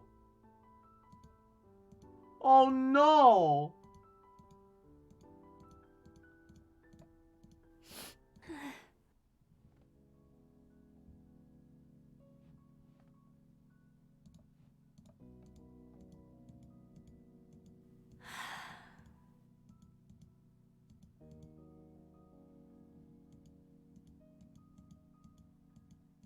Hold Cove's hand. And then our parents come and find us. Okay. I feel way more guiltier about worrying my own parents up to that much than going with Cove, if I'm gonna be honest though. I still feel like the decision that I made is the one that I'm happiest with. Man. He just wanted to see his mom. The poor kid. Aww. Alright. Tonight we're gonna catch fireflies. At this blunt declaration from your sister, one time I had to run away from home when I was like 7. Got in my house and a crackhead threw a bottle of piss at me and I ran home crying, bruh. That's a struggle. But you go to bed, Anna, man. Sweet dreams. Much love to you in Brazil. You look up from your mac and cheese dinner. Fireflies were a familiar sight over summer, coming out on warm nights to dance throughout the sky. Tonight was particularly balmy. You knew there were bound to be a ton of them around. Oh, you are you? Sure, yeah. Sounds fun. Yeah. You rock lightly from side to side in your seat, already excited for your after-dinner activity. Catching fireflies was a great way to spend the summer evening, and you could already envision the little lightning bugs drifting through the darkened sky. That's a good idea. Lizzie, can we Miss Cross? Shiloh tapped his fork against the table excitedly, his face lighting up as he looked at Lizzie. It was unusual for Shiloh to still be here. Like always, his mom had to bring him over really early in the morning before a job started, but normally she would have picked him up by now. She called before dinner to let your moms know that she'd be late. You didn't really know why. Probably more work things. You thought maybe getting to hang out with Shiloh for a bit longer is what made Lizzie want to keep running around outside. Staying at home watching TV was never an option for her with guests over. And that's pretty sure why you were pretty sure she'd get your moms to agree. Well, it's already so dark out there. Lizzie gave Mom the best puppy dog eyes she could.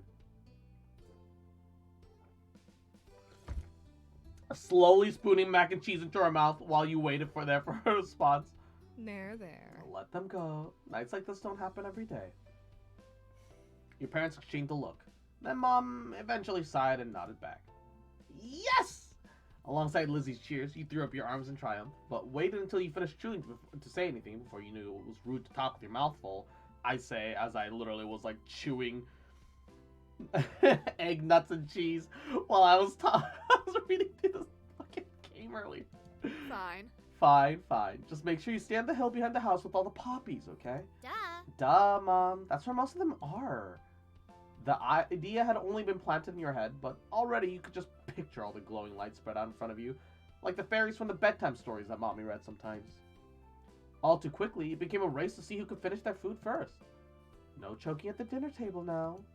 That's right. If someone died, we'd have to cancel the Firefly trip after all. She said it like a joke, but you knew that they were both telling you kids just to slow down. Shiloh did immediately, and when you glanced at Lizzie, all you saw was her still eating faster than she should. Elizabeth. Jeez. No one's gonna die, sheesh. A knock on the door interrupted Mom before she could no doubt scold your sister. I'll get it! Your big sister jumped out from her seat and ran over to the door, pulling it open without even looking out the window to see who it was. Huh? You shift in your seat, try to get a glimpse of the unexpected guest. Hi. Good evening, Cove. Your mommy had already walked to the door by the time you managed to see past Shiloh's flappy hat. Oh, Cove! Hi, you're here. Cove smiled at your enthusiastic greeting, and you hoped Mommy would ask him to stay. It didn't matter why he was here. It meant that he could join you all in catching fireflies. Then, for a few seconds, Cove said nothing, only stood there and looked up at your mommy with a face almost like he was considering turning around and leaving. My dad told me to drop this off, because I guess he borrowed it from you. He took a familiar screwdriver out of his large side pocket. I was not dropped to the floor. We left ours back home when we moved. Great, thanks. Bye. Thank you. Thank you. Here, why don't you come inside for a bit? Lizzie crossed her arms and lifted her chin. Cove shrugged, and Mom stood from the table, too. I'll give your dad a call and let him know that you got here all right. I don't understand. Aren't screwdrivers like $2? Pretty sure they need to borrow one. Could I just stop by the store? Cove shuffled fully inside, eyes remaining on the ground. It's a small town. That's true. A good quality screwdriver is expensive, I guess. Cove shuffled fully inside, eyes remaining on the ground. Mommy closed the door behind him. No, yeah, like a modular one is very expensive, I'm sure, but I feel like as the player character, if it wasn't like a modular one, you would have noted like how it let you change it up a bunch. Also, when's the last time you ever saw a screwdriver for sale? Yard sale, I guess. I don't know. I don't know about tools. Hi, Cove. Hi, Cove. Shiloh gave Cove a friendly smile while waving and holding up his hand and opening and closing his fingers. Cove nodded in response. Cove, you want to catch fireflies with us? You could see Lizzie eyeing you for mentioning an excursion to the outsider, but she'd get over it. You hoped Cove would say yes. That way you wouldn't be the odd one out with Lizzie and Shiloh anymore. Yeah. I can do that. I've never caught him before. It's too bad he didn't have a chance before now. The fireflies weren't out when he first moved in, so there must have not have been anywhere he used to live. Gotta BRB, driving to work. Watch him end stream before I get there. Wait, hold up. Driving to work?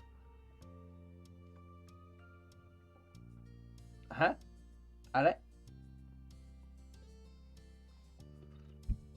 Oh, not for work things. Okay, oh, thank God. We can't go until after dinner. After she pointed this out, Lizzie walked back to the table, took her seat. There wasn't much left on her plate. Just you in the office? Since this was very true, you decided to finish up your own stuff as well. Cove stepped closer and eyed what was on the menu for your family's meal. Have you eaten yet?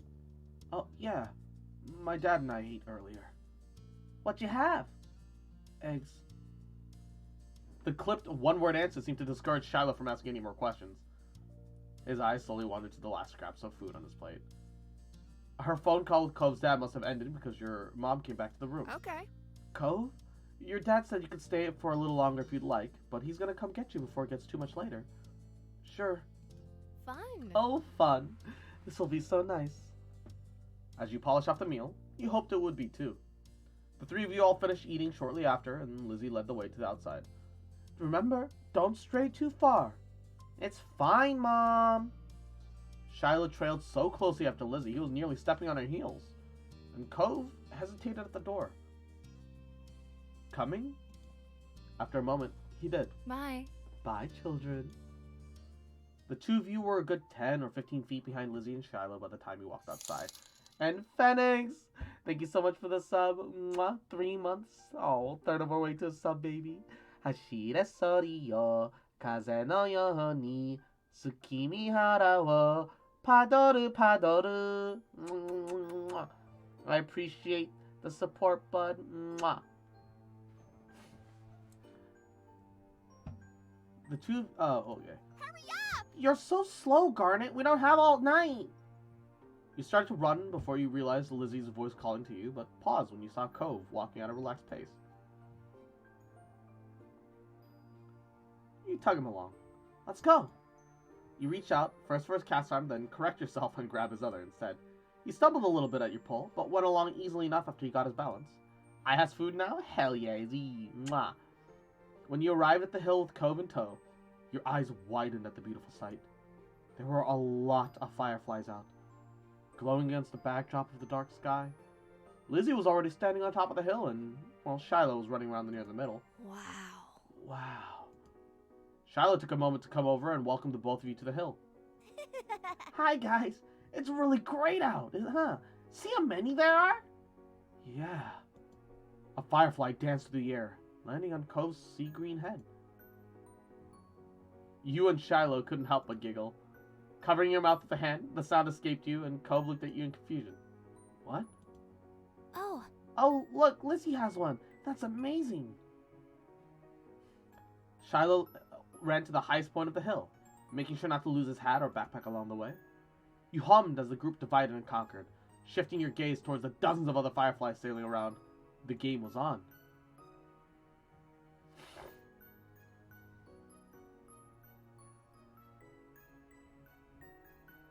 Hold up. Bandage on your thumb, bandage on your palm, 2 bandages on your hand. Bruh. Why am I such an injured child? You were good at not getting cuts or scratches, so you weren't too worried about that.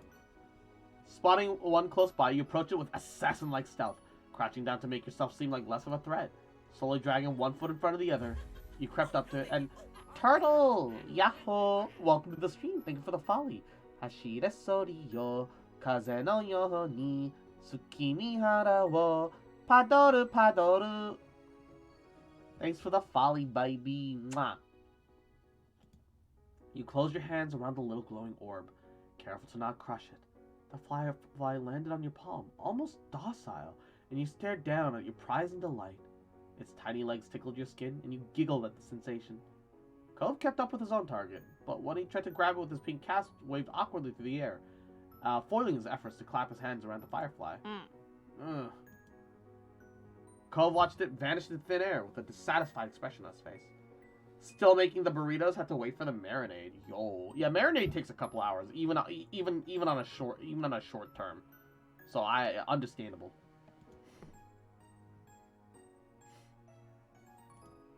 You'll get the next one. Did you catch one? You nodded, and Cove gave up his hunt for the moment, coming closer and peering at the insects still crawling across your palm. You held out your hand, and he leaned closer, eyes widening a tad behind his glasses.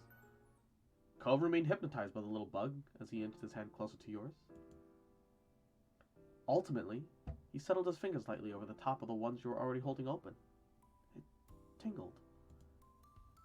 You stayed very still. The last thing you wanted was to accidentally scare the shiny treasure off.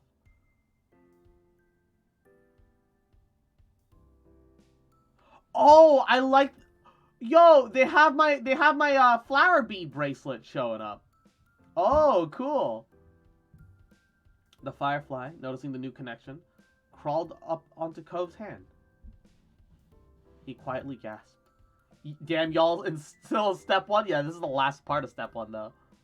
It worked. Yeah, you got one. Cove's lip turned up into a slow smile, and his eyes shined brighter than the bug. Thanks, Garnet. With a laugh, he gave the palm of your hand a friendly smack, performing an awkward low high five. And hungry, Anna? You little fucker. Little cute bitch. Mwah. Give me that bully. Little bitch. Little shit. Mwah. Get in the fucking bag. Huh? Get your padaru ass inside this padaru bag. Motherfucker, you little bitch. Little shit. Mwah. Just fucking remember. Motherfucker. Mwah. Drink enough water. Mwah. Get some food. Mwah. Just so you fucking remember, bitch, that I fucking love you. Mwah. Bitch. I ain't never gonna stop loving you. Bitch. Mwah. Sorry. Oop. Sorry. That's okay. Can't keep it forever. You're right. Right. Bugs have to stay outside. Let's get another. I'm gonna sit down on the grass and watch. I think I'll look at everything instead. That's fun too. Okay. He poked the tip of his shoe into the soft dirt. I'll try to get something for you, and we can be even. With that, he made a run for it. You quietly took a seat amongst the flowers. The others were jumping and dashing about, and you saw how many times they succeeded and failed. Shiloh almost tripped a couple times. It was a dramatic show, though all around you it was calm. The lights of the stars and the fireflies surrounded you peacefully. It was a beautiful night. You laughed quietly to yourself as you watched the others, and Shiloh finally managed to catch a firefly between his small hands. His eyes lit up, and when he spread his fingers to take a peek at it, the bug escaped and flew off into the air. Oh! You watched as he pounced after it once more, but your eyes soon landed on Cove, who had failed to catch a firefly yet. You can do it, Cove! Cove smiled, and you gave him a thumbs up, watching intently to see what happened next. While Cove returned to hunting fireflies, you settled back to laying back against the soft grass, watching the poppies swing around you and the fireflies hovering against the vast sky. Garnet, you lifted your eyes to see Cove return to your side. His fist was carefully closed, and he stretched it out to the front of your face. You noticed a small glow coming from between his fingers. I got one for you. Wow. What now? The hand disappeared up and over you. This? You could tell from the way he moved and that his face that there must be a firefly on the top of your head now. You laughed, and it probably flew off, though. But that made you laugh more. Thanks, Cove. Come on! Darn it, Cove, get up here. We're gonna have a race. The shouting caught you off guard. It had been a while since you'd heard from Lizzie or Shiloh. You glanced up to see them both standing on top of the hill again, Lizzie beckoning you with quick hand gestures. If she was like that, you knew there wasn't much room for disagreement. So up the incline you went. From the corner of your eye, you saw Cove was coming up as well. He didn't care for Lizzie a lot, so you thought he might be intrigued just by the idea of the race. Eat the firefly, you would not believe your eyes. You would not believe your eyes. You would not believe your eyes. Hi. Cove. Hi. Cove, you can't roll down the hill. You could hurt your arm again. You'll be the referee for the rest of us. As Lizzie pointed out, Cove froze in place. Oh, it was that kind of race. He frowned down at his cast, and it was the second time it got in the way tonight. It wasn't even the first time she had asked him to be a referee for one of her sudden races. What? Yeah, you'll watch and see who gets to the bottom first. That's important. Got it? I guess. I guess. I guess. The cast was sturdy, and if he was careful, he could have done it. Lizzie might have just been looking for a reason to make someone else referee, but it was already decided. Alright. And Phoenix, almost 4 a.m. Good night, Cross. Mwah. Sweet dreams. You have plenty of sleep, Phoenix. Thank you so much for stopping by. Get plenty of sleep. Mwah. Satisfied with this, Lizzie moved to lay down, and Shiloh did the same. Coasted slightly to the side to get a better vantage point. Seemed like he was taking his newfound referee duties pretty seriously. Countdown! You quickly got into position as well, resting on your side in the grass and tucking your arms close to your chest. 3, 2, 1, go! The three of you took off, letting gravity do the work and rolling at high speed towards the bottom. You squeeze your eyes shut, a delighted laugh leaving you, and consequently allowing a few blades of grass into your mouth. You sputtered, reaching up to wipe them away, and it throws off your balance and sends you careening sideways. Ugh! Ah!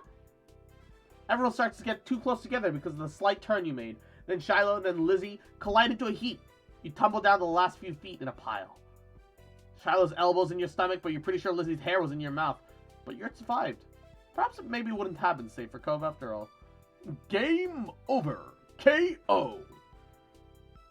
Dark Soul sound, you died. You could hear him laughing in the distance. When you opened your eyes, you saw the starry sky above and Cove still at the top of the hill, staring down at the three of you with an amused look on his face. Hey, cool crash! I think Shiloh's the first one at the bottom. That didn't count. We need a redo. Kids, it's time to come in. Ugh. No. You sigh, not knowing if it was from contentment or exasperation. Then you close your eyes again. It had gotten late, and it was beginning to feel just a bit chilly as you made your way up the hills. But the cold in the air hadn't dampened anyone's spirits. The four of you walked back home together, side by side, down your neighborhood street, discussing the evening, with each person trying to prove that they were the one who caught the most fireflies. You knew that whoever really did catch the most didn't matter much anyway. What mattered was that you all had a good time, which, judging by the smiles on everyone's faces, you did. That's everything. And then, summer ended. I'll never get tired of that view. You stood beside your moms, Lizzie and Cove, as the five of you watched the sun dip into the ocean somewhere far, far away. You like to imagine cooling off in the water, resting itself before getting ready to shine brightly again tomorrow. That was a fun day. I didn't know they had magicians on the shopping street now. Neither did I. Oh, we are so dull. Let's go out more. You didn't do any real magic, Mom. Well, how did you figure that out? Duh. 'Cause I know. That's not what real magic looks like. No, Lizzie, dear. There's all kinds of magic in this world. Lizzie gave Mommy a suspicious look, but didn't dispute the claim. You looked over at Cove, who hadn't said a word since you started home. He didn't look upset, though. Just content. And you are aware that he hadn't quite warmed up to your parents. Well, can't sit out here all night. Time to hurry up and get cooking. Who's helping with dinner? Lizzie immediately let out a groan. Ugh. Mom, summer's almost over. The protest was obvious. You could practically see school on the horizon, and you certainly didn't want to spend the last bits of freedom cooking dinner. You couldn't do that any other day.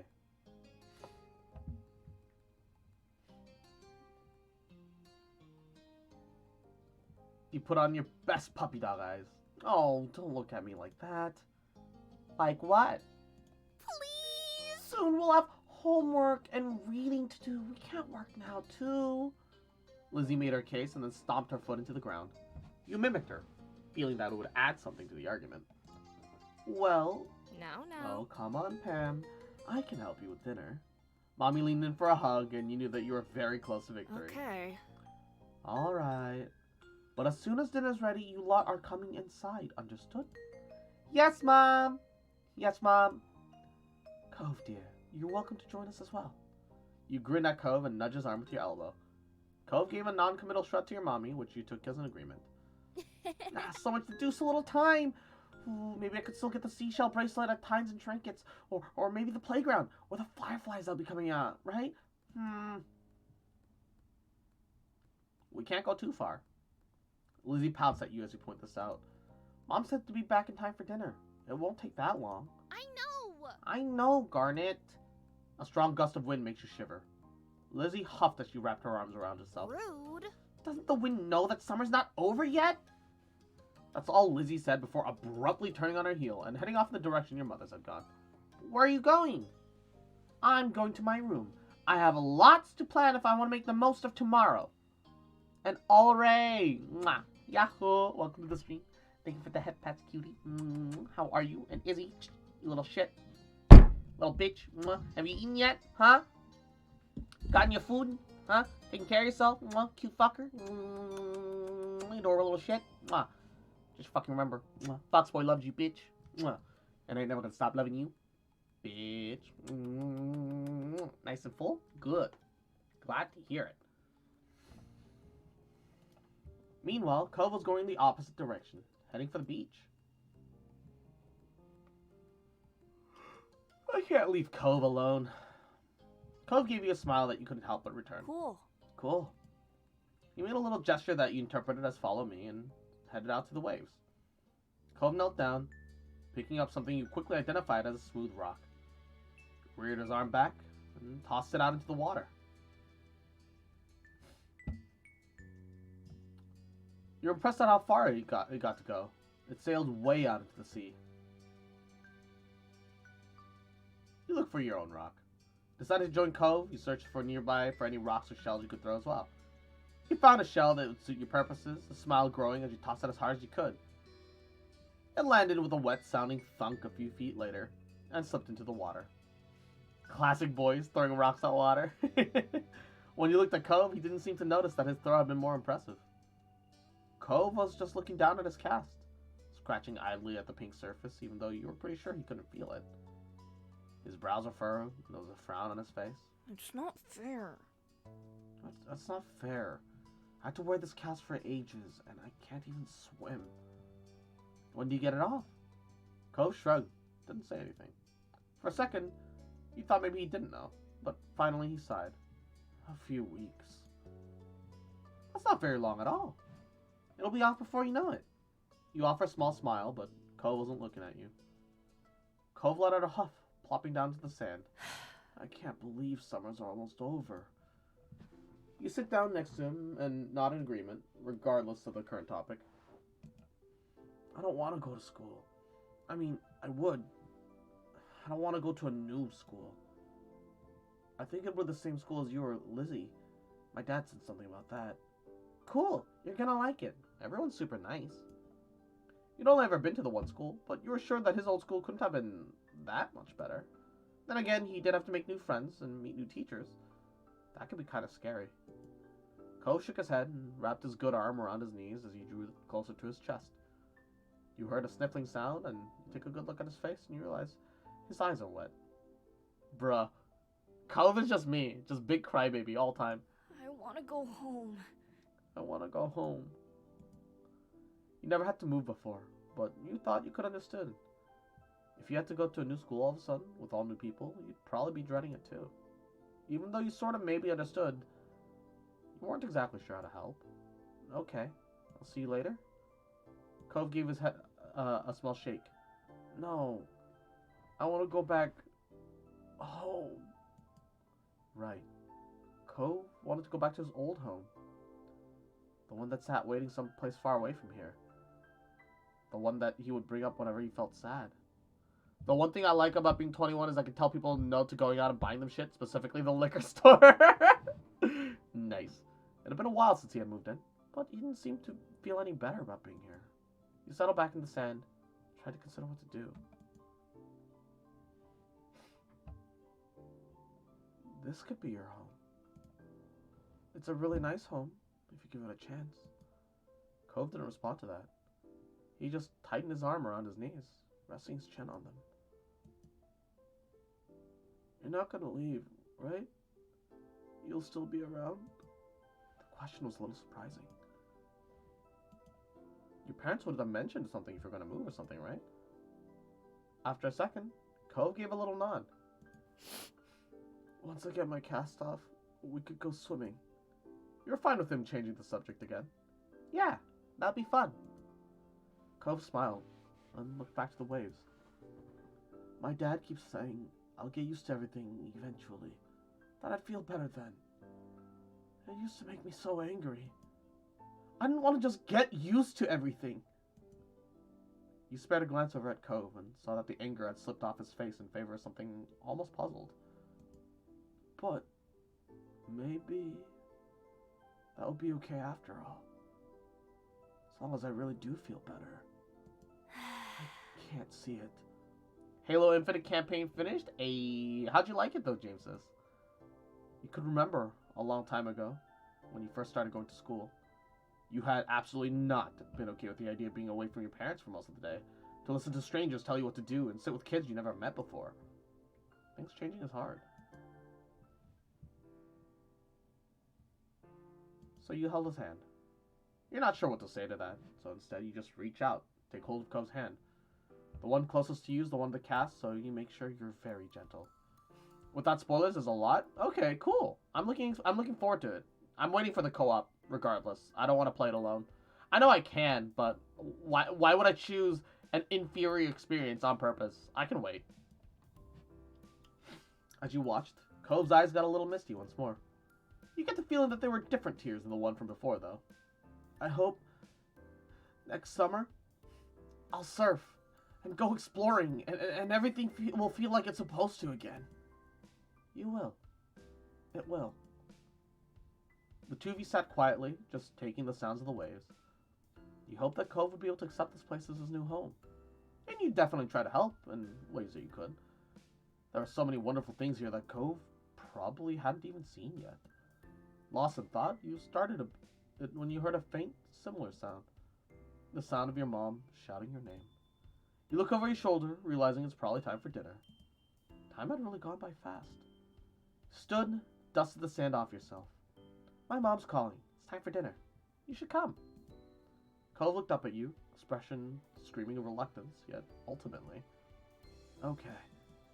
When you smiled, Cove returned with one of his own. Garnet. Garnet. Thanks. It was nice where you were right then. But the two of you couldn't stay there in your own little world any longer. You were being called forward. And James's little shit. Little bitch boy. I'm glad that you enjoyed your Halo experience, motherfucker. So don't spoil it for me. Cute bitch. Little shit. I'm just glad you had a good time. Equinox came across a couple bugs, but I hope it went good for you, huh? You cute little fucker. Now get in the fucking bag. Time to get your little Padoro ass inside the Padoro bag, motherfucker. Cute bitch. Little shit. Just fucking remember. Fucking love you, bitch. So the both of you ran off towards your house, leaving the waves and summer behind. Yay! Step 1! Dude, 5.5 hours to get through step 1 with all the DLC. There's 2 more steps in between.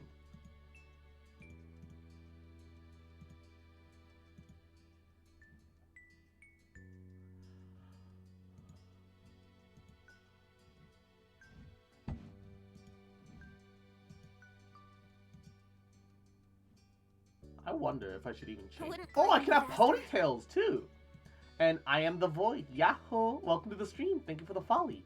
Hashire sori yo, kaze no yoho ni tsukimi hara wo padoru padoru. There's 3 more steps. Ah, naruhodo.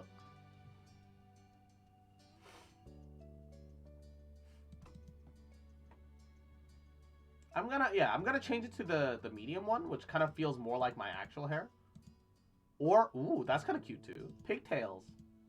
Pigtails is also cute. Braids is nice. Wavy, blunt. Blunt is like literally exactly my hair though. Oh, I can have a little hair twist. Oh, these are cute. What the fuck? Why are these all so cute? Scrappy. More pigtails. Wow. I can't decide. Bruh. Why there's so many options? And gotta stretch.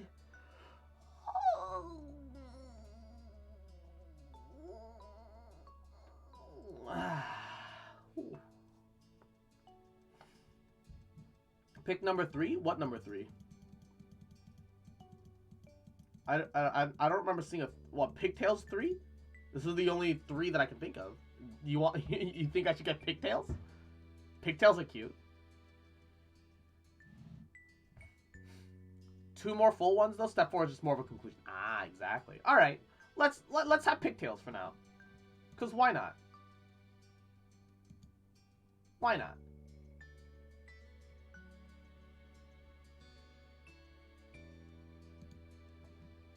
Yeah, let's rock it.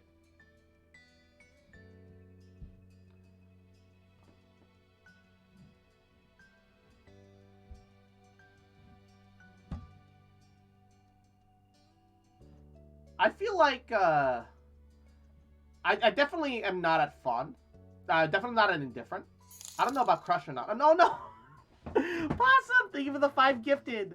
Hashire sori yo, kaze no yo ni, tsukimi hara wo, padoru padoru. Hashire sori yo, kaze no yo ni, tsukimi hara wo, padoru padoru. That's 2. Hashire sori yo, kaze no yo ni, tsukimi hara wo, padoru padoru. That's 3. Hashire sori yo, kaze no yo ni, tsukimi hara wo, padoru padoru. Hashire sori yo, kaze no yo ni, tsukimi hara wo, padoru padoru. Mwah. Thank you for the gifted subs. Paddle those asses all the way. Hell yeah, baby. I don't know about crush, but I like fun, and I can't be indifferent. So fun is fine. Won't be able to change it until step 3? Wait, hold up. What age group are we in right now? Is this teens right now? Are we teenagers already? Joto, are we teens or adults? If we're teens, I'm going to switch to crush. 12? Feel like that's a little premature. Alright, I'm going to do a poll. We're going to do a poll. We're going to let you guys decide. Super short. Super short. New poll.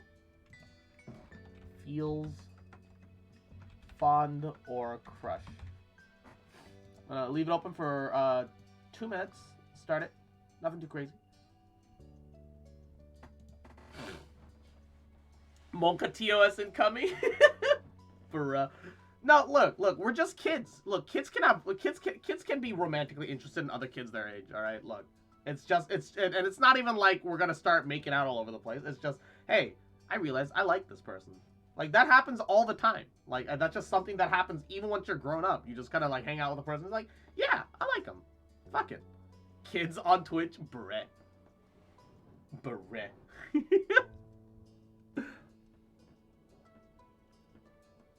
Yo, Cliff is daddy, alright? Cliff is daddy.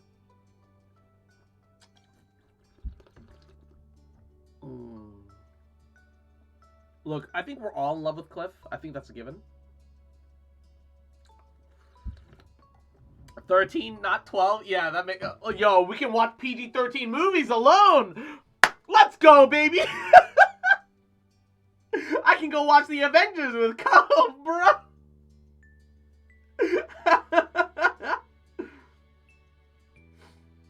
Look, I'll throw myself onto a cliff, specifically onto a shirtless cliff, specifically onto a shirtless cliff without pants on, specifically onto that.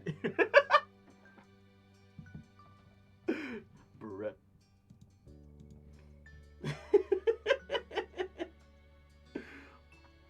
Dude, Cliff is like the fucking spiciest motherfucker I've seen in a VN in a while, man.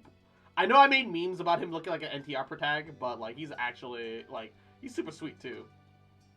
All the time skips are 5 years. Ah, I see. Naruhodo. Naruhodo. Oh, so we were 8 the whole time. I assumed we were like 7, 6, but we were 8. Lizzie made such a big deal about being double-digit age that. Oh my God, it's a tie! All right. I'ma stay at fond then, because nothing specific has changed. We're staying fond.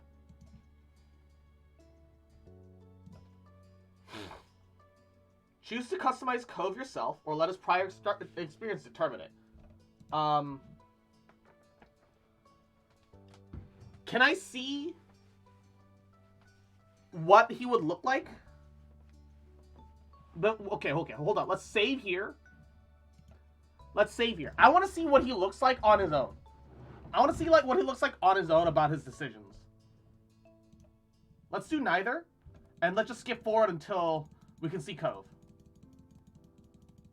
And then I'll reload and then properly go through everything and or go through, yo, sis looks good. Sis grew up. Come on.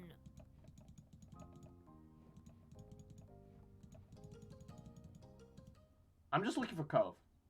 You can still scroll, yeah, that Thanks. too. Oh, yo, I like Mom's news do. Mom looks great. Oh. Oh, Mommy became Ma.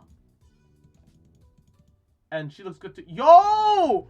Cove's a cutie! What the fuck? I'm okay with it as it is right now. But bruh, okay. Alright. I'm pretty happy. I'm pretty happy with the way Cove looks right now. I think we're gonna load just to see what we could do. I'm just gonna load to see reload save, exactly. I'm gonna see what we could change. Oh shit! So his current appearance is the default that he is right now, huh? Oh, you know what? That's fine. All right, let's see what we could what would be different though, right? I very much like Hair 2 already. He only has 2 options. Hair 2 is great. Oh, he can grow out of glasses? I guess contacts. All right, yeah, let's do no glasses. He only has 2 shirt options, which is fine. I like the extra chest, you know? That shows off more confidence from him, I think. And that's cool. He can have or not have a bracelet, so he's kind of like me. He can have something on both ends, technically. But instead of...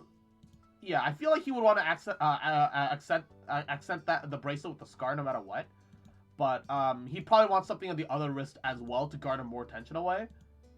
And so let's put up another thing there. I don't know if he wants a... Yeah, he's better without a necklace. Pants? Yeah, look, he looks clean. Dude's got the drip, alright? He's got a casual personality, which is cool.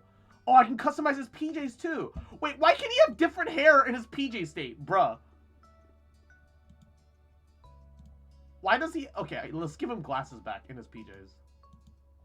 Yo, I like the shirt. Jacket. Yo! Yo, the pink drip, though. Yo, that drip, though. Done.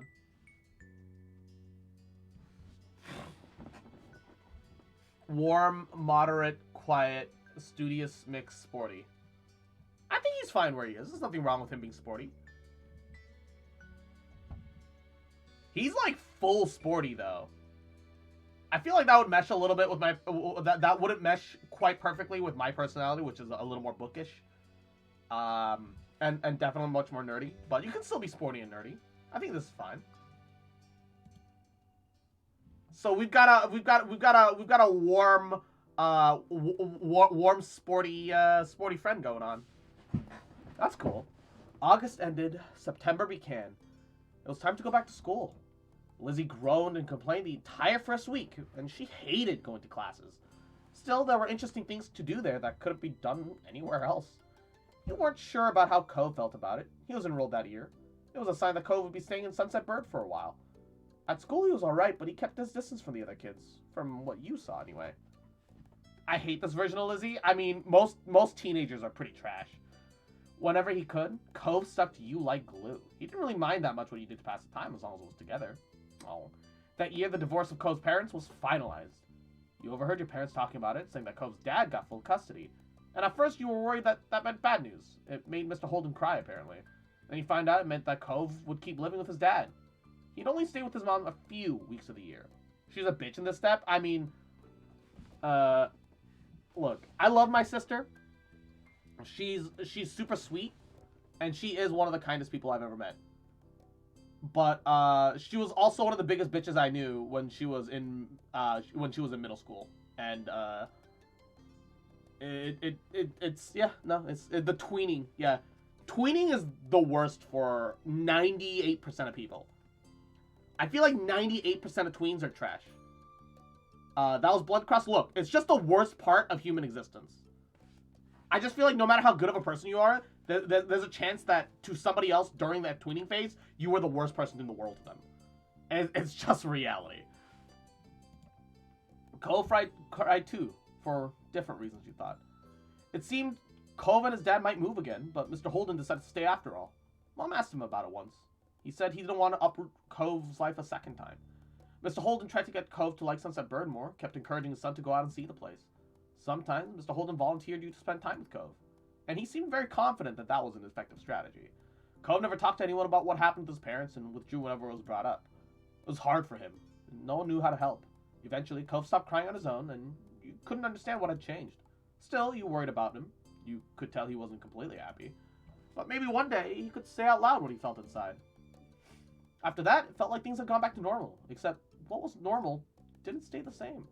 Years passed, and suddenly you were in middle school. You weren't a kid anymore, you were 13! That officially made you a teen, even if your sister didn't agree. The toys and crayons that used to litter every free space in your room had been packed away somewhere, replaced by new hobbies. There were other changes, too. Cove's cast got taken off. It was weird seeing without him eventually. Initially. Underneath that pink plaster ended up being a long, thin scar that snaked up his forearm. Cove's chest puffed out in pride, though, whenever someone drew attention to it. He also went through a major growth spurt. He was the tallest kid in his class for 2 years in a row. Cove probably hold that spot next time, too. In class, people knew him for more than just being tall. He stood out because of how well he did in gym and other athletic situations. Over the years, he also kept opening up more, and you started talking amicably with other kids and neighbors from time to time. And, well, the only kid that came to visit the neighborhood when you were little, Shiloh, well, he was gone. He and his mom moved back south because of her work, just a year after Cove came to Sunset Bird. It'd been really upsetting when he left. Lizzie was actually inconsolable for weeks, but nobody talked about Shiloh anymore. It was a long time ago. Fuck Shiloh. He was such a sweet kid, though. You learned some heartbreaking things became less sad the further away they were, even if they never really got better. That was sad in its own way. Things at home were different, too. You still lived in the same house and all that, but it wasn't like how it was before. Ma dyed her hair purple, wanted to try something new, and liked it so much she kept dyeing it. Lizzie lost her shrimp, exactly. No wonder she became such a bitch. You remember calling her mommy as a kid, but something like that seemed awkward nowadays. You're a bit too old for the word now. Lizzie felt too mature for her nickname too, so she insisted everyone call her Elizabeth. So you did. Your moms gave her permission to go to places other than the playground and shopping street, which she took advantage of. Honestly, you rarely saw her around the old neighborhood. In fact, she hardly spent time with you the way she did before. Elizabeth instead associated more and more with girls from school who were her own age. Yeah, that's the other thing that I struggled with during middle school, especially, I felt. People, like, made such a huge deal about that 1 year difference. Like, bitch, you are the same fucking person at 11 and 12 and 13. Don't fucking pretend. Don't pretend like, oh yeah, I had my birthday yesterday. I'm 13 years old now. That makes me better than you. Bitch, shut your dumb ass up. You're still failing fucking you're still failing fucking algebra. Bruh. You haven't changed. Maybe the difference between 13 and 15 was greater than the difference between 8 and 10. Nah, there's like no difference. Bruh. You started befriending new people like yourself, like Derek Suarez. He didn't live in the neighborhood who worked at the same school. What happened was between his and Clove's dad struck up a business partnership a few months ago, actually. Since then, Derek pops up in the area now and then, and seems Mr. Suarez was happy to let Derek tag along for his work if Derek had time for it.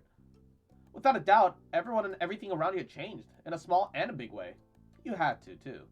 And as time went by, it was easy to settle into this new normal. Then, before you knew it, school was over. Summer vacation had come again. What is that? HCWI023G? What is that supposed to be? Does anybody know? Oh shit, I have my own PC. Yo, my moms are the coolest. My moms are the best. It was the first day of summer vacation. Sun was as hot as ever, but you were inside and away from its harsh rays. To be more specific, you were wide awake and about to head out to enjoy your time off. You made sure to slather on a generous amount of sunscreen so you wouldn't get burnt. You're looking in the mirror, studying the clothes you'd thrown out, when your bedroom door opened without warning. In the reflection, you saw Elizabeth raise an eyebrow. Have you been staring at yourself this whole morning? Dude, I'm gonna go full Gyaru for Elizabeth. And G7's not here to enjoy it. Good morning, Elizabeth. She ignored that, crossing her arms over her chest with a disgruntled expression. Clearly, she hadn't come in just to see you. Mom told me that your friend's at the door. He brought home some happy summer gift from Mr. Holden. Mom wants you to take it from him and say thanks or whatever. Come on. So come down already. Yeah, be right there. Elizabeth said nothing else and left, having done whatever was instructed of her. Now focused alone, you focus on the mirror once again.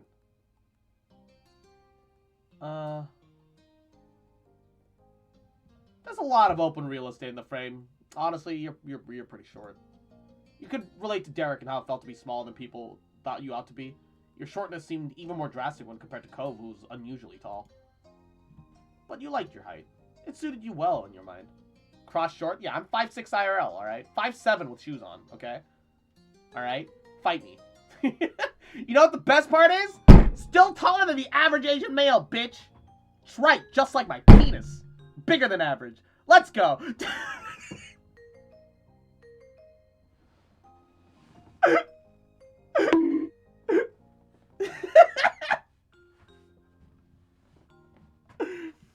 It's suited you well in your mind. The fact that he says height with shoes on tells me that he's a short boy. I'm technically like 5'6" and 5'6" and like a half inches, but I just say 5'6" because whatever. Dude, I don't give a shit about my height. It really doesn't matter. Then you put the finishing touches on your outfit while ruminating on the situation. Careless as they've been, Elizabeth's words piqued your curiosity. You were planning on going over to see what Ko was up to, so this worked in your favor. Your reflection grins back at you, and you're looking forward to seeing him. You left your room, taking easy time down the stairs. Do you know your height when you measure standing on tippy toes? Fuck no. Who would know that? That's weird. Why would you measure specifically how high you could tip on your toes? That's fucking some insecure bullshit. It's creepy, actually, low-key. Bruh. You spotted Mom first, reclining on her couch, held a magazine in her hands, which she was perusing through. Morning, Mom! She looked up at you, greeting, a smile instantly appearing on your face. Thanks. Look at her! She's glowing. Mom is glowing, and I love her. I love her bun. She's got very nice ears, too. Good morning, Garnet. Thank you for coming down. Ma's at the door with Cove. He can't stay over today, unfortunately. Why don't you go and thank him before he leaves? You nod and make your way over to the front of the house, just as she said. Ma was there making conversation. She must have heard you, because she looked over her shoulder. Oh. Look who finally made it. Morning, sleepyhead. Ma reached forward, and you knew she was about to pat you on the head. She was taller than an average adult woman, so at your height, you were absolutely tiny in her eyes. And you happily let her do it. That type of small affectionate exchange was nice. She placed the whole of her hand on top of your head for a second before lifting back up. You're the last one down today, you know that? By the way, what happened to the Haven game? I got attached to those two. Oh, Una is busy today. So that's why we're playing this today. Tomorrow we're gonna be playing some Jackbox with some of the mods and a couple friends. But I'm thinking that I'll make Our Life Sundays from now on, and then I'll just do shorter streams. Because today I'm streaming a long stream because it's Saturday and I'm vibing. But we can get through Our Life in smaller chunks for Sundays. I think that'd be nice. Sorry about the wait. Oh, there's no need for that. What matters is that you're here now. With a small laugh, Ma stepped aside. I'm working during the day, though. Oh, I'm sorry. Mwah. Koval just as you remembered. Exactly how you came to know him to be. Wait, why is he suddenly wearing glasses? I took off his glasses. Joto? Joto? I took off the glasses. I like seeing his eyes. Do I have to take... The only thing that had glasses on was his pajamas and his jogging outfit. Why does he have glasses on now? I'm sad. Bruh. He leaned uncomfortably to the side in your doorway as his bushy hair covered part of his face. His features were pinched in embarrassment as he shifted from one foot to another. He was holding the much talked about gift. At first glance, you figured it must have been a bouquet of flowers, then you gave it a look. No, it's carefully cut fruit. It made a lot of sense he was actually from Cove's dad. You had to suppress a laugh at the showing. Couldn't imagine many folks buying that sort of thing for their own personal enjoyment. That kind of arrangement was built for the presentation, likely to impress whoever was inevitably going to receive it. It seemed no matter how long he lived here, Mr. Holden would keep going out of his way to be neighborly, and Cove would always get roped into participating. Cove smiled at the sight of you. The sting of his goofy errand was clearly embarrassed beyond ease. Hey, Garnet. You smiled back, second nature to you. Cove had always been such a close friend ever since the two of you were kids. Hey, it's nice to see you. Yeah. Yeah, you too. Your grin widened even more. Every time he came, your mood was brightened. It was already shaping up to be another long summer, with plenty of time for the two of you to have fun together. His awkwardness over the task started to creep back in, so Cove nudged the gift closer to you, ready to be relieved of it. And with that, the gift was accepted. I hope you and your family like this. It's a pretty good gift, I think, anyway. He smiled earnestly. Dad had a lot of time picking out the best size and design. There were actually so many options to choose from. Aw, thank you. You're too cute sometimes. Garnet, just thank my dad for all this, okay? Alright. Mr. Holden's behavior was really different from any neighbor you'd had. Though after 5 years, you had become used to his antics, and since you made up your mind on what your opinion was, he was nice. He was great, and kind of handsome to boot! Woo! Though there were some things people didn't like about Mr. Holden, he didn't mind. He liked him quite a bit. And even if he was Cove's dad, you couldn't pretend like he wasn't a nice-looking guy. That was good, too. But it was something you kept to yourself. Your thoughts were quickly interrupted by a shout. Who's this? There you are. You shared a confused look with Cove, and as one, both of you stepped through the open door into the neighborhood street. Didn't take long for you to locate up to the noise. You spotted Derek just a few yards down the road, and he ran up to you. Derek was a certainly welcome guest in your neighborhood. It was a pleasant surprise whenever he showed up. After stopping a couple steps away, Derek hunched over to catch his breath. Then he looked up with a wide grin. Hey. Hey, guy and gal. I was just at your house, Cove, but no one's there. I should have figured you'd be at Garnet's place. Do you ever spend time in your own home or away, or you're always just there? Derek laughed at his own joke. He either didn't notice that embarrassed Cove, or the embarrassment was what he was actually laughing at. Derek turned to you and was going to say more, and his eyes widened and he gasped. What's that? You followed his gaze unsure, then you realized what you meant. You were still holding Mr. Holden's gift. This? Oh, it's kind of like a bouquet of flowers, but made out of fruit. Nice. Nice. Can I have some? Sure, we can share. Derek grew more excited by your words, bouncing on the balls of his feet. Awesome. Then he nodded his head as if to clean it. Oh, anyway, that's right. I came here because I needed to say something big. He paused, possibly for effect. There's some other kid here in Sunset Bird. Hello, it's me, Fischl. Hello, Fischl. Mwah. How you doing today, cutie? Welcome, welcome. Do you remember me? More or less. Fucking Jeremy? Oh no. I do recall the name. I do recall the name. Cove was as surprised as you were by the news. Such a reaction made sense. No one around your age had moved here since Cove did, like 5 years ago. Were they with their family? Maybe they were cutting through. Nuh-uh. New kid was all by himself, just walking. Did you talk to him? Nope. Nope. I came to report the sighting right away. The kid had green hair, glasses, was pretty small. Seemed really upset about something. I hope he didn't leave. You blink. Slowly, you look over to your longtime neighbor. That sounds a lot like you, Cove. When you first got here, anyway. It kinda does, doesn't it? That's weird. He sounded almost fond, a small smile playing on his lips. Derek snickered good-naturedly. I can see that really well now that you say so. What do you say? Let's go find Clove's lookalike. We should all meet him. Sure. I'll do it. Sure, I want to see who this person is. Derek grinned. Then he pointed down the street the way he came. And Izzy, thank you for the alert. Last I saw him, the mysterious visitor was going in this direction. Nothing needed to be said. The three of you were off, with Derek leading the way. Derek brought you to the beach, and as a trio, you made your way down the shore to the old playground. You walked the familiar path in a comfortable silence. When you were almost there, you spotted the kid in question. His bright colors almost shone like a beacon beneath the rays of the sun. He scuffled around, kicking sand as he paced. It was true. Certainly seemed upset, but he didn't think it was sad like you originally pictured. Nah, with his erratic movements, scrunched up expression, he came off as angry.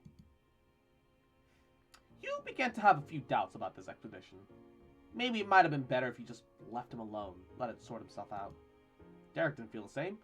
He waved wildly, calling out to the boy. Hey! Over there! The kid whipped around. Oh my god! The bowl cut! Bro!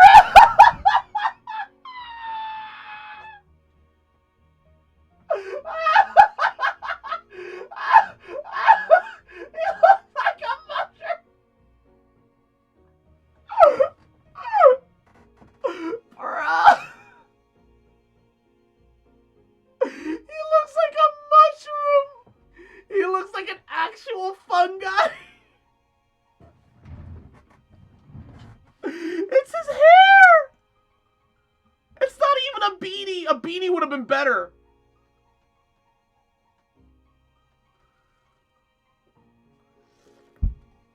A beanie would have been better! Oh my god, that's his actual fucking hairline. Jesus. Watch Cross's jaw drop when this kid hits his glow up. I would hope for him to have a glow up because this is pitiful. This is such a rock bottom that he can only glow up. It can only glow up. The kid whipped around, an impressive scowl carving deeper onto his face. His eyes were tired, but a strong hostile energy still radiated from him. What? What? What is it? What do you want? The sharp tone made Derek flinch, and he shifted on his feet. What's your name? Jeremy. Was that it? No. No. I'm Derek. That's Garnet and Cove. We're just walking around. Saw you. Want to say hi. There aren't a lot of kids in our age in the neighborhood. Yeah, so you know, it's cool to see someone else here. Strangely, Jeremy grew furious by your response. If steam could erupt from a person's ears, what would have happened then? They did bring you somewhere stupid, of course, I knew it. What? My parents. My parents. They're the ones who brought me. I didn't walk to this town. Can you not figure that on your own? Right. Right. My dad brings me to Sunset Bird too when he has work. When he's come for work and all that stuff. It's not too bad. That earned him a glare from Jeremy. Derek winced beneath it, glancing away. It's a bit of a struggle to remain friendly with this Jeremy guy. Dude's malding at 12, bruh, right? I mean, I wouldn't want to come here for a real vacation, probably, either. That's an understatement. This doesn't even count as a vacation. It's a waste of time. A chore. My parents' family's nearby. We just have to come see them. Ugh. If they're your parents' family, doesn't that make them your family too? I guess. I guess. That's a pretty good reason to come by. Did you want to go somewhere else? And Kermit! Mwah! Yahoo! Welcome to the stream. I hope you're having a goody day. How are you? No! Jeremy crossed his arms with a huff and turned away. They should have gone by themselves, but since they cared so much and left me at home, but I'm not allowed to be by home by myself. Pfft. It makes no sense. They're the ones that don't know how to do anything, and I'm the kid?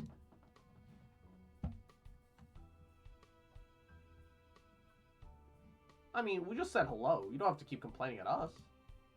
Wow. Why did you decide to talk to me, huh? Did I ask for that? No. Did I want you to come over here flapping your gums about me some dumb stuff? No. Now you're gonna whine that this is what you wanted. Too bad. It's not my job to care. You turned to Cove, lowering your voice. You know, the two of you aren't that similar after all. Jeremy must have had good hearing, though, because he caught the private exchange and scoffed. Stupid. Of course we're not similar. My eyebrows aren't stupid, bruh. He just called out Cove's fucking whack-ass eyebrows, bruh. At least Cove's actually good looking. This fucking pale-ass nerd. Cup noodles. Cove's cheeks flushed crimson at the insult. You couldn't be sure if it was out of embarrassment or anger. Maybe both. Come on. How can you say that when you've got a bowl cut? Yep, it's embarrassing and awful. But my parents made me. I won't have to have it when I'm older.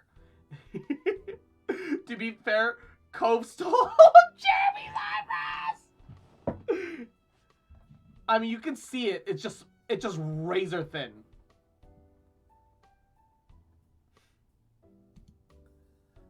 I don't know what he's gonna do with those things, except maybe shave them off.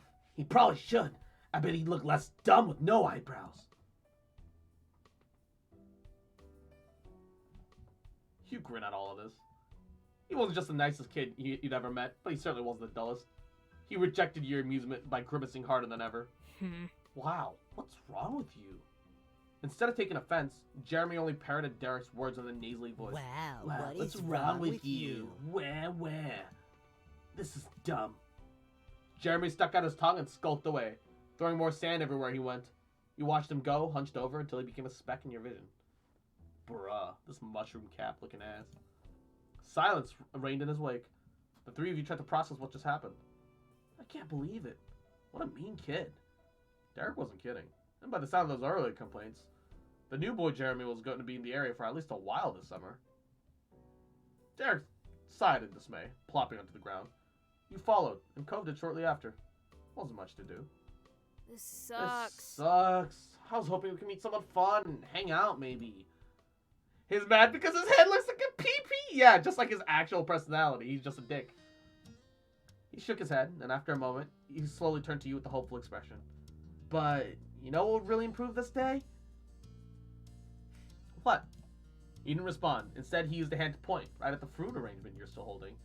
You had honestly completely forgotten about it during the mini-drama that unfolded, and had gotten used to the wait. Glancing over to Cove, you noticed he was eyeing the fruit, too. He must have wanted some. Why not? Let's eat. Derek perked up immediately at your words. He reached for a skewer, hesitating slightly once he was inches away. Sure? Are you sure? You nod. With an eager grin, he plucked out a prime row of fruit. Cove grabbed one for himself after him. Only you were without a skewer of your own. Strawberry! The strawberry was a bright red and beckoning you. It was the obvious first choice. Derek ate a pineapple skewer enthusiastically, finishing a movement. This is amazing. It's nice. It tastes pretty nice. And this fruit kebab thing is fun. I swear to God, if you say kebab in chat right now, I will fucking... hey, you do remember the Land Before Time? That fruit thing makes me think of it. Like, all the dinosaurs, like, all the leaves that were shaped like stars. Tree stars. Yeah. Yeah, chopping leaves always looked so delicious when they did it. And there was that scene with the pretty trees and all the dinosaurs came in, picked everything off, and there was nothing. That was us right now. Awesome. Oh, I love that movie. Land Before Time is a treasure? Absolutely. I wish they would readapt the movie with like more modern like animation styles and stuff. Like I think it'd be neat. I don't want them to like change anything. I just like a fresh like coat of paint. I think it'd be cool. No. Leave the movie entirely the same. Just newer and like just fresher animation. I don't know. I like a fresh coat of paint here and there. But I know that's not everyone. The three of you continue like this for the next few minutes, and eventually the display is barren. It kind of looks weird when devoid of fruit. Its animation is a part of its charm. Yeah. I mean, I'm not denying that. I just want to know what it would look like. You know? I'd like to see it with a fresh coat of paint. Every once in a while, I just feel that way. It did help make you feel better. And Derek was right. So good, you're already brightening up from the earlier drama. Hey, Garnet. Yeah? The two of you met eyes casually. So... That was pretty cool, what you said back at the guy. Oh, thanks. I was just saying what I thought. Derek chimed in while in high spirits. You totally owned him. I don't know what his parents say, but it's good at least someone's around to tell him what's what. Yeah. Derek then leaned back on his arms, contemplated the sky with a content sigh. So, you both ready for summer break? Yeah. Cool on you. Wish I could say the same. But it feels like there's a lot to plan for. What about you, Cove? Are you ready? I think that depends. Before you could say anything else, the light atmosphere was shattered. Hey! Hey, Garnet! You glance over your shoulder to see your sister. She strode closer and closer, appearing none too pleased. I've been looking all over for you. Mom said that you and Cove ran off the thing Mr. Holden brought for us. She leered over you with her arms folded. So, where is it? Well, it's gone. What do you mean, gone? You move over to the side to face it completely. She zeroed in on the bouquet with your hands, which is now populated exclusively with skewers dripping in juice and tiny flecks of leftover fruit pieces. Her mouth dropped open and the tone of her voice rose. What? Seriously, Garnet? What were you thinking? It was supposed to be for all of us back at home. She glanced at Cove, who sat behind you, and continued mockingly. Even if you did have an in with the delivery boy, this was up to Mr. Holden. Cove gave you a bent smile of support, which didn't help disprove of her accusations.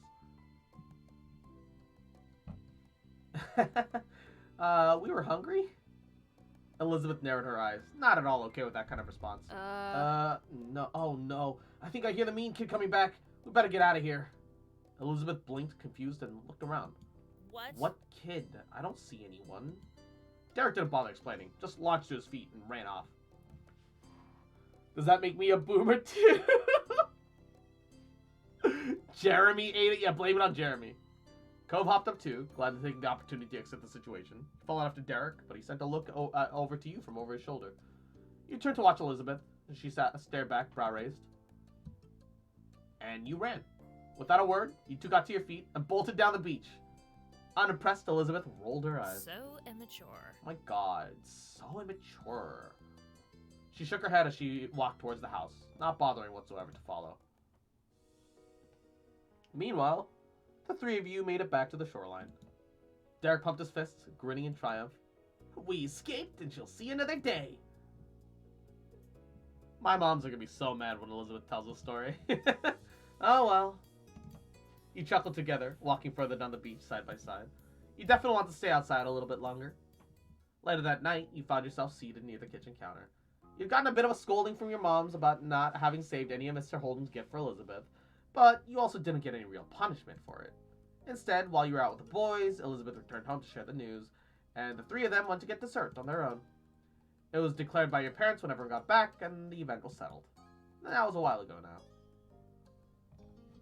Your fingers drummed up on the surface as you wait, your gaze trained on the phone. You're waiting on a call tonight, specifically from your cousin Leandra. You didn't want to miss it accidentally. Your uncle, aunt, and Lee used to live many hours away. Your family only ever saw each other for a few times a year for big occasions. A while back now, though, they moved and were closer to you than ever before.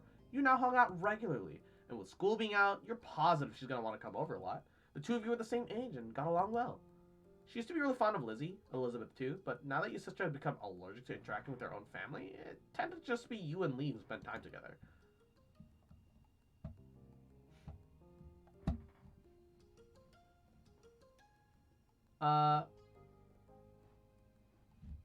Being family helped make you close, but you had plenty of girlfriends. You often gravitated towards other girls and befriended them pretty easily. You also had a lot of non-girlfriends. And what kind of gender someone didn't seem like any real difference in how you got along with them. Then the shrill ringtone announced an incoming call. You jumped before grabbing the receiver and pressing it to your ear. Hello? Hi! Hi, Garnet. It's Lee. Oh, I'm glad it's you. For a second there, I thought it might have been one of Elizabeth's friends. There was static on the other end, as if Lee was shifting wherever she was. So can you believe school's actually over? I thought it'd never be done. Now we don't have to do any of that boring stuff. We get to hang out whenever we want. Speaking of hanging out. Oh, Lee, can you wait a second? Let me head to my room. Oh yeah. Oh, yeah. You got up from your seat at the counter, and luckily the phone's wireless, so you don't have to worry about any cords tying you down. Your mom had a rule about not moving the phone unless a call was in progress, which is why you sat by its cradle waiting for Lee to call. You didn't like it, but it had to be that way. You weren't the only person here. If anyone could take the phone anywhere at any time, it'd be a pretty big hassle. You could easily imagine the receiver having a forever home in Elizabeth's locked room, but now that Lee had called, it was okay for you to go upstairs to your bedroom and talk to her. You made your way up the stairs, smiling, and after you arrived, you shut the bedroom door firmly behind you and took a seat on your bed. Alright, I'm here. Cool. Cool. Hey, did you know? The girl down the street has her very own phone now. A cell phone. She doesn't have to wait for someone else to stop using it or anything. Wow. Really? The thought of someone having a phone that was all their own seemed unbelievable to you. Right? I wish I had one too. But my parents said I couldn't get my own phone until I'm a bit more grown up. I wish they'd changed their mind. Then we could call each other every single day and no one would be able to stop us. How great would that be? What's a computer? Really great. We could stay up late, talking about whatever we want. Lee sighed thoughtfully into the receiver. At least they said I could have it someday. Oh, I can't wait. She sighed dramatically. I bet I'm not going to get one until I'm all the way in college.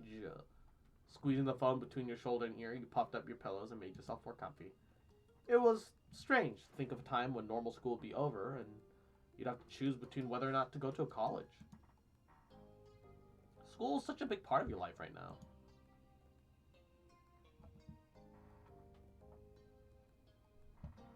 I mean, everything in your class came pretty easily to you. You sucked up information as naturally as a sponge absorbed water. You had yet to worry about school being hard for you.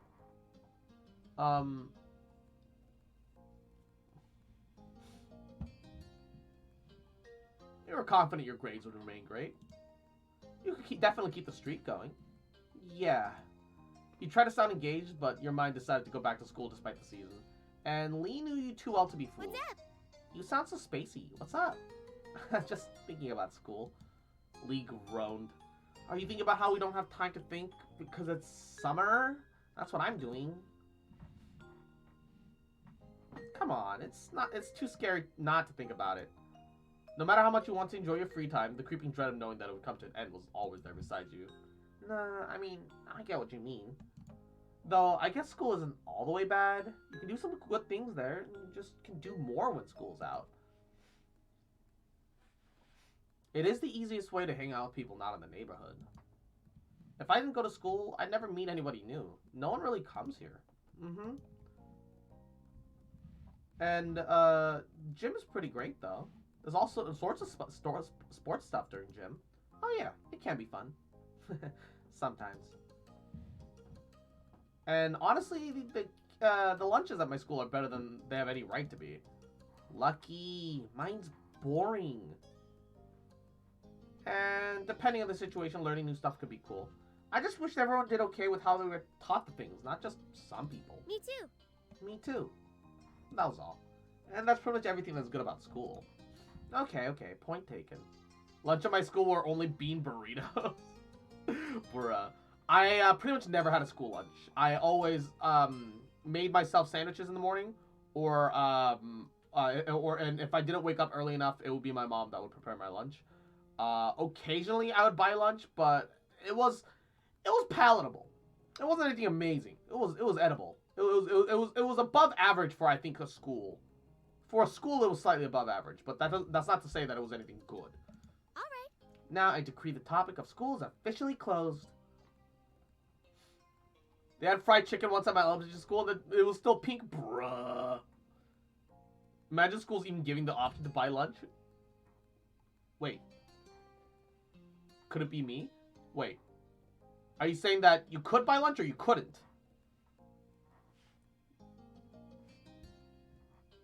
I used Chess Club as a disguise, and then Burger King, bruh, big brain.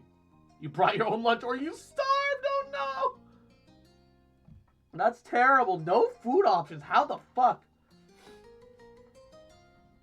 We have to talk about this summer first before we start plotting the rest of our lives. I've got some plans already. Ooh, tell me. I'm gonna visit my cousins. You chuckled, of course. What's something you want to do? First thing that comes to your head. I've got some new art supplies. I can't wait to not try them out. I can't wait to see what you make.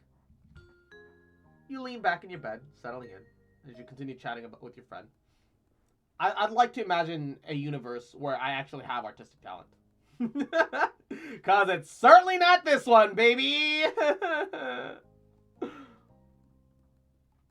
You lean back in your bed, settling in, and as you continue chatting with your friend. Even though it hadn't been that long since you last saw her, and you'd be seeing her soon, you still found plenty to talk about. Not even a vending machine? Bruh. For one, the event of the day, you sat up straighter.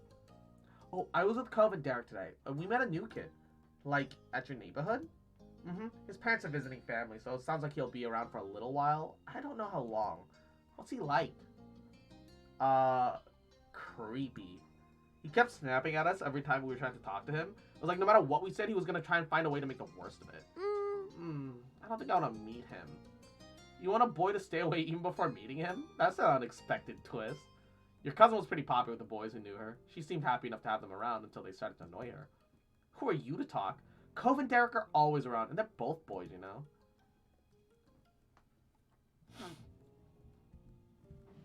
I mean, you weren't exact. I mean, that's true. Leah laughed at your affirmation, deeply amused. Even though she couldn't see, you shook your head at her, grinning to yourself. There was a stomping noise approaching your room, heralding the arrival of your irritated older sister. She flung the door open. A frown etched out on your face. Come on. Oh my god, how long are you gonna hog the phone? Glancing at your watch, you realized that your quick call had gone much longer than anticipated. Elizabeth held out her hand, the other lodged on her hip. She noticed the realization on your face. Time is up. Oh, sorry for being long. Lee, I have to go now. Bye. Okay, see you soon. Tell Elizabeth and your moms I said hi too.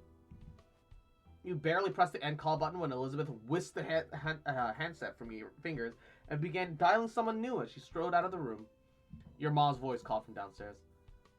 Hey, has anyone seen the phone? I'm using it. And with that, she shut the door behind you. Silence left in the wake. The only way to end your first day of summer break. Sometime later, it had gotten dark outside, and you laid in bed wide awake. Your window rattled all of a sudden, starting you badly. You flinch, staring over at it with furrowed brows.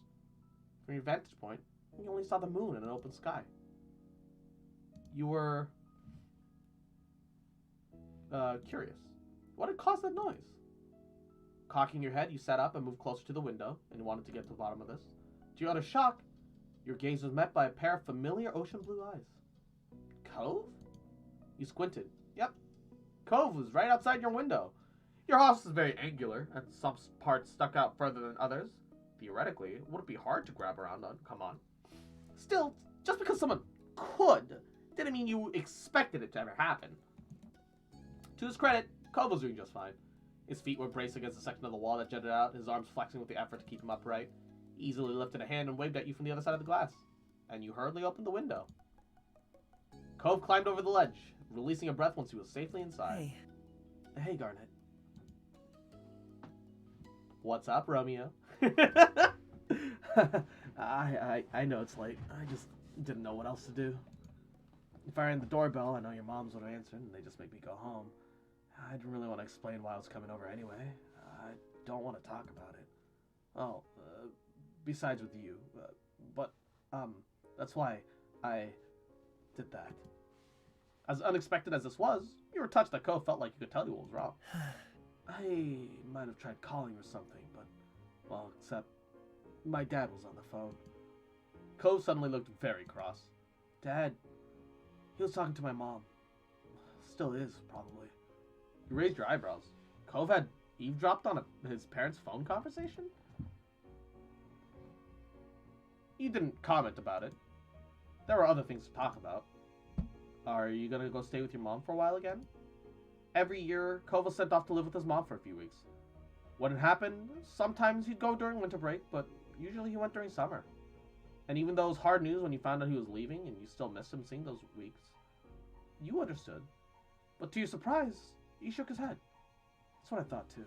But that's not what they were saying. My dad asked my mom to not have me leave this year. He said she could come stay with us here. You waited for him to continue, but he didn't. The conversation abruptly dropped off. You couldn't help but to stare at Cove. There was a complicated mix of expressions on his face. Well, what did your mom say? She told him that she'd come. I know she's coming soon, before school starts. Oh. You heard Cove talk about his mom a lot over the years. He'd tell you about his past memories, or what happened while he was visiting her. Still, it was one thing to hear about someone to actually meet them. Very soon, you're gonna meet Cove's mom in person. You were taken aback by the news, so you could only imagine how Cove felt. You looked over at him, and he was pacing across your room, his features pained with dread. Before, they'd barely stay in the same room long enough to have lunch. And now they're gonna be together all together again? The three of us, after all this time? Even if it's just a few weeks. I know I should probably be happy they can talk to each other now. But I'm still not. I'm just confused and freaked out. And now I feel really bad for feeling this way. Garnet, it's so... His fist tightened. His eyes became misty. I shouldn't keep getting like this. It's been a long time already, and I'm not a little kid. Though he wouldn't meet your eyes, you knew he was waiting for you to say something. There's nothing wrong with feeling bad. I think that is kind of hard to deal with. The tense line of Ko's shoulders seemed to ease. Thanks. That makes me feel a little better. Like, I'm not freaking out for no reason. A momentary silence fell over the two of you. You marveled how the day started.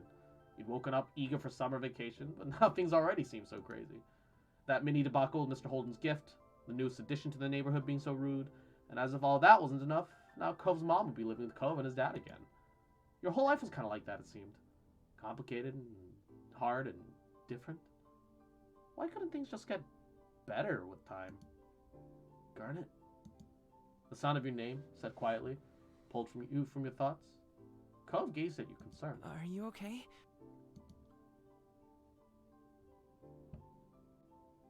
Who, me? I'm more worried about you. Oh, you don't have to forget yourself for me. I want to listen to you too. Get ready to see Cove's mom. She's a mommy. Oh, shit. Cove grinned reassuringly. It was small and delicate, but you knew it was genuine. He had come here, conflicted and upset, only to end up worrying about you. He was a really great friend. You know, I think I don't really want to talk anymore about this. He looked away, his lips thinning into a line, and rubbed out his arms. But I kinda don't want to go back home either. Could I stay a little longer, just doing something else? He appeared equal parts hopeful and vulnerable. How could you possibly turn him away? I got a flashlight and some cards. You in? And of course, you can always stay here, Cove. You held his gaze confidently, hoping your words got across to him. Cove perked up at your response, a smile appearing on his face. He immediately took a seat on your bed, not afraid to get comfortable in your room. You felt a little better at the sight somehow. You saw a lot of worries, but you were glad he was here. And not just tonight. You were glad he came into your life in the first place. That was a change you never want to undo. It felt totally natural to let him into your world. That initial friendship had deepened so much for the past few years that you were certain that there was room to get even closer. You joined Cove in your bed, taking a seat across from him, and he smiled at you again. But you could tell this time it was a bit half-hearted. It was still easy to read. Though he didn't want to talk about his mom and dad, he must have been thinking about what happened and what's about to happen.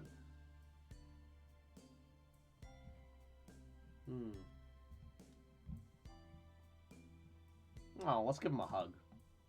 You moved closer, wrap your short arms around him as much as you could. It wasn't much, but you hoped that the contact helped even just a little. Oh yeah, I've heard really good things about Horizon. Cove froze up, startled. But after a moment, his arms came up and he returned your hug. The two of you remained that way for some time. He might have mumbled something to you, but it was too quiet to tell what it was. When he pulled back, his expression had softened to something more natural. Conversation was stilted and broken by silence at first. Then both of you were able to get back into your usual candor.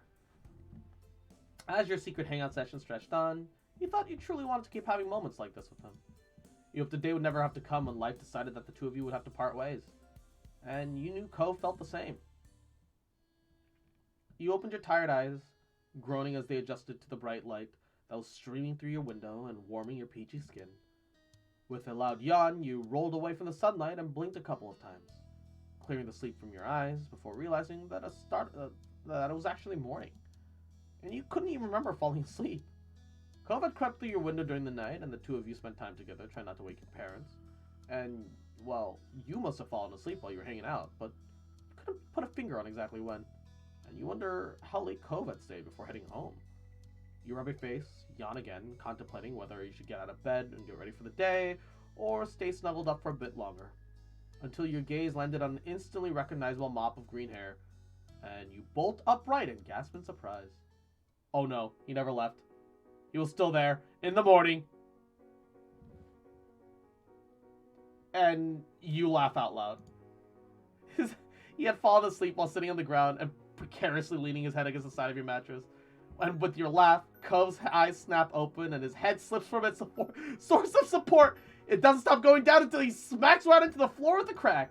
You clamp a hand over your mouth and look at him with wide eyes curled up where he had landed right ungracefully. Ow. Are you okay? You wince at his tumble, hoping that no one else in the house had heard either of your outbursts. Yeah, I'm alright. Posted my Al Pastor cooking? Bro, let's go. Give me a second. Give me a second. I want to take a look at this. IRL pet pictures. Yo! Wait. Okay. You do have foil below it. Okay. I was worried about that for a hot second. Yo, that looks good, though. Bro. Yeah, I'm alright. Cove rubbed at his forehead a little, and you weren't sure if that was entirely true. If either of your moms found that Cove had slept here the night, the two of you would be in big trouble. Cove blinked at you a couple times, his eyes growing in panic as some thought only he could hear settled in his mind. Oh my god! Oh my god! I fell asleep! You weren't exactly sure what to do as you watched Cove pace your room, looking around frantically. Cove's hands flew to his face, letting out a sigh of relief when he found his glasses right where they were supposed to be. Despite that, he hadn't calmed down completely. The atmosphere was still pretty frazzled. It's gonna be alright. You just need to hear before anyone notices you're here. And if they knew, we would have heard about it all already. Cove nodded, his shoulders tense as he fixed you with a firm stare with his turquoise eyes. Letting out a heavy sigh, he ran a hand through his hair in exasperation. Steal his eyebrows? He couldn't look at you again as he spoke. I'll see you later. You were confused about how all this played out, but hoped that it was true. Right. Bye, Cove. At this, you were suddenly wrapped up in a tense embrace. As panicked as he was, this seemed to be something he couldn't forget before leaving. Thanks again. You're a good friend, Garnet. He firmly whispered the words right on top of your shoulder. But you were let go before you had a chance to respond or even fully react. In a matter of seconds, he had climbed over your bed and opened the window. A cool breeze rolled off the ocean, fluttering through Cove's hair and filling your room with its salty scent. Cove fearlessly stepped out onto the ledge. Good luck. Be super careful. Damn, he friend-zoned you? Bruh, no. It's more like I'm friend-zoning him at the moment. He keeps... Look, I hugged him, and he whispered things super quietly that I couldn't hear. And then he couldn't leave without hugging me. Yo, the boy got it. The boy got it, alright? Dude parkoured his ass out of there so fast. Camel Gale! Mwah. Yahoo! Welcome to the stream. How you doing, cutie? You weren't sure if he heard you or not, but he kept going along, one foot in front of the other with increasing speed, until his form disappeared out of sight. You stuck your head out the window as far as it could go to try to keep watch. And he walked the full length of the ledge before jumping down to the top of the garage, lowering himself onto the fence, and from there, to the ground. He threw a thumbs up at a successful climb. Doing good? Hope everyone's doing good as well? Hell yeah, baby. Mwah. He ran off towards his house without stopping, disappearing behind the side of another building. You have to admit, you were pretty impressed at how doable he made that look. With a little sigh, you reclosed your window, deciding that there was nothing more that you could do, hopped off your bed, and got ready to head downstairs for the day.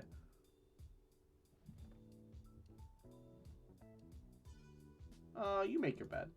It's a habit of yours, straighten up your sheets, smooth over your comforter. I don't do this IRL. Not enough, at least. Fluff your pillows, and stepping back and admiring your work. Took the stairs, slowly attempted to mask your face into a look of innocence.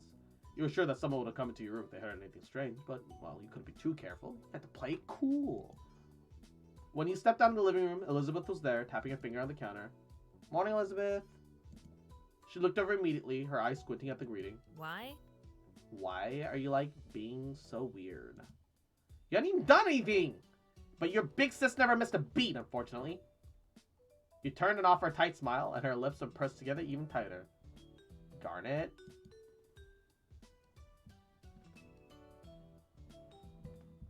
You shrugged it off, though. I'm not. You spoke so nonchalantly. You almost thought she believed you, but you knew better. Further suspicious squinting occurred as you waited for something. But ultimately, she rolled her eyes, and you weren't sure if you were in trouble or not, but she didn't seem to care enough to dig any further. Whatever. Then she walked straight out of the front door, letting it slam shut behind her, and you let out a brief sigh. And Jade, mwah, welcome back. He is a dog who messes it up. Exactly. Elizabeth went out most days to hang out with her friends from school around town. Today, you were extra glad for it, although you were also grateful she hadn't left the house any sooner and risked running to Cove. It looked like you were getting away with that. Breakfast was eaten in peace and alone. Your moms were both out by the time you had gotten up. They had left you a serving of food from the breakfast, hash browns, an omelet, fruit salad, a few sausage links. Took a little bit of everything. It was tasty, and you appreciated there was some variety in the meals your moms made. And the day lazily drifted by at home, and eventually your parents returned. And Ray Ray, couple of head pats. Yeah, for you and for Jade. Jade, I hope your homework's going all right. Hope it hasn't been too stressful. Hope you're almost done. Mwah, mwah, mwah, mwah, mwah. You are doing amazing. You got this. You got this. Mwah. I'm starved. Who wants some jambalaya? Me. I want some. He pulled up in the fridge again, lingering in the frosty air for a moment before grabbing an ice-cold water and taking a long drink. It was a perfect balmy summer afternoon, and you decided to head outdoors, find something to do. Hadn't decided what just yet, but you were sure that something would pop up to occupy your time. And as you were heading out the front door, you paused for a moment. You hadn't seen Cove since he left that morning, and you couldn't help but to think what happened to him. Would it be bad to go over to his house right now, or to call him to check in? You step out of your house, still stuck in an internal debate, and when a voice catches your attention. Hi. Hi, Garnet. Confused, you look over where an unrecognizable woman was waving at you. A friendly smile plastered on her face. Mommy? Mommy? Sorry? Mommy? Sorry? You rack your memory for where you might have seen her before, but nothing came to mind. Not from your school or from the country club that your moms took you to. You had absolutely no idea who the woman was. The woman crossed the road towards you, and you're a little unsure whether or not you should stay back or go back to the house and lock the door. Oh, I'm sorry. Was that too presumptuous? Oh, I've heard about you, but you have no idea who I am, do you? Mommy? Sorry? Mommy? Sorry? Mommy? Sorry? Mommy?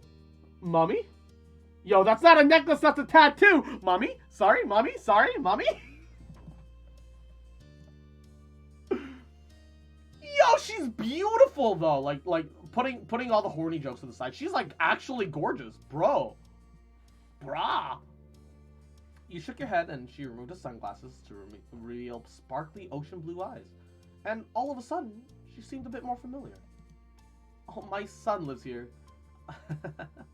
And my ex, too. Yo, the half-lidded.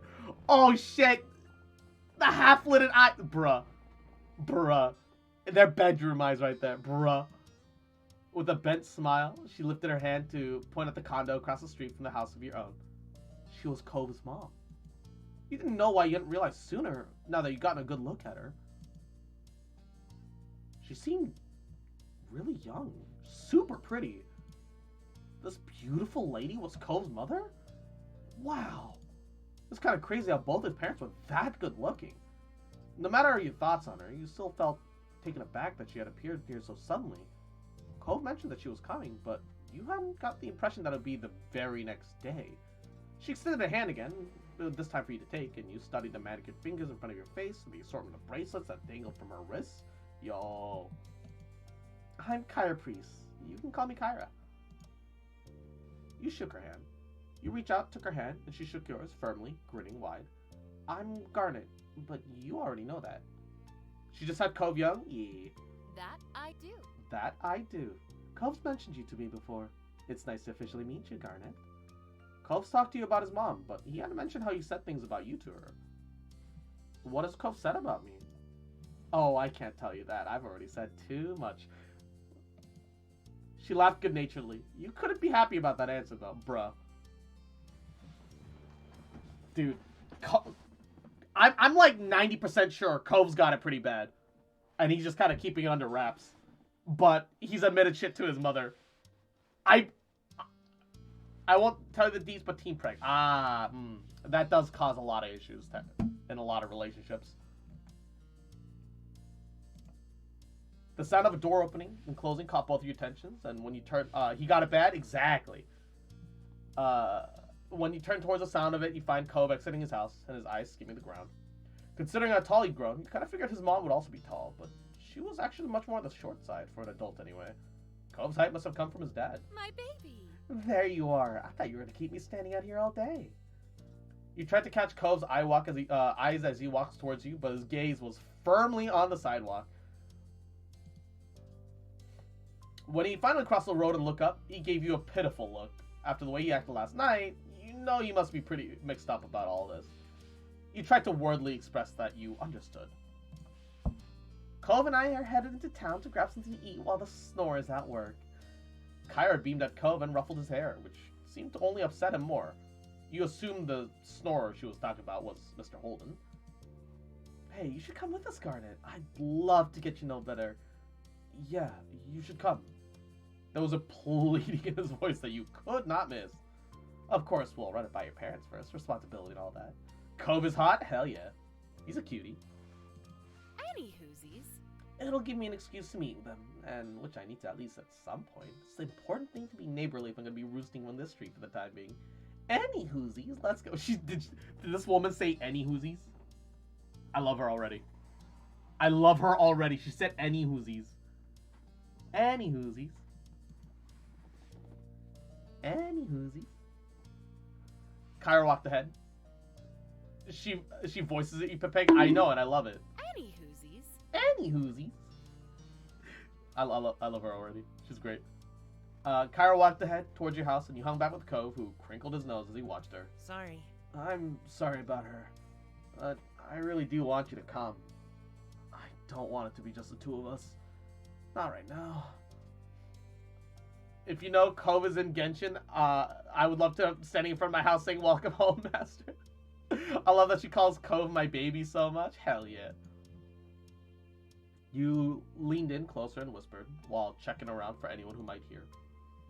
What happened? Did your dad know where you were gone? Cove shook his head and sighed heavily. Dad was so focused on Mama showing up that he didn't even notice. I thought when I heard them on the phone last night, it was something that they were planning for, like, the future. This morning, Dad said it was supposed to be a surprise, and I guess I was surprised. She's gonna be here all summer. Oh. You were surprised to hear that, too. Cove sighed again, even heavier. I'll go with you, if you really want me to. He smiled, his shoulders relaxing a little in relief. Thanks. That'd be really cool. The two of you head over to where Cove's mom had just knocked on the front door and stood behind her. Mom answered the door after a minute, her eyebrows lifting in surprise at the group she found in front of her. You realize that, like you, she would have no idea it was Cove's mom who was hanging out with you. However, after blinking at the woman a couple times and looking between her and Cove, the realization seemed to strike her. Oh, hello there. I'm Pamela. I see. I see you met my kid Garnet, and I'm guessing you've already known Cove for a while. Kyra laughed, and you and Cove exchanged looks at your parents' weird sense of humor. I'm Kyra Priest, Cove's mom. It's so nice to meet you. A head of purple-brown hair caught your eye, and as Ma popped up behind Mom, squeezing herself in beside her. Oh, we have company. I was wondering what all the commotion was. She grinned excitedly at Kyra. The two of them introduced themselves and shook hands. Hello. Hi, Garnet. Cove. Cove smiled shyly at Ma, and she gestured a hand towards the living room. Well, there's no use in hanging around the doorway. Why don't you come in?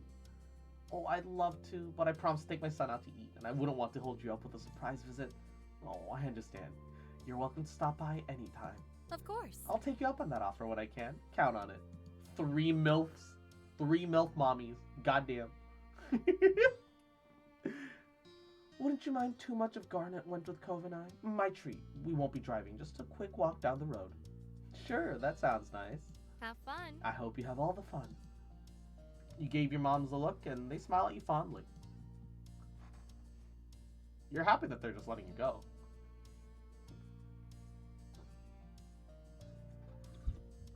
You could tell that Cove really needed the support, and you were ready to be there for him. Marvelous. Marvelous. Expect us back in an hour or two. Well, we look forward to seeing you again. Take care. Your parents waved goodbye to the three of you as you backed up onto the street. There was a sound of the front door closing behind you. I'm pretty positive I saw some restaurants when I was in the taxi not too far from here. Yeah. Yeah, there's a lot of them around. The answer was straightforward and the tone was curt. Cove was usually more lighthearted than that. Kyra put on her hands on the hips and smiled at her son. Well, you sound like the area expert. Do you have any recommendations for a place nearby? Not really. Kyra powdered at him a little and turned to you instead. How about you, Garnet? Want to point me in the right direction? Yeah, sure. I have a couple favorites. You've been to a lot of places in town, and there's a couple that stood out from all the rest. There's a Chinese place near me that my family goes to all the time, and it's my mom's favorite. There's also a tropical themed place that tries to be sort of fancy. Both sound like a treat. I'll leave it to you to pick for us, as Cove's going through a phase over there. He huffed at her and turned his face away. Cove, why don't you make a decision here? It's okay, Cove. You can tell us what you want more. He mumbled sulkily, willing to reject his mom, but not you. I like the tropical place more. McDonald's?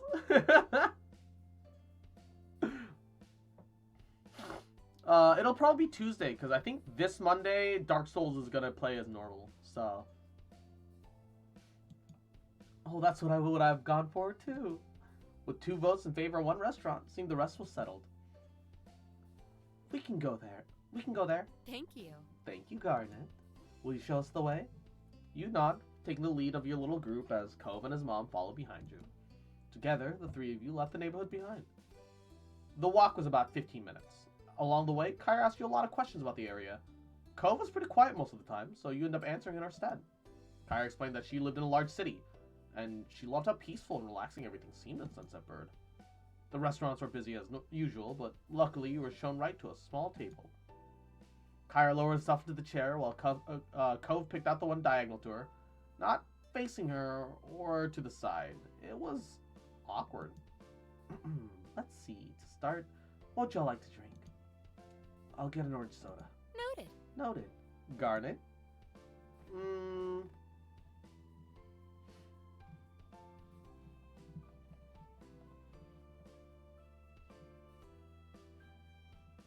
Coffee.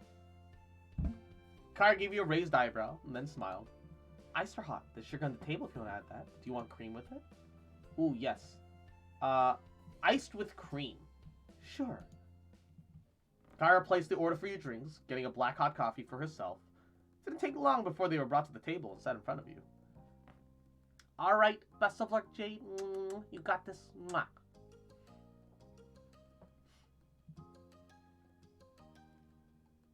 Kyra placed the order. Yeah.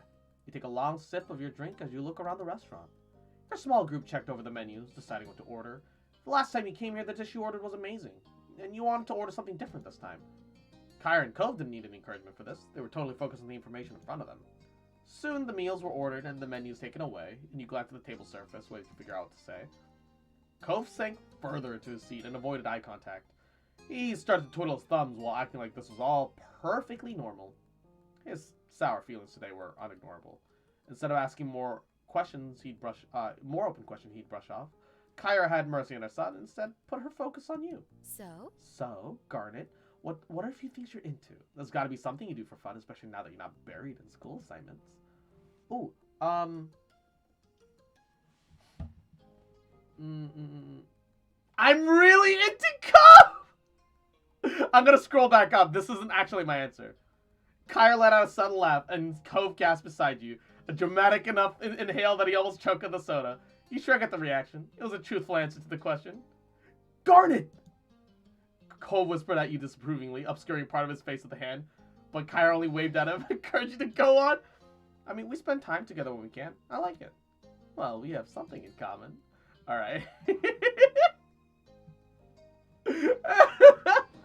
Alright. I like to imagine that this alternate world version of me is a bit of an artist. Digitally. Oh, my computer at home doesn't exactly have all the programs that I need. But like drawing. I filled out a lot of sketchbooks.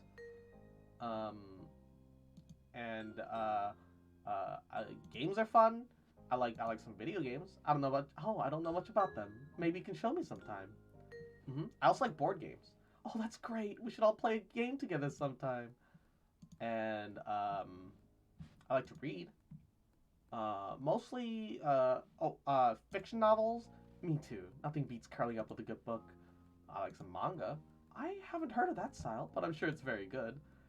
And I go to the beach, and I like to go swimming. Oh, you must be a strong swimmer since you live so close to the ocean. I find the water a little scary, but I like to dip my toes in sometime. Drawing, just use MS Paint. Comment. Yo, true. I like walking along the shore as well. Oh, that's a nice way to relax. I hope to be able to spend some time on the shore while I'm here myself. And,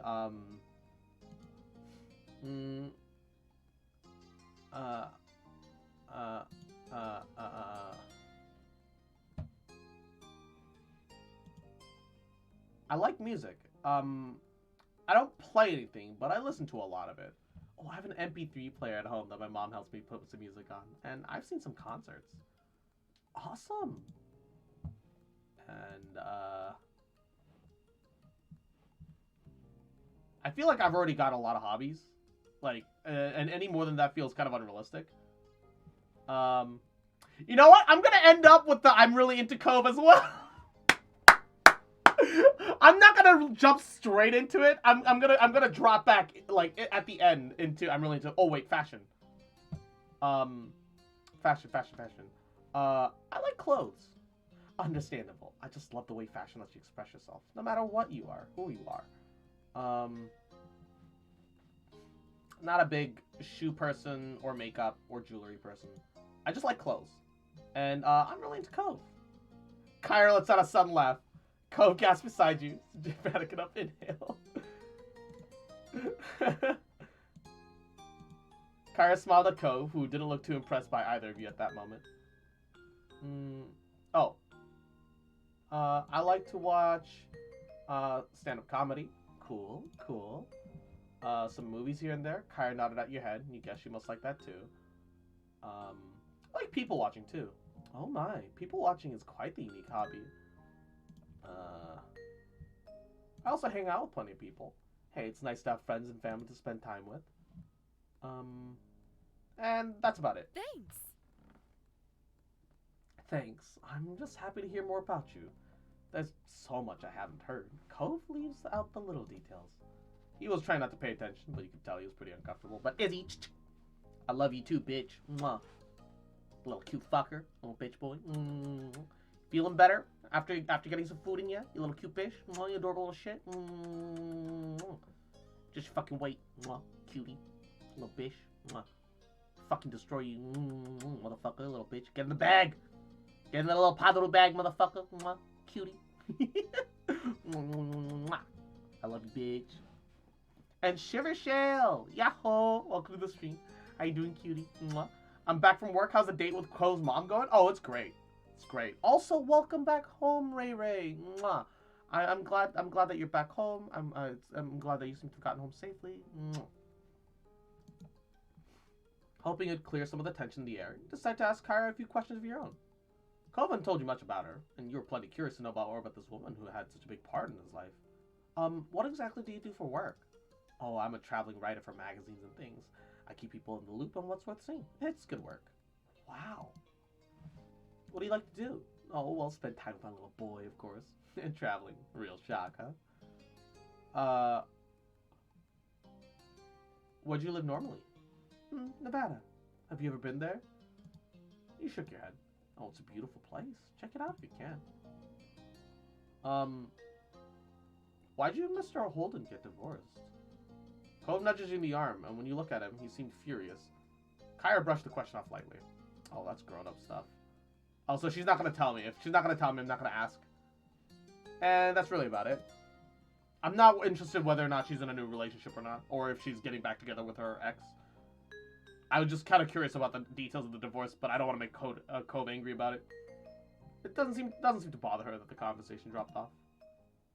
Cove sips his soda angrily, slurping up the remaining drink with furrowed brows. He kind of looks ready to run straight out of the restaurant. You weren't sure if coming along had ended up making the lunch better or worse.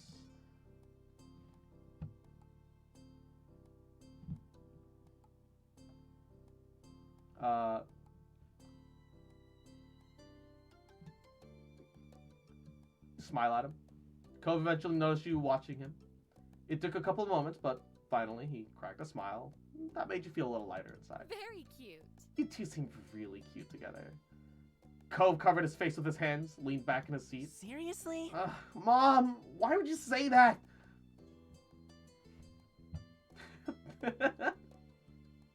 Thanks, we are cute. Very. Your meals are delivered shortly after that, and everything was so delicious. Even Cove enjoyed his food. Okay. Okay, now that we're all full and content, can you please explain why you've had a bug up your butt all day? Cove's face scrunched at that. Seriously, baby, what did Mom do to make you this mad? I haven't even been around for a full day yet. He gripped the edge of the table, refusing to make eye contact. The words he spoke were barely audible over the din of the restaurant. You could have told me. She leaned forward to not miss anything else, eyebrows raised. Told you what? He finally seemed to find his own voice and the thoughts that had been on his mind. That I wasn't going to visit you this year, that you were going to be coming instead. Didn't you invite me? You wanted me to be here with you? Cove's eyes began to shake. His frustration ebbed. I do want you to be around, but I didn't know it would be like this. It's not the same, and nobody said anything. I see. Her expression grew tense. She threaded her fingers together and placed her hand in front of her on the table. We've been gifted another Clifford surprise. Referring to that as a Clifford surprise almost caused you both and Cove to crack a smile. You had no idea his name wasn't just Cliff. Over 5 years ago, nobody called him Clifford until now. She smoothed her hair out, not letting go of her stern look. Well, the more things change, the more they stay the same.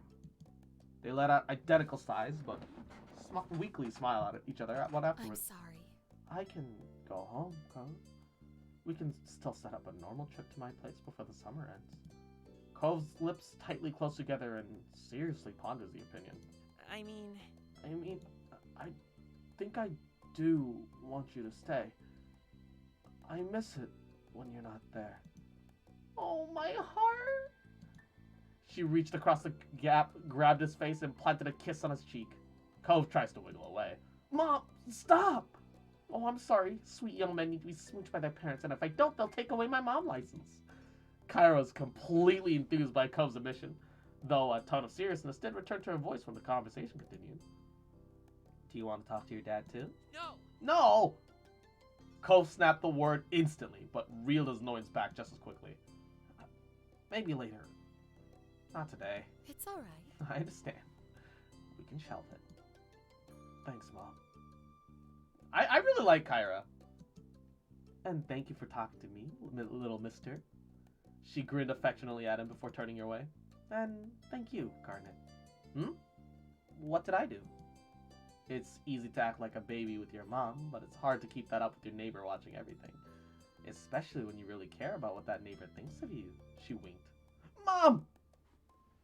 In step 4, you can call her mom too? What do you mean? I'm already calling her mom right now. Bazing! She just ruffled his hair with a laugh and then moved her hand up to tap the end of his nose. In game, doesn't matter. Mommy. Mommy Kyra. And that's how the issue was resolved. At least between Cove and his mom. The double NTR, did you just bazinga me? When the three of you left the restaurant, Kyra paid the bill, and you walked back to your neighborhood slowly. You had honestly eaten so much by that time, you were beginning to feel kind of sleepy. It didn't help that the lunch had happened late, and the sun was already beginning to descend from the sky. But eventually you reach a street, and someone there was there to greet your group upon arrival. Hi, Daddy Clifford. His name is Clifford!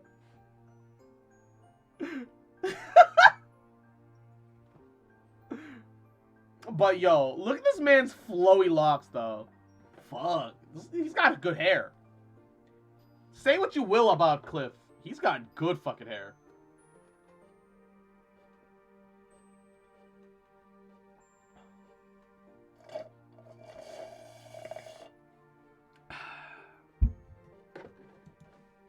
Welcome back, family. And Garnet, too. Huh. Cliff. Dude, fucking Kyra looks like a goddamn model. She's gorgeous. Like, what the fuck? Damn. Dad. The two walked past him into the condo without sparing another word. Despite the summer heat, their shoulders were cold.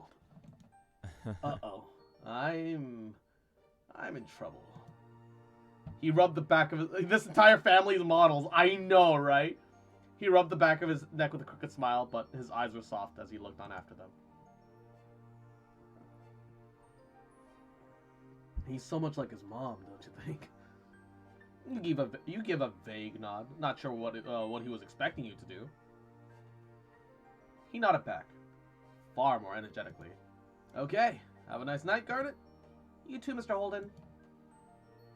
With that, Cove's dad disappears to join the others inside.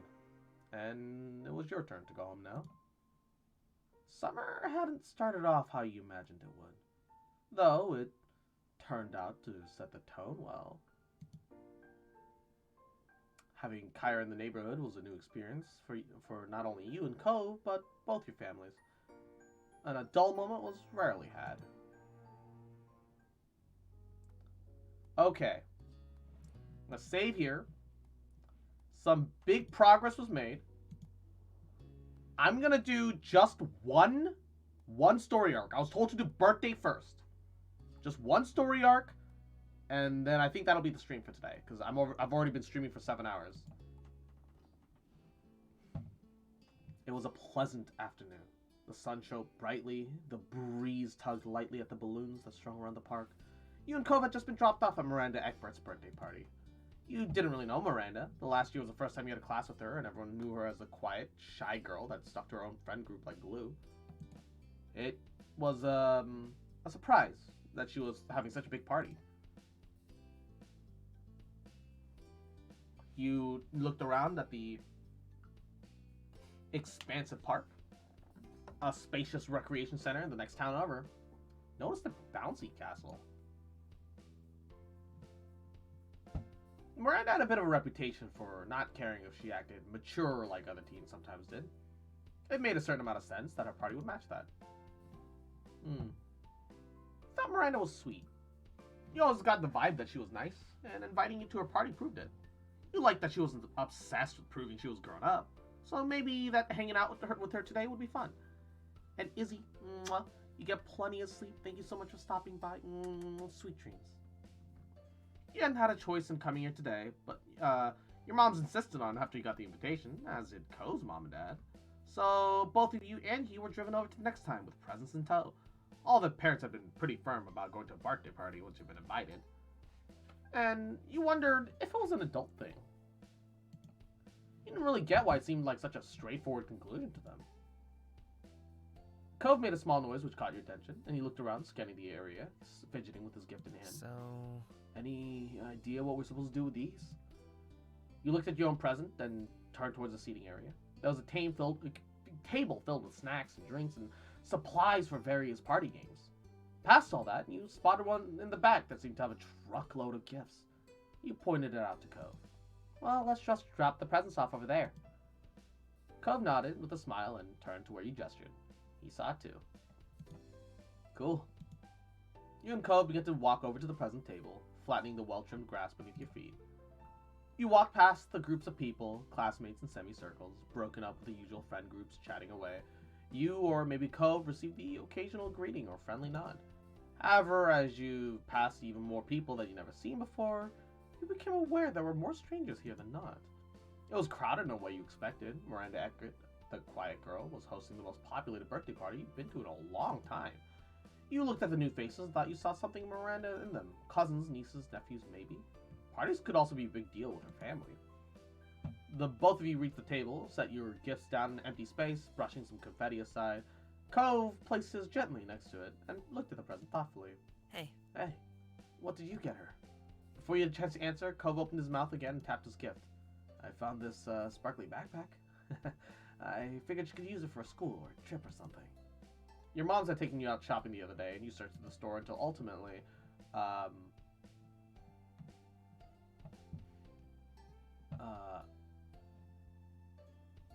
you picked out a stuffed animal, necklace and bracelet set.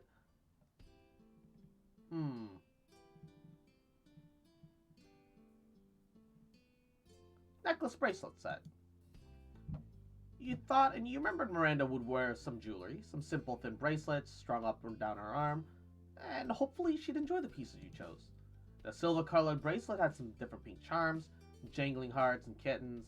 Gift her Dark Souls 3! I mean, if you roleplay the fact that the adventure book was an adventure game, and pretend lighthearted is in parentheses, yeah, that's Dark Souls 3 right there. While the Princess Link necklace had some similar hearts for a centerpiece. It was a cute set, much more adorable than adult, but you described it to Cove briefly, and he seemed to have no objections. Not bad. Not a bad idea. He brushed his hand across the side of his pants. I really hope Miranda likes her gifts, but I think we both did good.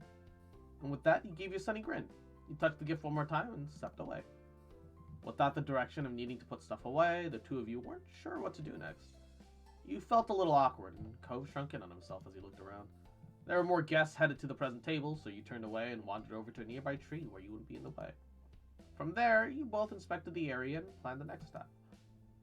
You were glad that Cove had been invited. At least you had his company in this unfamiliar place. And you watched him, and he gave you a nervous grin, and he reassured you a little, and you smiled back. What next? Cove didn't appreciate being put on the spot. He was just as unsure as you were. Birthday party stuff? It didn't seem to be the time for cake, what with people still arriving. Nothing else seemed to be organizing it either.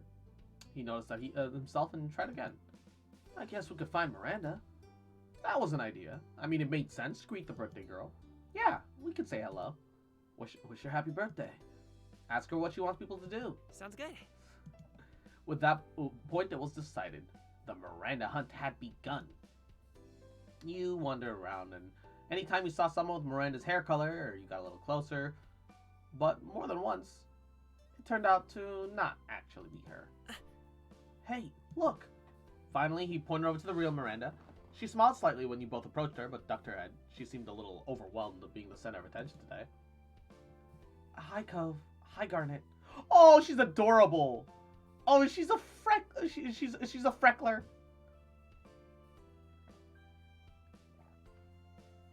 Look, I appreciate freckles, okay? Freckles are cute. Happy birthday. Happy birthday. Thanks. Thanks. I'm really glad you could come. Oh, she says a full sentence. Oh, I love her. You all stood awkwardly, and Miranda did seem genuinely happy, but there's still a bit of a distance between you. Look, she's... Okay, you can't see it too well because of the powder, so let me click off it. But look at her, like looking lower left corner, trying to, like, avoid eye contact because she's a little shy about it. Oh, adorable. This is a great-looking party. Thank you. Is there something we need to do, or should we just hang out? Oh, well, you can talk to people if you want. There are games that are gonna start soon. And the bounce house should be open later if you feel like jumping. And then after that, it's cake and present time. Well, we'll have ice cream, too. After that, that's when people will start going home. I hope that's okay with you guys. Cove nodded. He seemed a bit more confident with the situation now. Thanks for letting us know. You grinned at her, and she nodded back. Miranda waited there, and you became hyper-aware of the silence forming. You heard a shout for Randy, and Miranda brightened up. A total 180 with how stiff she had been with you. I gotta talk to some more people. Bye!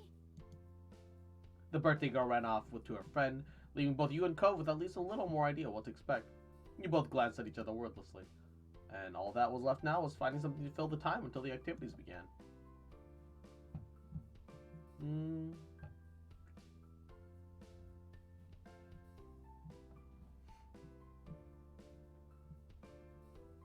I'm curious. Let's talk to some people around. Cove kept at your side as you socialized. A lot of introductions and small talk, but you weren't really surprised. You ran into some classmates and ended up talking about a rumor that there'd be a new art teacher in the fall. Cove didn't buy the wildest rumors about her, or that she was an international art thief who was hiding it from the law, and you wonder how a story like that even got her started. Look at our glow up in the group chat. Damn, that is glow up. That is absolutely glow up. I still think she was really cute even before that, though, so it's fine. One of your classmates laughed and said she heard it from someone who had been in summer school and happened to see a truck with some paintings wrapped in the back. She didn't understand the stretch either. The confidence glow up is obvious, though. Yeah, I agree. Suddenly, a loud voice boomed over the crowd.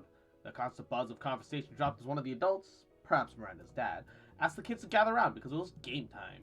Huh. I wonder what's going to happen.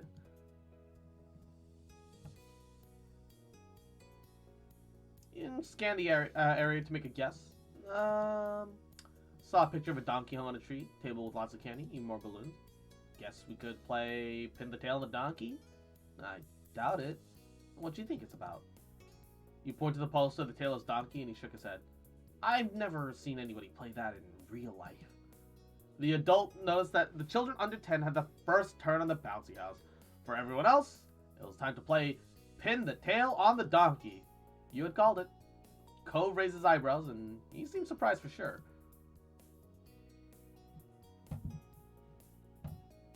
I'm kind of excited. I've never seen anyone play this IRL. Pin the Tail on the Donkey sound like fun. Maybe you could even win. Casually stepped up to join the line. The donkey in question was a cartoony poster with big eyes that looked more like ping pong balls, positioned a few feet above the ground on a tree trunk. The teen who arrived first was blindfolded and spun around. He was nudged to the side and away from the other kids so he wouldn't stick someone else with the tail instead. Fortunately for him, he placed the tail on the donkey's head like some sort of bizarre earring. He wouldn't be winning that far from the target. His next opponent did by far better, landing on the donkey's back. The spectators clapped politely and the line moved up. More teens tried their hand on it, some got closer than others. No one had gotten it perfectly yet. Soon it was Cove's turn. He was blindfolded, spun like the others. At this point it was a close match, and everyone was watching with bated breath. Cove approached the donkey and stuck the tail on without any hesitation. Clove stood back, removed the blindfold, cheering when he saw how close he was. He turned his head over his shoulders and grinned at you. Your turn. You took a turn. With the blindfold on, Bright Park became utterly dark, and as you spun around, the sounds around you seemed to get louder. At least you could tell the direction of the bounce house from the streets of the young children. Stop spinning, step forward, tail in hand, time to give it a stab.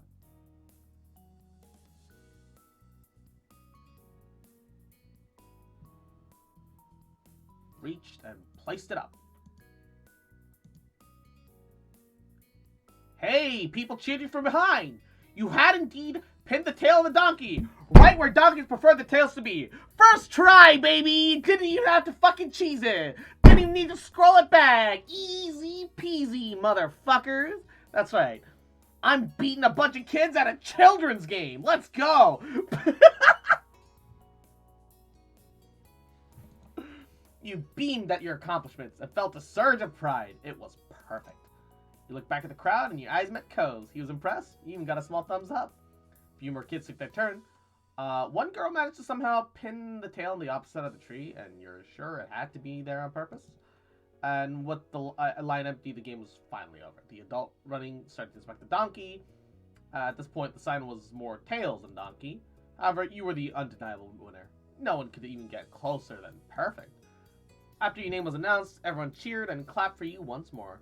You came up to the front and the man gave you a handful of candy as prize for the victory. Ah, thank you. As you shoved the candy in your pockets, Cove walked up to you. Congrats on the win.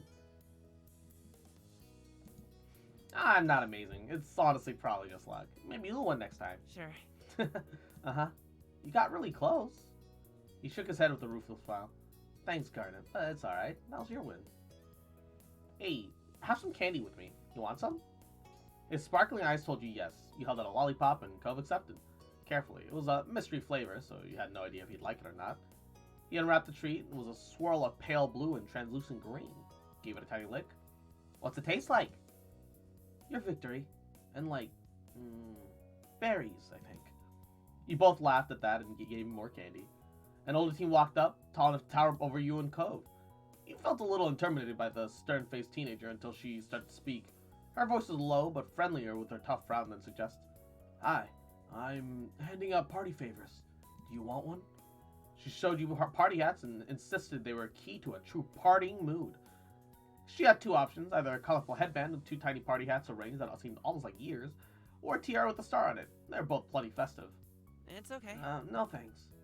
You know, the teen hadn't actually glared at him. Her default facial feature just seemed grim.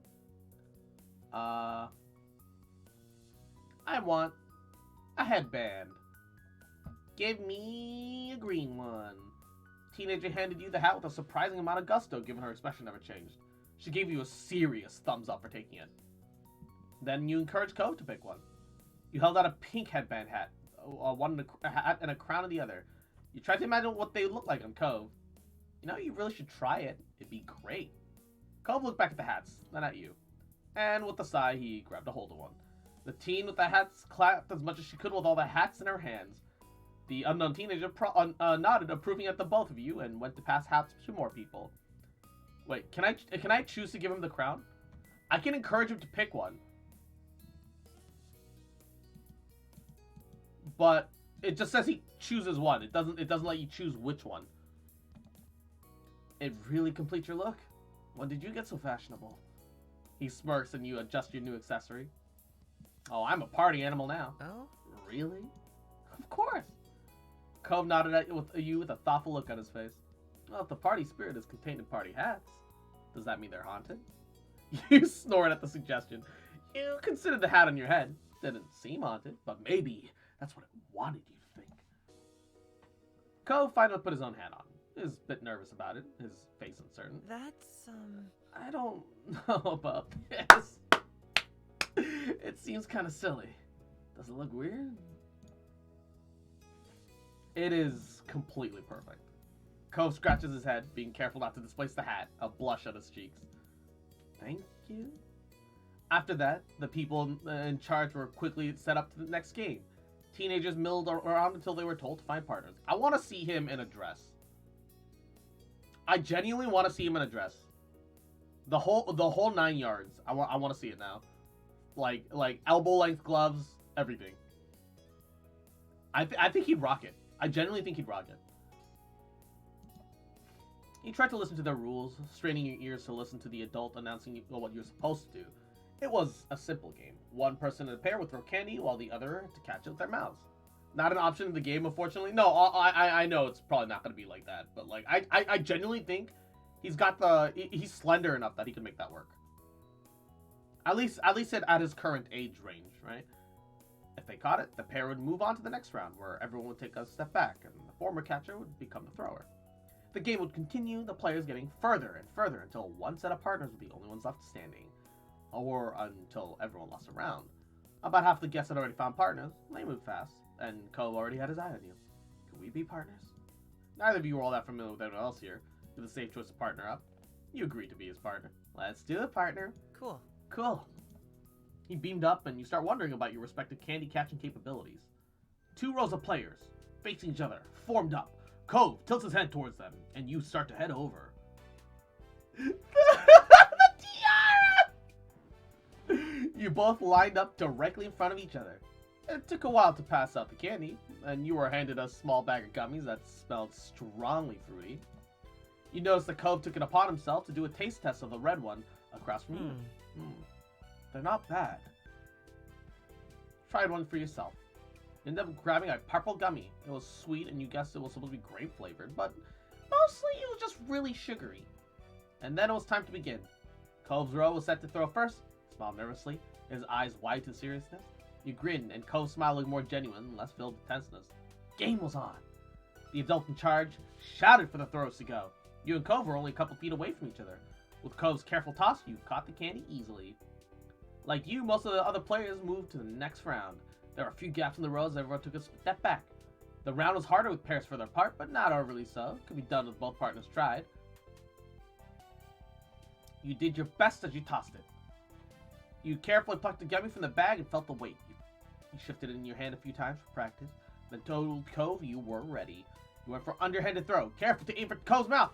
The blue candy arcs and landed perfectly. He chewed it twice, smiled widely. You could tell Cove was genuinely pleased to make it through another round, and you were happy as well. The next round began, and you took another step back. Cove was even further away, but he made an okay sign. He was okay with it. Around you, the once packed rows of players had thinned out a little. You wondered how many rounds everyone had left in them. Cove swung his arm, made eye contact with you. You nodded. The green candy then flew towards you. Tried your best to catch it. You followed the arc of the candy. Open your mouth wide. That slight spin on it, but you tilt your head and to the left to compensate. You bit down to the candy, grinning with your victory catch. It tasted sweet and vaguely like a Slurpee. Yeah, Garnet! Cove was thrilled. He was entirely invested in the game at this point. You and Cove were still in the game. You knew this was the final round. Only a few of the pairs were still left. Cove was determined to win. You could see it in the clench of his jaw, the careful way he watched you. You were pretty charmed by his attitude. You kind of liked having a partner that was sent into the game.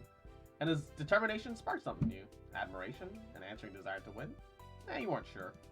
Cove gave you a firm grin, and you were prepared to throw. Your fingers grabbed an orange gummy from the bag. It felt solid in your grasp, as if your hand was starting to get a little sticky from touching all the sugary sweets. Cove leaned his face towards you, bent his knees, ready to catch. The time came. You looked at the candy, then Cove, you try your best. The candy flew like a missile straight towards him. He positioned himself for it.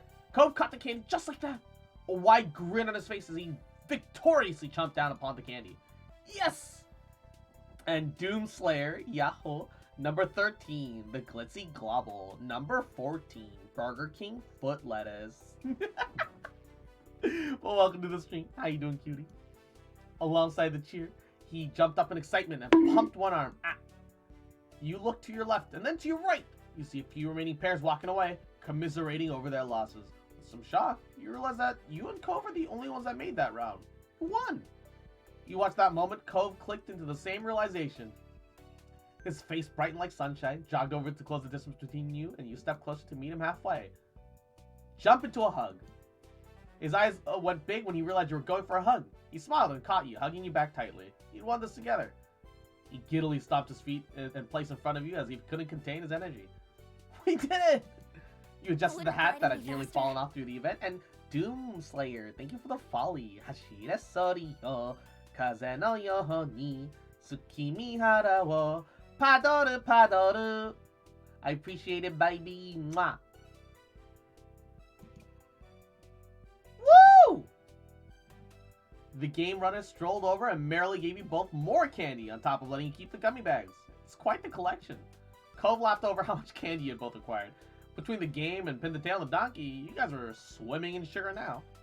But with the candy toss over, you were going to need something else to do. But you didn't have to wait long.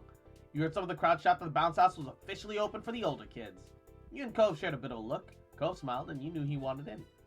You both ran over the bouncy castle, kicked your shoes off, crawled into the inflated castle with Cove hot on your heels. There's a couple other teens inside already. You started to get a feel for the bouncing. Cove hopped from the middle to the side and the back. Just as you landed from a particularly high jump, someone else stuck in. The birthday girl herself.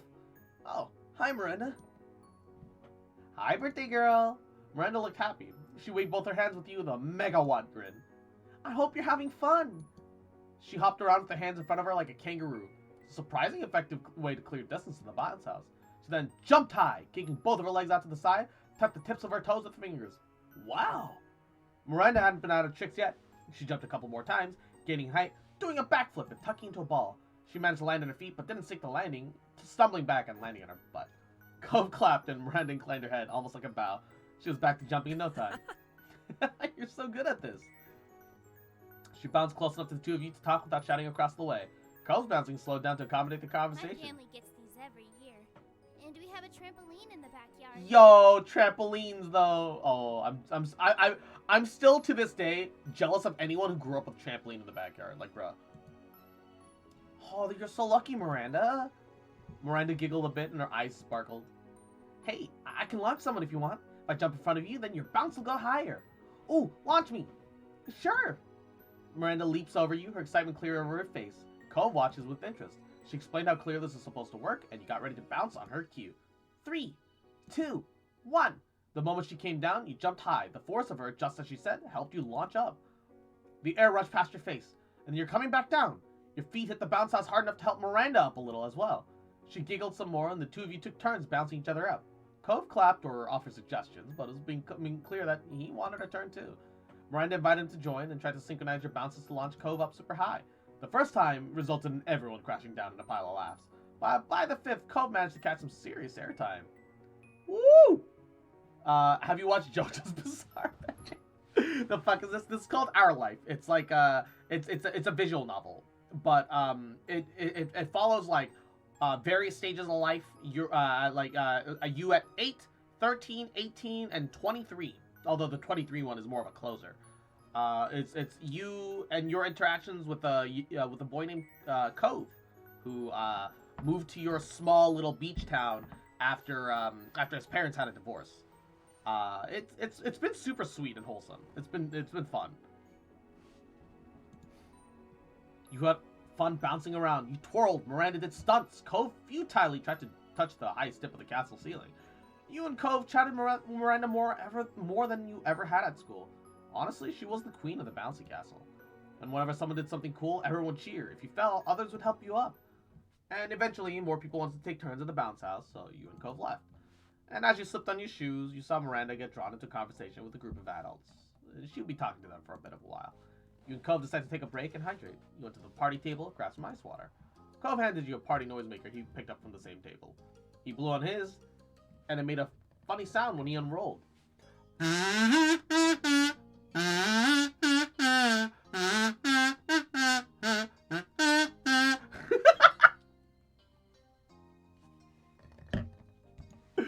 Cove down his drink. Cove down his drink in a couple of gulps. He'd gotten pretty into the bouncing after all. You were still sipping on your water when Cove blew on his noisemaker. Then again. It was almost a tune. You didn't recognize any particular melody, but the noisemaker also isn't really an instrument. The noise cut through the hum of the other party guests, loud and noticeable. Start blowing on your own noisemaker. Back at Cove. You blow hard enough to unfurl the paper completely straight.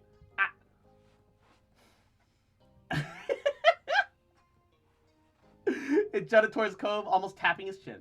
Cove wasn't gonna let that stand. He retaliated, blows his back to you, nearly touching your nose. It was a game now. Both of you tried to land a hit on the other. Cove managed to get your chin while you scored right between his eyes. Oh, great. You people again. This guy.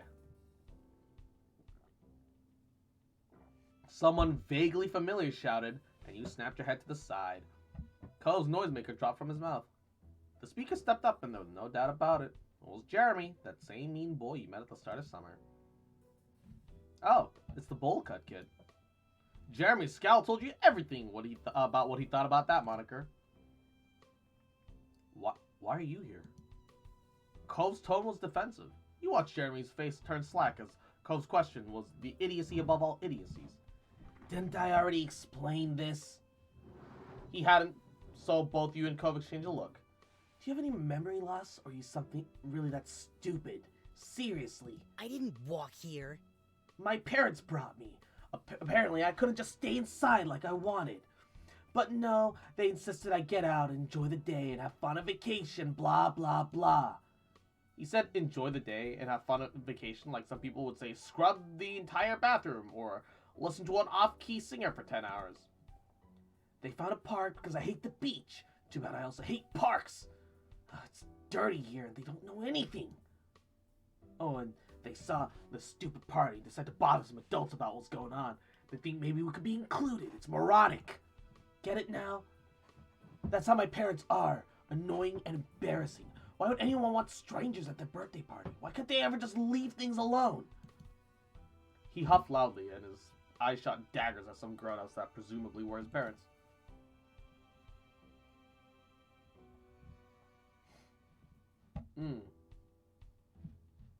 Well, yeah, that is pretty awkward.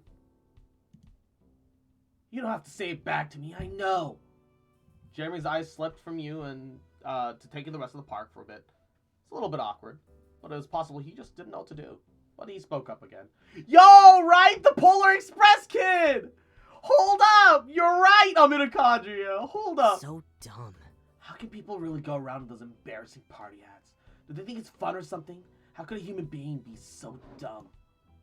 Look, it's just kind of nice to do party stuff. Jeremy scoffed, unimpressed. The expression on his face was nasty as he spoke. I'm not surprised an empty-headed person like you would think that. Jeremy looked you over, completely dismissive. It's honestly so rude that you can't really help but to be offended. Cove's face hardened.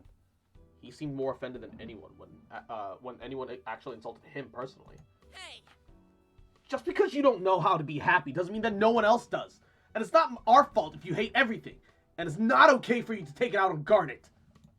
She's not doing anything weird. You are. Jeremy seemed unfazed about Cove's defense and sniffed.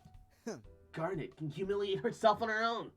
She doesn't need you to step in and do it for her. It seemed like he'd tell the teacher about someone sharing test answers. Oh, this kid would absolutely narc on a motherfucker if he saw someone like cheating or even like exchanging notes. Like if someone was like, you know, like took notes in class about the class and they were exchanging notes about like, you know, about things that they weren't sure about, he would narc on it for sure. For like helping each other study. Like, bruh. Not even cheating. Like helping each other study.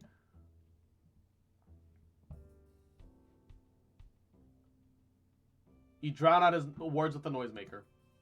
You're both... You're... Didn't take long for him to piece together that you weren't going to let him speak without interruption. Stupid. How stupid. He shut his mouth, though. Finally stopped talking.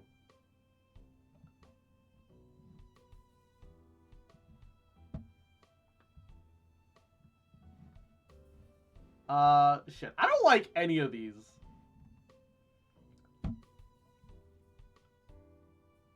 Because if I reprimand him for saying you're ruining someone's birthday party, he's just gonna get proud about it. If I say don't say anything like that again, he's gonna be like, eh, don't tell me what to do. You're a dick. And then he'll respond in kind. So I'm just gonna laugh at him. People were starting to watch what was going on. Your argument wasn't exactly quiet at this point. Well, why don't you leave us alone if we're so awful? Jeremy glared even more and huffed. Dumbasses. Talking to you's pointless. Dumbasses. He stalked off like the last time you saw him, muttering under his breath. You blow your noisemaker after him with a final long...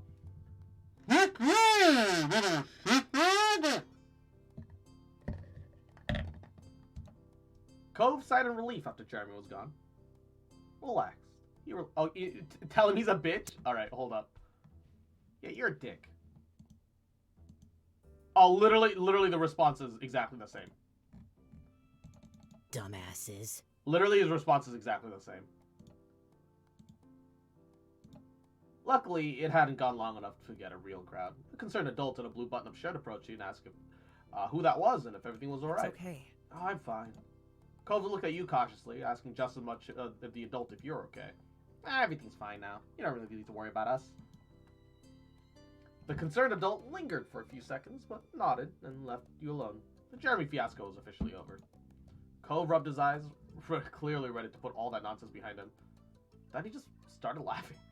It was a surprised laugh, breaking out of his chest without any actual joy. It was nervous and disbelieving at all the complex emotions brought around by one meeting with Jeremy. I can't believe it. He spoke in fits and starts. I'll look on your face after you started with the... It was hilarious. How could Jeremy be like that? Like, he shouted at us, he barely knows us. And it's at the birthday party for someone he's never met.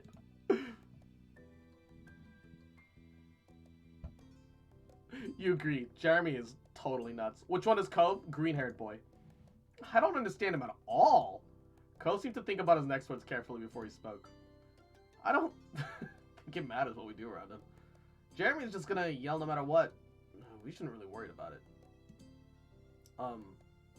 Do you want to tell your moms, though, about Jeremy? I mean, he always picks a fight. Maybe they know how to handle someone like him. Thanks for asking. Yeah, it might be like, I feel like we handled it well, but I'd like our mom's input. I'll let them know everything. All right. Okay.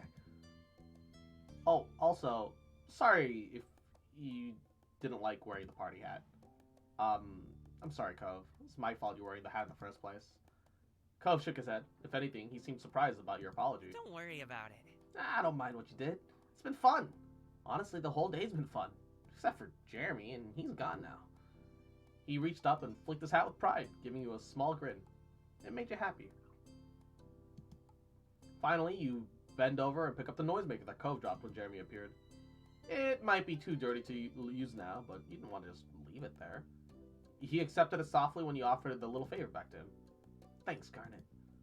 I like how we can be there for each other. It makes me feel better about that kind of stuff when it happens. Yeah. Cove suggested that you should find a seat at one of the tables. It was almost cake time, and he wanted to be prepared. It was a good reminder that the party wasn't over yet. Oh, there's a free table over there. Let's get ready for some cake. You and Cove decided to settle down at the last event. You took seats across from one another at the park tables. There are a few attempts to chat, but most parts you simply watch the adults run around and set up the cake cutting. There was a minor panic when you assumed that Miranda's dad apparently forgot to light it for the candles. But he and another man went through and started asking other adults for matches or lighters, and they weren't having any luck until the grim-faced teenager who had been passing out party hats pulled a green lighter out of the ice cream cooler. Why the lighter was in the cooler remained a mystery, but with Party Hat Girl, it was time to get things going again. Miranda sat at the head of the longest table. A large chocolate cake was set in front of her, lit all 14 candles with the cooler lighter with a big smile. The adults started singing Happy Birthday, and the rest of the guests joined along. At the end of the song, Miranda blew out the candles with a dedicated huff. She closed her eyes, and you saw her silently mouth something. Probably a birthday wish. Miranda cut her own slice, then one of the grown-ups took over cutting the cake. Another adult passed the plates with the cake slices with a scoop of vanilla ice cream to the guests. Eventually, the cake got around to you, Cove. Cove was pleased with the treat in general. The cake looked rich and moist, and it smelled quite chocolatey. You wanted both. You took a bite of the ice cream. The vanilla wasn't bad, but it was a little bland. The chocolate cake, however, was a rich flavor. Cove then took his fork and started mashing up some of the cake. When the cake resembled a pile of crumbly chunks, he started mixing them into the ice cream. The melted part of the ice cream made kind of like a chocolate cake soup. Oh, I've never done that, but I want to now. How does that taste? Really good. But actually, this is better with brownies. He grinned and took a bite of his own mix. And... moist. Cove contentedly chowed down on his own concoction. One advantage to his mix is that the ice cream seemed to catch most of the crumbs that would usually fall from eating a cake. Unlike some of the kids around him, Cove's shirt remained clean. You started eating your dessert in earnest. You enjoyed yourself plenty. Cove suddenly put his fork down on his plate and stared up to the sky with a faraway expression. You checked, but didn't see anything attention-grabbing. This ice cream is better than those ones in cups. You know, the one with little wooden spoons. But I still kind of want that instead. You remembered what he was talking about. Oh yeah! Like the ones handed out at the barbecue before the fireworks happened. Right. Right. Cove looked nostalgic at the thought. You could picture a younger Cove for a moment with the same look in his eyes. And you remembered how your mom tried to share with everyone that night? You want to buy any of mine? Cove raised his eyebrows at your offer. What? Huh? Really, Cove? Let's share. Cove shook his head over that. It was clear he thought this was a bit silly, but he was going along with it for your sake. He grabbed a fork and took a bite with an affectionate, soft expression. He couldn't believe you were like this. You smiled. Thanks, Cove. Miranda then started opening up her gifts. She systematically attacked a mountain of presents like a pro. She checked for any cards, read them out loud before opening up the gift. She smiled at every present, including the ones that you and Cove got her. You were glad that the presents were accepted. It took time, but eventually Miranda got through all of the gifts. She was very sweet and polite throughout it all. The party went on until the sun began to set. And by the time most of everything had settled down and people had begun to leave. Any of the guests whose parents had stayed for the party were all gone, except for Miranda's family. Only a few kids still waiting for their parents to come get them remained, you and Cove included. Miranda's family were cleaning up, and as a guest, neither you nor Cove were supposed to help with that. Instead, you decided to take it easy with the bouncy castle. It was somewhere out of the way, and you could casually wait for your ride. What is the stage age thing? We're in stage 2, so we're all 13 right now. Miranda had also elected to hang out with you, and you weren't even bouncing anymore. Cove laid on his side with his back to a wall, and Miranda sat across from him with her legs stretched out, and you also made yourself comfortable. It was nice and warm in the little building. It also felt like you had some privacy, which was nice. You could all speak pretty openly here. Thanks for coming. She looked down, but continued shyly. It's been really cool to get to hang out with you for a little bit. Thanks for letting me come. I didn't think I'd be invited. Thanks for me too, Miranda. I'm so happy I could come. Miranda just smiled a little bit more. So, did you notice anything happening earlier with some people you don't know showing up? She had to think about his question a little. It was apparently that she didn't have an encounter with Jeremy since there was no instant recognition. Oh, I heard about something. Some other parents were talking to my parents when their kid came and forced them to leave the park. She tilted her head to the side, finding it weird but also not important. Then everyone had cake and ice cream. Cole smiled uncomfortably. That's good. It was clearly he was worried that Jeremy's confrontation could have gotten to her. Luckily, it didn't seem that anyone had overheard or passed alongside Jeremy's cruel words. Cole rolled over on his back and sighed contentedly. Miranda seemed confused, but wasn't going to push it.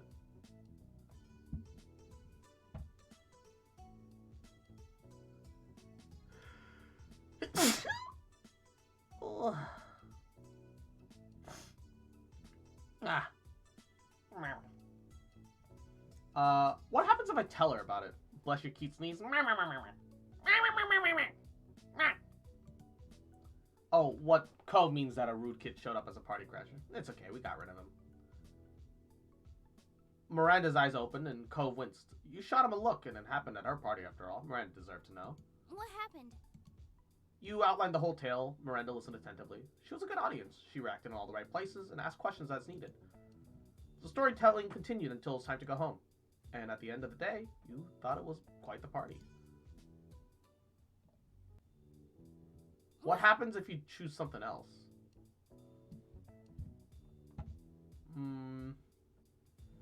On one hand, I don't want to leave it on a sour note at all, or even on a bittersweet note. But at the same time, I just want to warn her of danger. But I don't think there's a good way. Lay back and close your eyes to rest, or change the subject. What are you gonna do with all the gifts? It was a mountain of stuff. Miranda laughed. I don't know. I'm gonna have to find a way to get them all in my room. She wants to actually meet him? Okay, then no worries. Cove gave a bent smile and made a suggestion. Well, you could carry some of that backpack you got. She giggled and clapped her hands with delight. That's true. You'll continue chatting in a laid-back manner until it's time to go home. It's quite the party. Alright. Well, where's my Patoru? Aha! There we go. We're gonna call that a stream. We went a good 7.5 hours. 7 hours 40 minutes. Jesus. Of casual voice acting stuff and just having a good time. I hope you guys enjoyed the experience. The stories was super sweet up to this point, and now we're starting to get into some like bittersweet teenage rom-com stuff.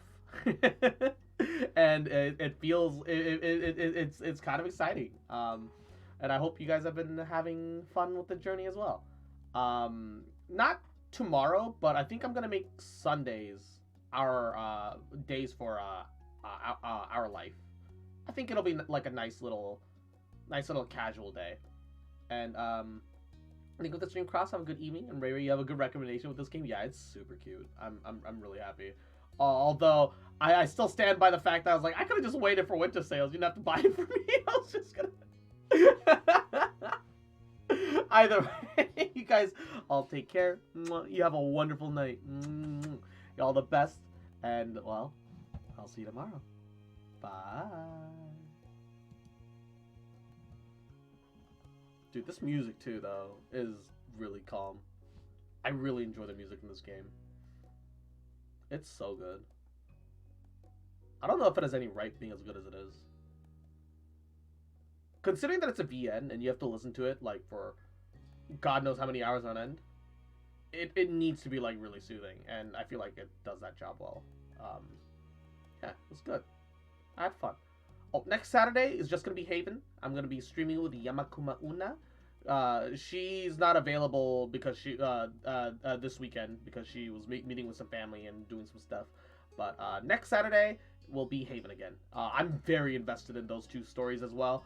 I'm kind of glad to be in this situation where suddenly I'm playing a lot of these like little romancy coupley games. It's very cute. It's very cute. I'm very happy.